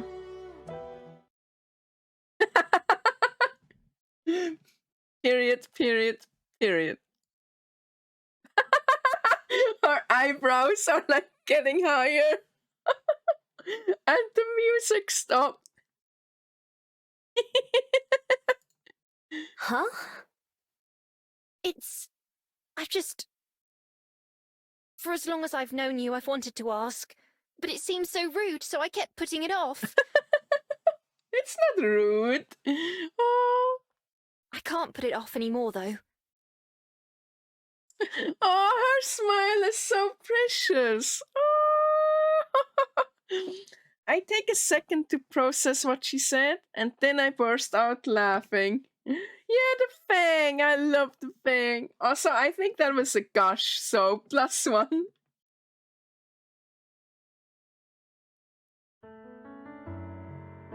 Of everything she could have said, that definitely wouldn't have been one of my guesses. Cheesy. She looks so guilty about asking that it makes me laugh even harder until I'm doubled over and unable to stand up straight. Tears start to stream from my eyes, taking a lot of my tension with them. I can only nod in response, unable to actually answer Aspen's question with words. After a couple seconds, she can't keep from laughing either, even as she approaches me. I force myself upright, at least a bit more, and tilt my head for her. Her fingers hesitantly settle on my ears, and she scratches a few times, the same way she pets Happy. I see why he likes it so much. Aspen doesn't spend too long before moving away from me. She looks a lot more relieved too. Well, now that I know Miho likes her ears getting scratched, I will be doubly sad if she loses them. I hope she doesn't lose them. Come on, game. Come on, let her be a cute half-fox. Imagine how nice it would be to get your girlfriend to scratch your ears. Okay, I've gotten that out of my system. Why don't you? Miho! She gasps and points at my hand. I look down. Without even meaning to, I clenched my fist at some point. Familiar light shines between the gaps, turning into vapor and rising towards the sky. I uncurl my fingers, revealing a small pile of glowing dust and shards of my bead. No, I hope she doesn't lose them. Yeah, I really hope she doesn't lose them. The shards aren't sharp. In fact, they aren't anything. I can't even feel them there. Turning my hand over, I dump the debris onto the ground. A lot of the dust disappears as it falls, and so do some of the pieces. A couple of them hit the ground before vanishing. Only one piece, the largest one, lasts for any time at all. Instead of ever evaporating instantly, it slowly dissolves, with most of the powder being carried away by the wind. Soon, all that's left is a tiny seed that looks like it comes from some unknown plant. Was this part of my bead too? I'll never know the answer because the wind picks up and takes that with it too. Although it doesn't disappear into nothingness, it's gone from sight in an instant. If it was, then maybe it's on its way to someone else who needs it. Just like Chong-in, it'll travel the world again, never quite coming to rest. I think they'd love to be part of the wind, laughing along with the breeze, so I'm sure they'll know where to take it.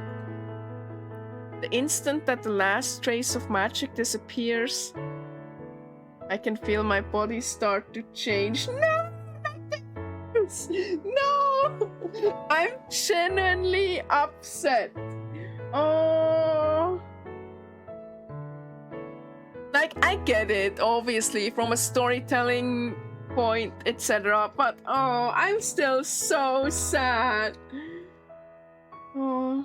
Well, but I guess that means, if we go to Juliet route, is she gonna, like, turn into a full fox?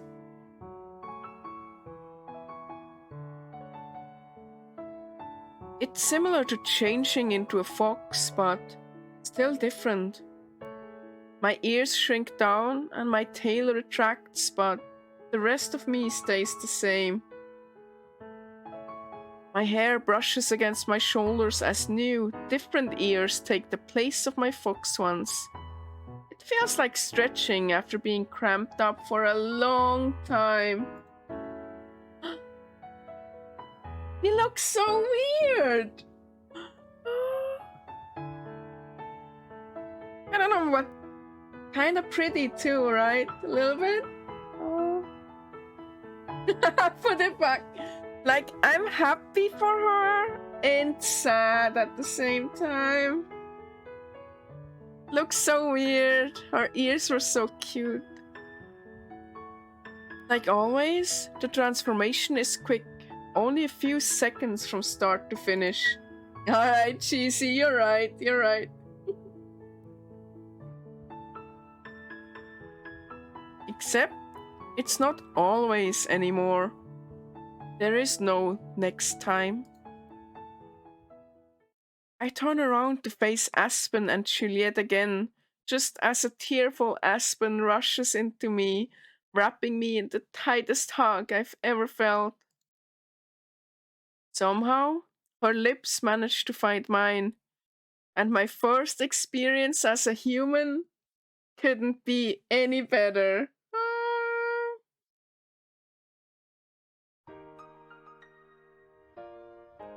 Happy doesn't wait long before demanding to be noticed too, so I step away from Aspen in order to kneel down and pet him.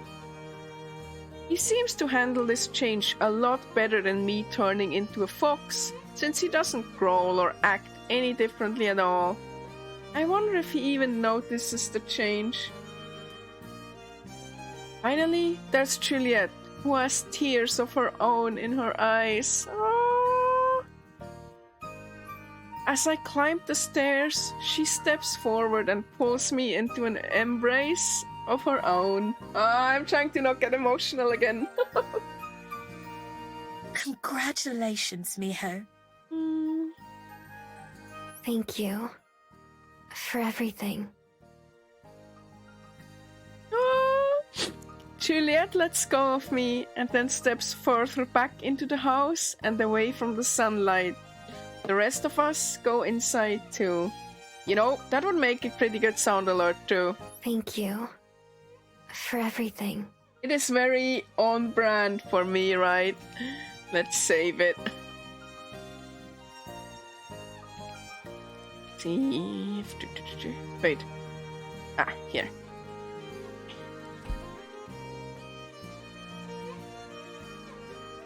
I feel strangely normal.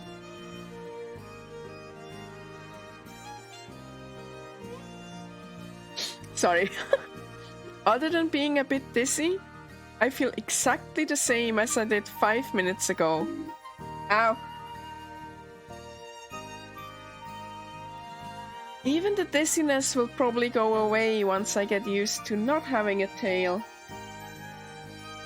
I'm not sure what I was expecting being human to feel like, but I thought it would at least feel like something. I don't mind being wrong about this one. I know that I'm right about the human part though. That same intuition that's guided me my whole life tells me that. That's reassuring as well. I'm still me, through and through. We go back to the kitchen, which also seems absurdly normal. I feel like I should at least do something to celebrate or commemorate the occasion, but really, just being able to go on with my everyday life feels like a reward itself. Like Lena leaving the Bell House, maybe it'll hit me harder later on, after the novelty has worn off. But right now, I'm just excited to keep living. Wait, Lena left the Bell House? What? Did we like miss something there?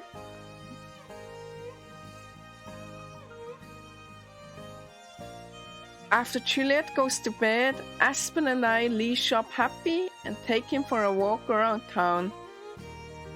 I notice a few differences, like not being able to smell or hear quite as well as I could before. I don't mind though, the trade-off is more than worth it. My first day as a human isn't too different from my last few days as a Gumiho, and that's just fine with me. Aspen stays as late as she can, and when she finally leaves to return to her own apartment, she does it with a promise to meet up again tomorrow. That night, lying awake next to Happy, I look out my bedroom window at the city I've come to know so well. I started to take the view for granted, but I'm going to have to unlearn all of that. Yeah, Vermin. Maybe, I don't know. Maybe we'll find out on the Juliet route. I really want to be grateful for what I have, since someday it'll all be gone.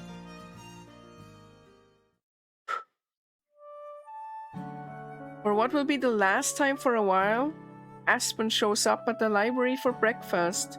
It's been our routine ever since I came to Wellington, and it's bittersweet that it'll be coming to an end. An ending is just a chance for a new beginning, though. So, tomorrow's the big day. That's right. I don't know how I'm going to sleep tonight. I don't know if I'll have time to sleep tonight. At least you'll have plenty of coffee to drink in the morning. She looks so weird without her ears. It's so weird. But hey, she got her necklace back at least. That's true. As long as no one drops the coffee maker or something. Oh, here I go again. I keep imagining 100 things that could go wrong. I'm sure there are a million things that will go right. Yeah, it'll be great. Thanks. I'm sure you're both right. I just can't help being me. That's why I know it'll go well. Happy and I hang out in the kitchen while Aspen and Juliet browse around to find books for Aspen's reading corner. Once she has a few picked out, Juliet heads to bed and Aspen rejoins the dog and me. She picks up her purse where she left it on the counter earlier and sits down. So, after your bead broke yesterday, it gave me an idea for a secret ritual of my own. She shakes her bag and I can hear paper crinkle inside. Oh, like magic? No magic, just superstition, I guess you could call it. Or symbolism, something along those lines. Let's do it. You don't even know what it is yet. So? It's something you want to do, and that's enough for me. Oh. I hope you're up for a bit of a walk then, because I'd like to go up Mount Victoria. Oh, is she gonna like let go her old book manuscript? I'll go get Happy's leash. On the way up to the top of the mountain, we talk about everything except why we're there. At the summit, we stop and Aspen looks around. I see why you come up here so often. I'm glad the new store is closer. I could do with a few more chances to clear my head. I'm glad you like it up here too. I know it's not a secret or anything, but it feels like my place. I know what you mean. That used to be the library for me. Used to? It's special in a different way now. A wonderful way, to be sure, but not the same as when I was just a regular patron browsing the shelves. But up here, I feel calm in the same way when I sit down with a good book. Not just a good one, but a favourite. One that I know I can go back to again and again and enjoy just as much as the first time I read it.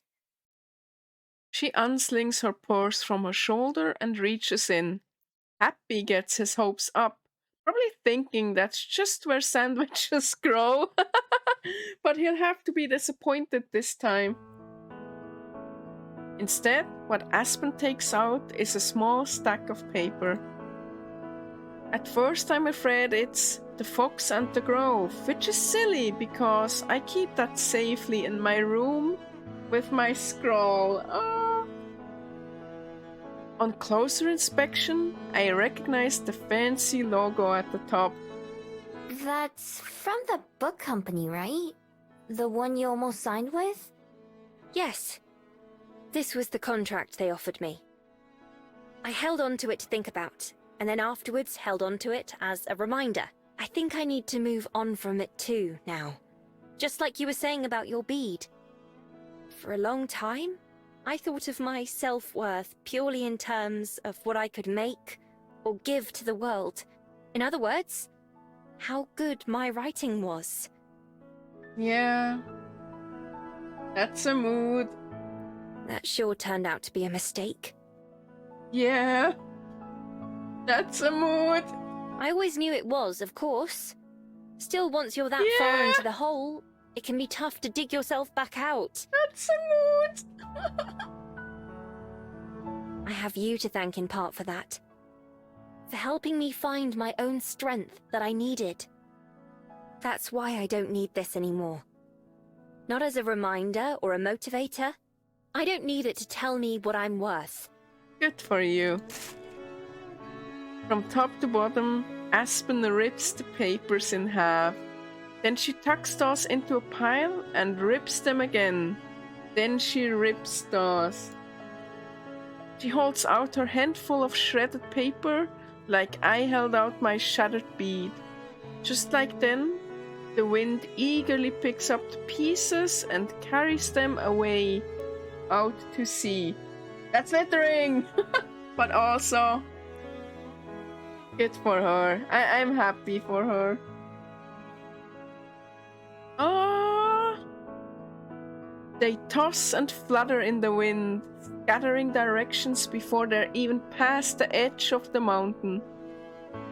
Aspen watches them go, hands still outstretched, not to bring them back, but to keep them away. In just seconds, they're gone from sight. I tore up the rejection letters too. The ones I'd been keeping in my box. Envelopes and all. Nice. I saved a copy of my manuscript instead. Nice. That's what I really want to look back on someday and smile about. Not to forget the bad, but to remember the good too. I'll always associate it with these days here with you. Aww. And with the new store and everything else. I think those will be much happier memories to keep. Don't you? I do. I never want to forget how I feel right now either. Or any of my time here. I don't think we will. I'm not sure how we could. And even though the future is scary at times, it scares me right now when I think of opening the store tomorrow. I'm excited. I'm excited to face it with you and with Juliet. Aww. I'm excited about the future too, despite everything. And with Happy, of course. Of course. The three of us stand quietly together, facing the horizon and the future. Aspen's right, it is intimidating, but that's exciting in its own way. If there's one lesson that I've learned, one most important thing, it's that I can't just wait for the future to come to me. I have to reach out and grab it for myself. Arriving at the new Bell House, it's immediately obvious that Aspen didn't need to worry about no one showing up. Oh, Juliet's here too. Juliet and I are there an hour early, but we're not even the first to arrive. There's already a small line of people waiting when we get there, box of Aspen's requested books in tow. Some of the staff are running around outside, looking stressed. Others are indoors, setting up display cases and brewing coffee. They also look pretty stressed. I recognize one or two of the employees from the other Bell House, but I don't know their names. Most of them I've never seen before. It's just the aprons that give them away. Despite the nervousness, everything seems to be running pretty smoothly. One person that I do recognize is Regina, Aspen's boss. She strolls around the place, looking calmer than the other workers. She's probably done this more than once. I'm no expert, but I don't see any problems anywhere. Aspen's done a great job getting everything ready to go. She's been here since before I woke up, so I haven't seen her in person yet, although we've been messaging throughout the morning when possible. Oh, she's not wearing her beads. Her necklace. I wonder if the necklace in the breakfast shot was a mistake. I let her know that Juliet and I have arrived, but the message sits unread. I spot another familiar face, though, at the same time that she spots us. Hey, Miho! It's Lena, our favorite swan. Oh, so when she said Lena leaving the Bell House, she meant Lena leaving the original Bell House and joining Aspen at the new one. I get it now. She slips out the front door and jogs over to where Happy and I are standing. Juliet's retreated off under the shade of the building roof.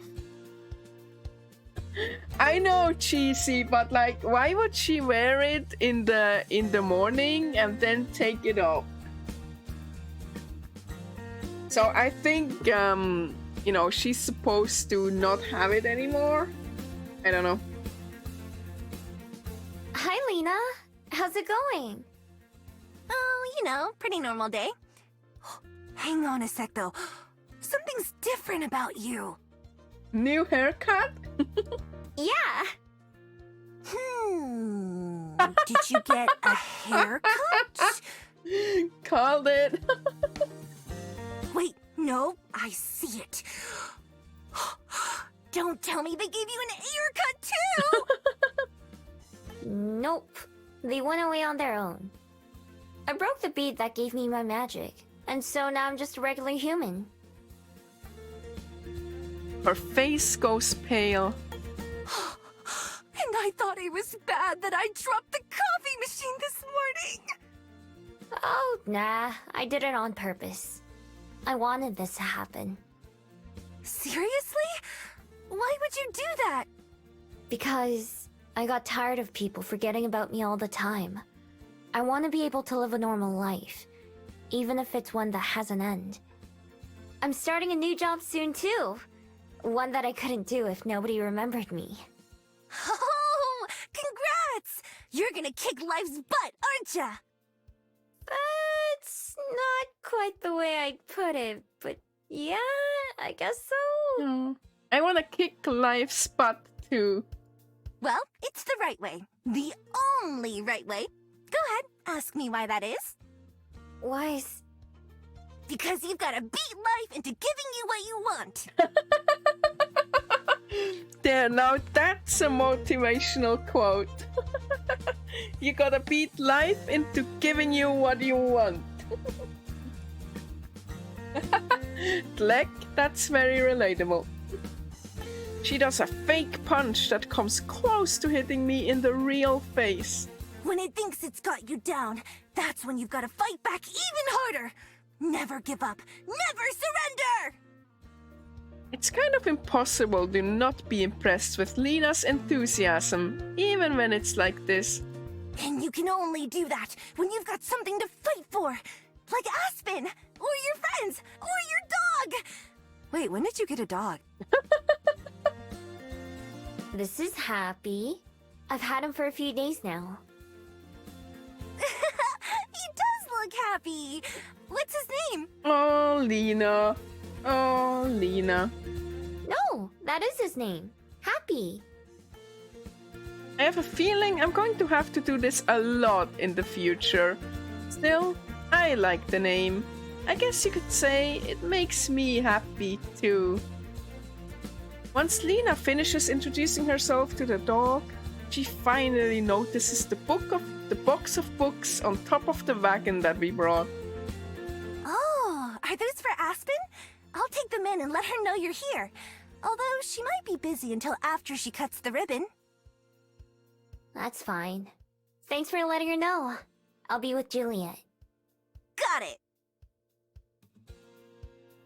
I pass the wagon's handle to Lena and she rolls it around to the back entrance. Happy and I go wait next to Juliet, not too far from the line to get in. She adjusts her parasol to give us a bit of extra shade too.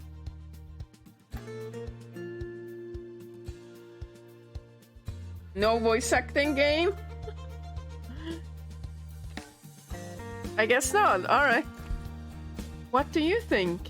Oh, do you think I can approximate her voice? Probably not. What do you think? I'm quite impressed with what they've done here. It has its own distinct feeling while still clearly being the Bell House. Yeah, I love it. I can tell Aspen put her heart into it. On one side of the cafe is a park, and the other side is a row of shops that are just as cute as the Bell House. None of them have such a long line though. There are only a couple minutes left until the grand opening, and everyone in the crowd knows it. I do a quick head count. There are almost 24 people standing in line, not counting Juliet and myself. There are a few others who aren't in line either, like a reporter taking pictures and someone that must be Regina's husband. The warm, cozy scents of fresh bread and coffee are as strong here as at the other location. Maybe even stronger, since we're outside and I can still smell them. I can't see in through the frosted glass windows, but I imagine they're all doing a last-minute scramble, taking care of final touch-ups before it's time. A blue ribbon is draped across the front doors. Doors suddenly open inward, leaving the ribbon still hanging, and Aspen appears, dressed in uniform. She looks around, spotting me and Juliet, and gives us a small wave. But she quickly focuses her attention on the crowd. Good morning, everyone, and thank you all for coming. We appreciate you showing up before you're actually able to have your coffee. A couple people chuckle. My whole team has worked very hard to make today's opening a success, so we're very proud to officially open our doors to everyone. Lena! Coming! I can hear Lena, but can't see her. I can, however, see the look of disapproval on Aspen's face as Lena runs up to her with a pair of scissors. Even that disappears in a flash, though, as with a big smile, Aspen cuts through the ribbon in a single snip.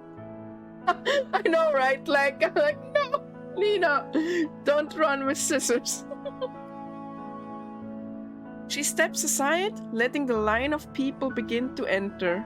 As the first customer passes through the door, a chorus of cheers comes from inside. Welcome to the Bell House! It takes a few minutes, but finally, Aspen emerges from the building and comes over to where we are. I reach out my arms to embrace her, but she shakes her head. No, don't hug me, I'm gross. As soon as I get home, I'm taking 3 showers and 2 naps. Even more reason to hug you. You deserve them. Everything looks amazing. You've done a great job. Thanks. Wait until you actually go inside. Although maybe it's better to wait until tomorrow for that.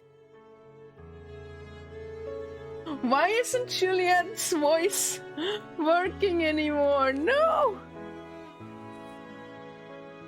My pleasures are simple. A lovely night and fresh tea are more than enough. Weird. You're already quite popular. I'm not sure if tomorrow will be any slower. That's a good problem to have if it happens. I can show you around right now if you really want, but it's going to be awfully crowded in there. It's fine. You can show us another time. We'll be here again soon, for sure. Indeed. I'm looking forward to trying out the reading corner for myself. Yes, me too. I can't do Lena push. told me you brought the books. Thank you so much. Of course. I hope they find their way into many new hands. I'll make sure they do. I want to do some kind of discount for people who are working or reading here. I'm not sure what it'll be yet, but I want to help out students and artists, even if it's just a free cup of coffee. Oh, that's such a good idea. I'm already getting ahead of myself, though. We've been open for all of 10 minutes, and I'm planning what to do next. You make that sound like it's a bad thing. But this place only exists because you dreamed about it, right? Well, yes. I suppose so. I need my feet on the ground right now, though. I could let my head off into the clouds when my shift is over. Which, unfortunately, is still several more hours from now. I'm going to have a few words with whoever it was that put together this schedule. Was it you? It absolutely was.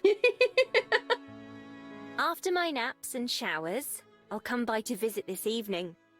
Do you have any plans for how you want to spend your last couple days before your own new adventure, Miho? Other than with you? Nah, not really. I think I might go for a walk. It's been a while since I just wandered around. You've come so far since then, both literally and figuratively. Yeah, I miss it a little bit. Go wander then, and I'll see you at dinner? Definitely. Goodbye, Aspen, and good luck with the rest of the day. We'll see you tonight. With a final wave, Aspen disappears back into the cafe. I think I'll be returning home myself. If you're going to be out for a while, then would you like me to take Happy back with me? Yeah, please. I think I'll be out for a bit. I pass the leash to Juliet. Happy doesn't fight against leaving me anymore. He knows that I'll come back to him.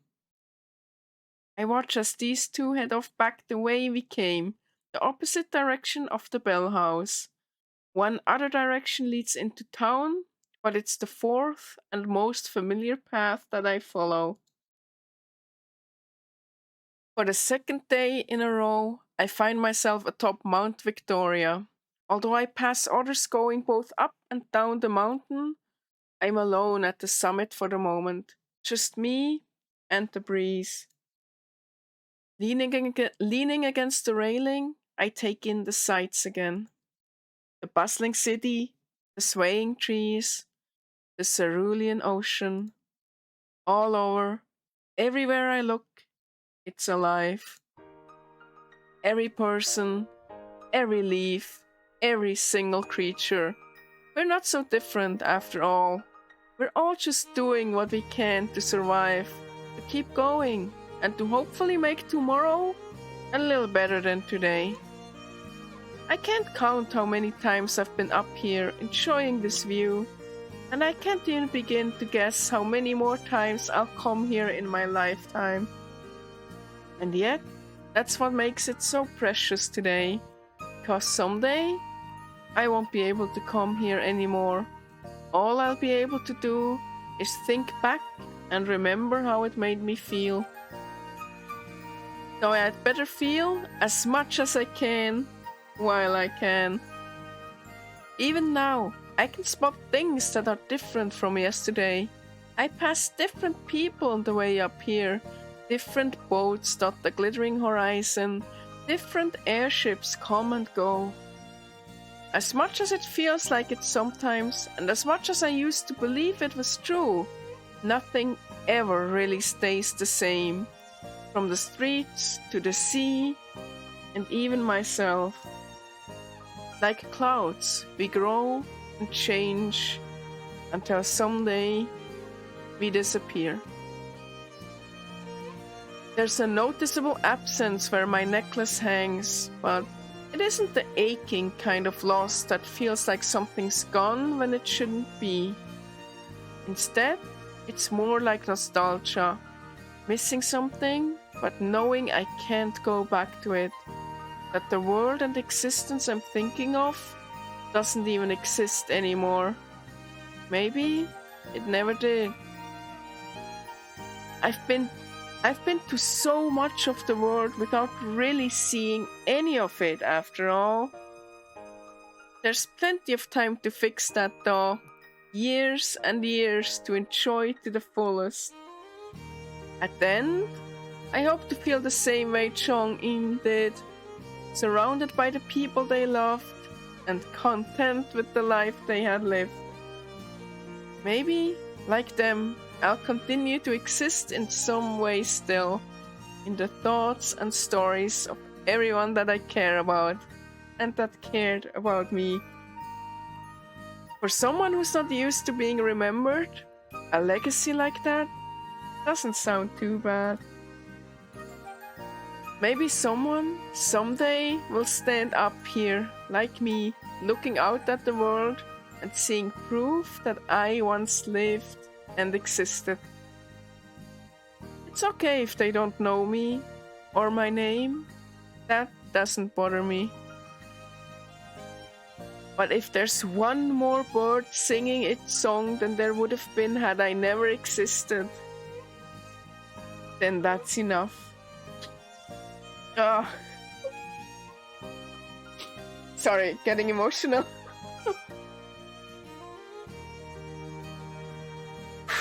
Sorry. Trying hard not to cry. Sorry, it hits like a little close.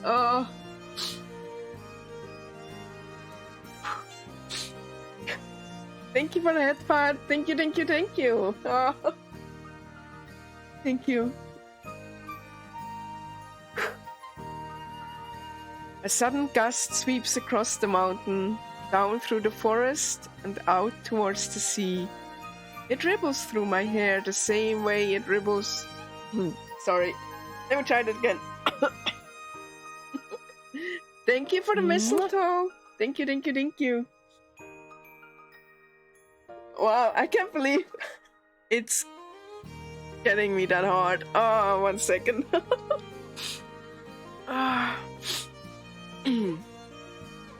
Alright. I think I'm good.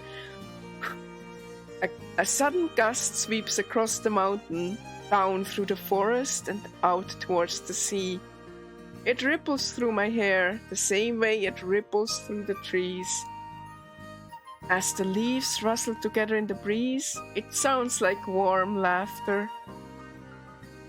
Little fox, where is your home? The wind whispers. Oh shit! Oh shit, sorry. I'm okay.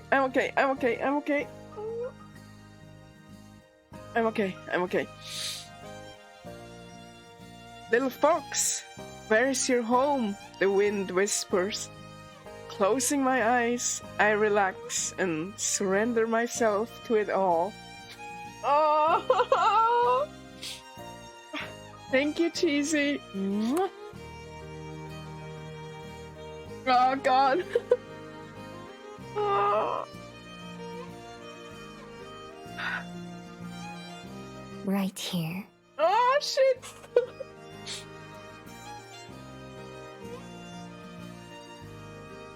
God. I should have drawn the crying emotion for my model. It would have been very, very appropriate right now. Oh God. I'm okay. Ah. I know, right, Possum? Oh.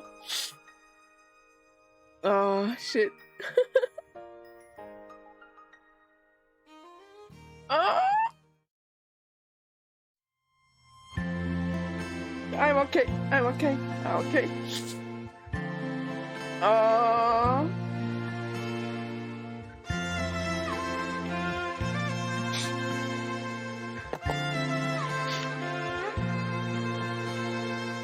As I open to another page,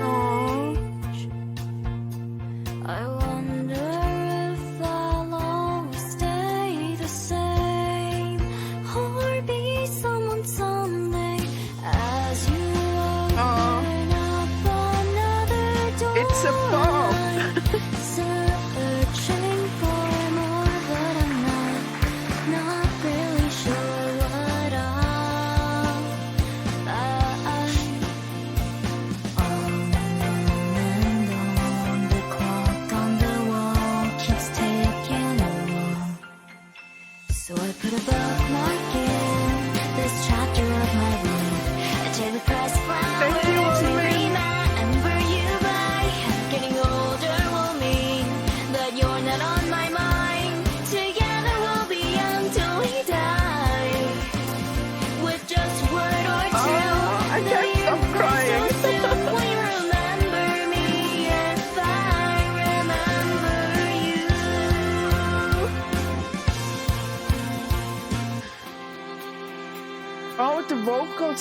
by the voice actress.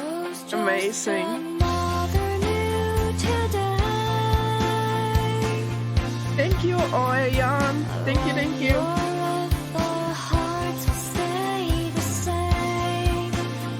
Thank you, Possum.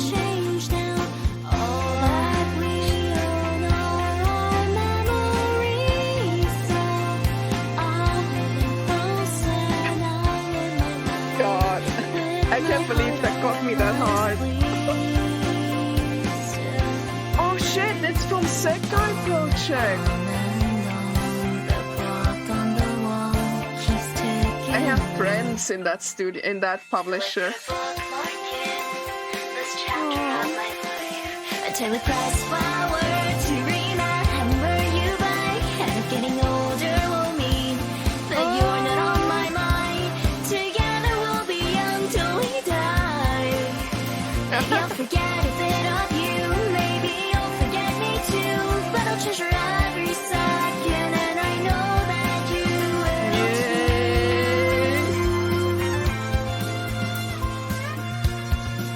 The kitties.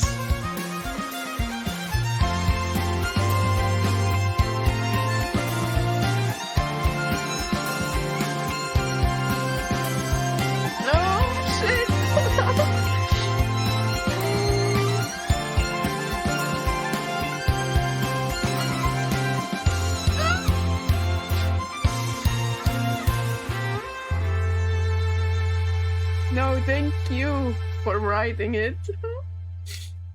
Oh God.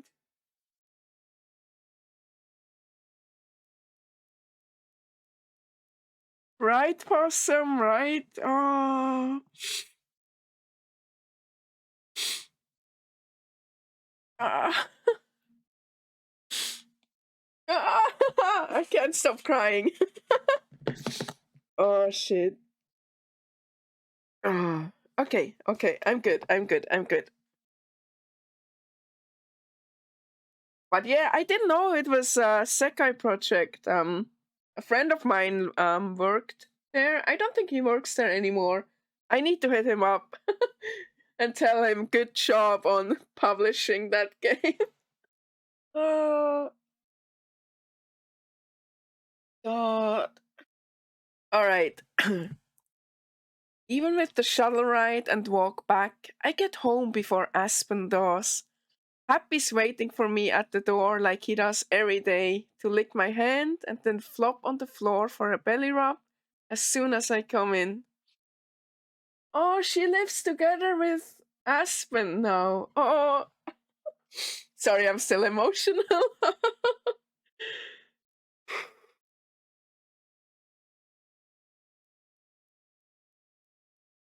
I'm okay. The cats crowd around to say hello too, although they keep their distance from Happy as much as they can.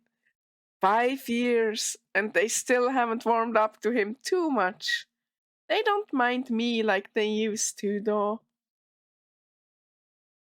I start a pot of coffee brewing for when Aspen gets back and change out of my work clothes. It's my turn to cook dinner tonight, so I also grab some ingredients from the fridge and leave them on the counter to finish thawing. Then I go to our bedroom and wash up. Oh, our bedroom. Oh. Working at the preserve has gotten easier, but it never gets boring. I always come home covered in dirt and more. Ew, dirt and more. But with the satisfaction of knowing that I did something meaningful. This week, I've been tending to a nest of takahe. Takahe? Takahe, probably, huh? This week, I've been tending to a nest of takahe chicks who lost their mother. Sorry, still getting over it. Deep breaths. Okay. Baby birds are kind of gross. I've learned the hard way that pretty much all baby animals are, but seeing the improvement they've made over the past few days has been all the reward I need.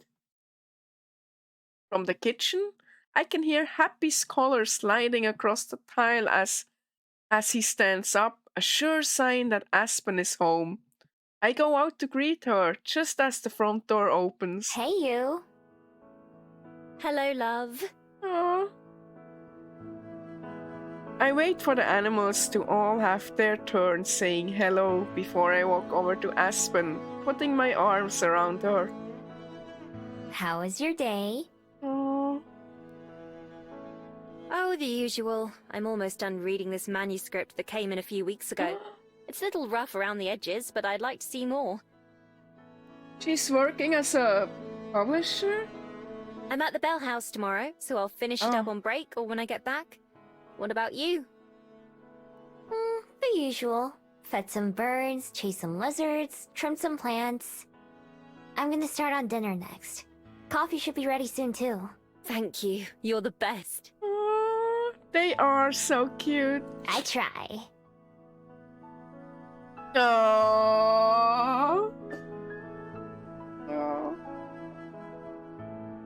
Like always, I stand on my toes. Aww. Like always, I stand on my toes to meet Aspen for a welcome home kiss. We've greeted each other this way every day for years now. Just like working at the preserve, I never get tired of it. Also, I like her new outfit. It is kinda still her style, right? But like more mature, more, you know. I know, it's cool. At first, taking a job as an editor instead of making it as an author seemed like a downgrade to Aspen, but over time, she's come to enjoy it a lot. The way she talks about seeing someone's face light up when she tells them their manuscript's been accepted, or when their book finally releases, reminds me of how I feel when we let a rescued creature back out into the wild. There's always a bit of worry. What if we did something wrong? What if they're not ready yet? But there's also a whole lot of excitement. And of course, she still has the Bell House to help keep her stable, even if it's only a couple shifts every now and then. Right, Mermin?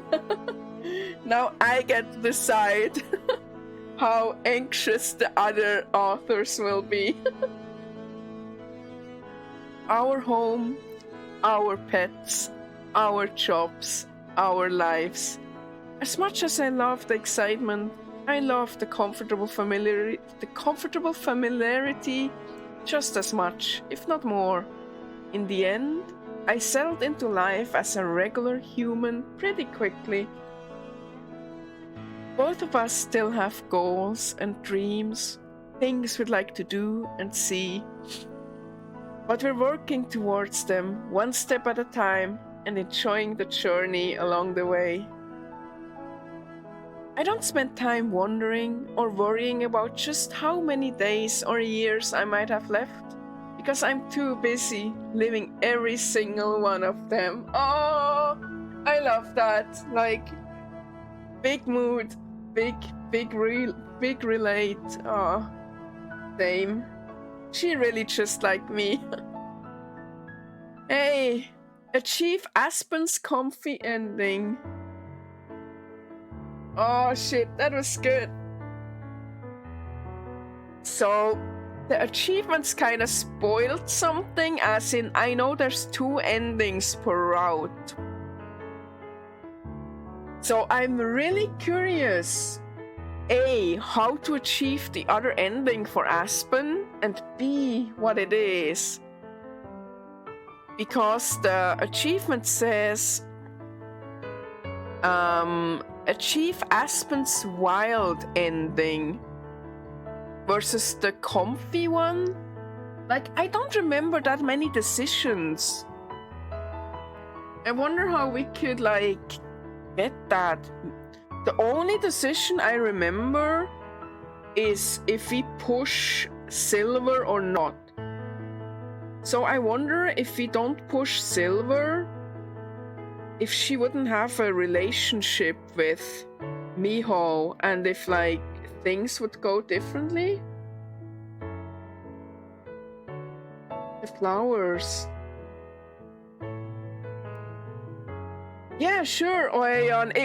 Just don't spoil the actual story. Just like only what influences it. I guess. Because I definitely want to read through it myself, but I'm curious how to trigger it.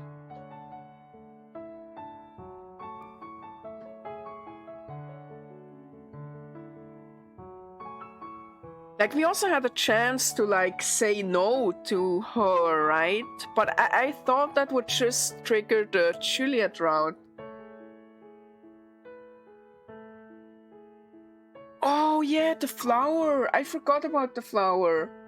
I did choose new flower, but I chose that I feel home in Welling.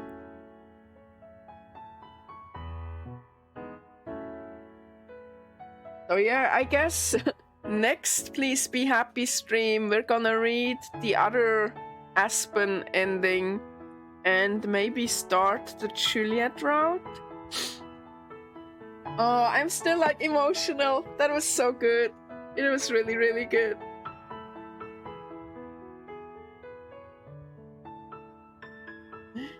Thank you, Ayan. Thank you. And I'm sorry if I butcher your username. But thank you, I really appreciate that. Oh man, it's such a good game. Such a wonderful game. Oh, I'm gonna cry again. No! Oh shit. Ow. Oh, okay, alright, Possum. Alright. Ow. Ugh. What are we missing here?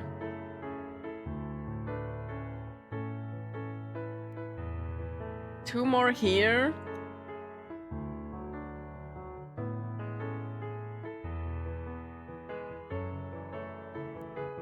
And I guess this one will be the other ending. And these are all Juliet related, huh?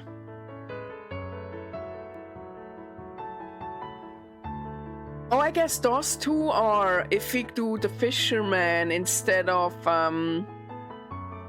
Lena or Tommy. Just saying Jan. Alright. Thank you. And then yeah, I think those are all Juliet. Also, I need to draw fan art of this game so badly.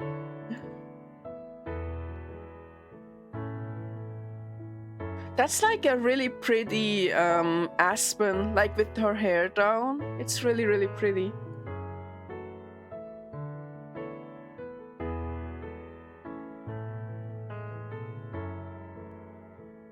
Alright, time for 100 squats. Oh shit.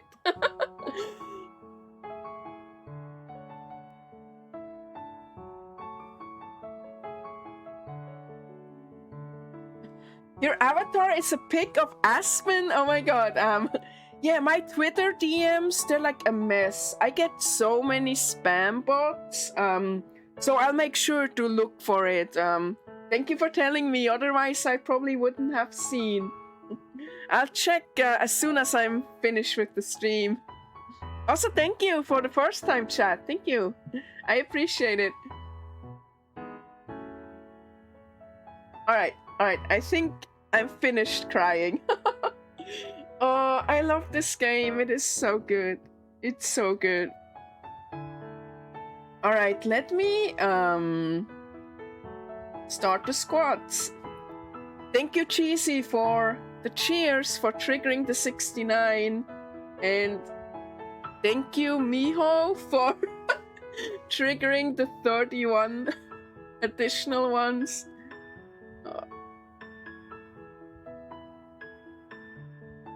Alright, where am I?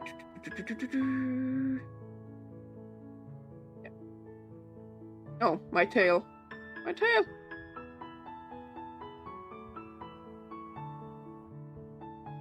Where's my tail? There, tail. Alright.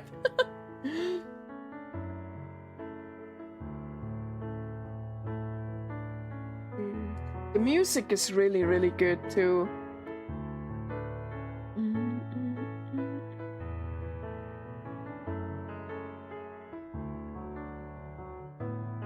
Alright, time for squats.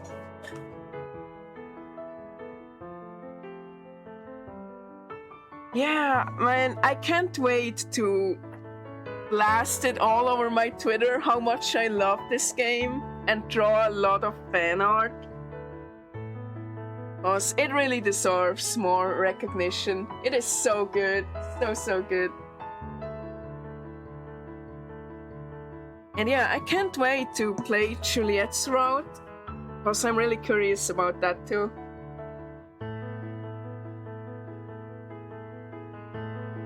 Alright, the following 69 squats are for Cheesy. Please enjoy.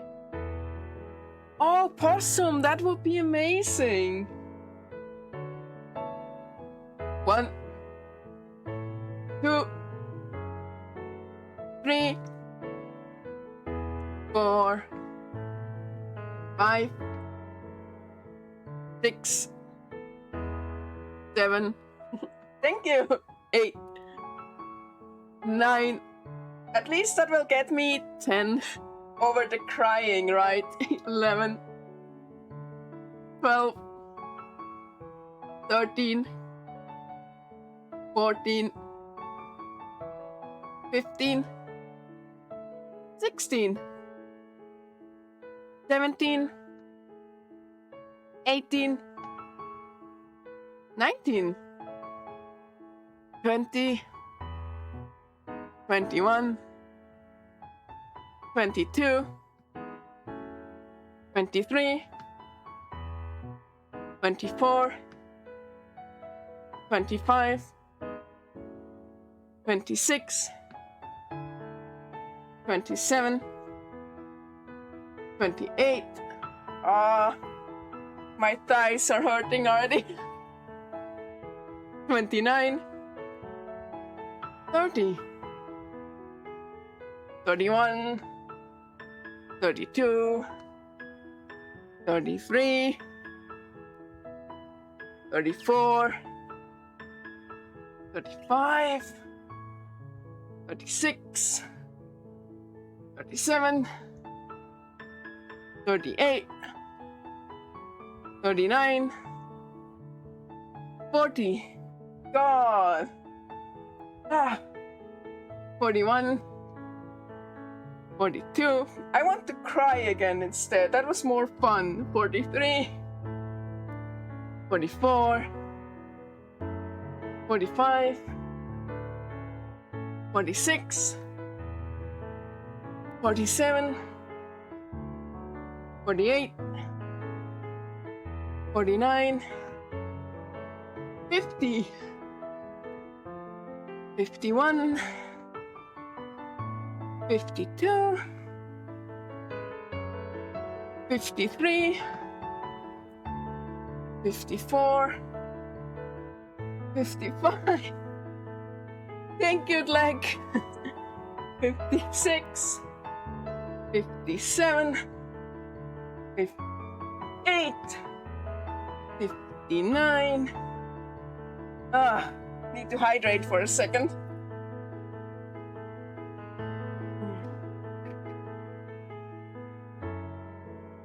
60, 61, 62, 63, 64, 65, 66, 67, 68, and nice.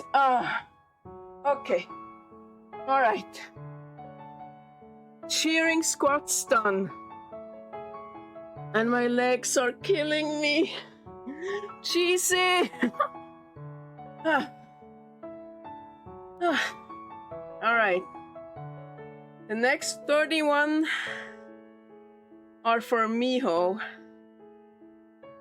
And my love for her, I guess. Ah.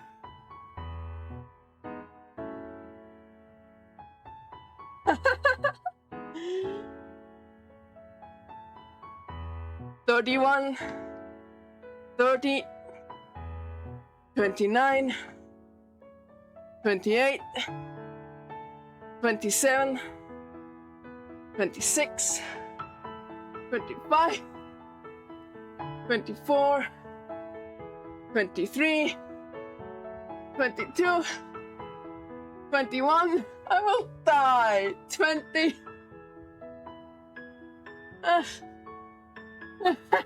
Hateable vermin indeed.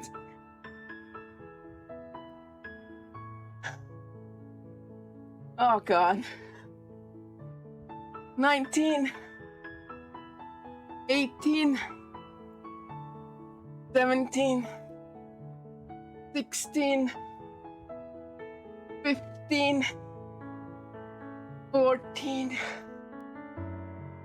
13,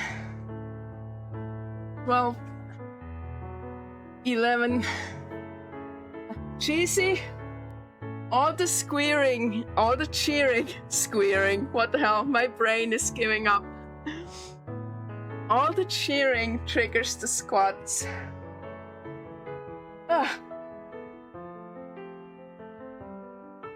Like, to be fair, it wasn't just you. The cheering counter was at like 600 when you cheered. All right, last 10, huh? 10, 9, 8, 7, 6, 5, 4, 3, 2. I love you, mijo. And done. God. Hey, my cat. It's on my chair now. I've been gone for 100 squats, and she's sitting on my chair now.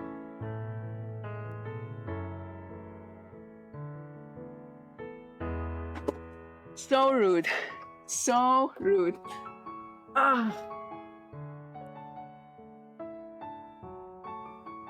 Thank you, Possum. Thank you, Cheesy. Thank you, Miho. Thank you, Studio Élan. Thank you, everyone. I had so much fun. Such a good game. Such an absolutely incredible game. All right. Thank you for the head fat, hateable Mormon. Ow. Thank you for the bullying leg. See you all again for Juliet route, I guess. And I'm gonna start playing Prey on Friday evening. Follow me on Twitter, you know, all the thing. Join my Discord. It is discord.ratsukare.law. You're very welcome. Thank you for watching me. I really appreciate it. I'm really happy you kept me company while playing this incredible game. Thank you so much. And I'll kick you to the ending screen while we go look for a raid target. I'm out of breath. And I still kind of feel like crying. Alright, see you all on my ending screen. Hello. You're very welcome, Possum, and thank you for watching. And for, you know, keeping me company. Thank you, thank you, thank you. Alright, let's see who we can raid.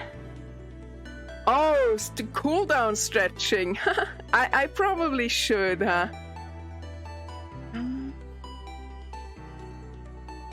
Ooh, okay, we could... Let's go raid Rin, actually. I don't think I've raided her ever yet. Usually when I raid, I leave one of these messages. Send her my love. Be kind. You know, all the usual stuff. And thank you again for watching. I hope I'll see you again. And if I don't see you before the holidays, happy holidays. Happy New Year. I hope, you know, the rest of this year and all of next year will be successful for you. And let's start the raid. Rin is playing Pokemon Fire Red and Leaf Green. Maybe something to kind of calm down after all the emotions.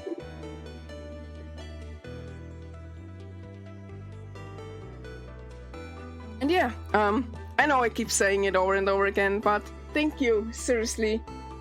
Thank you so much. It really means the world to me. Alright. Have a good one, everyone. Bye-bye.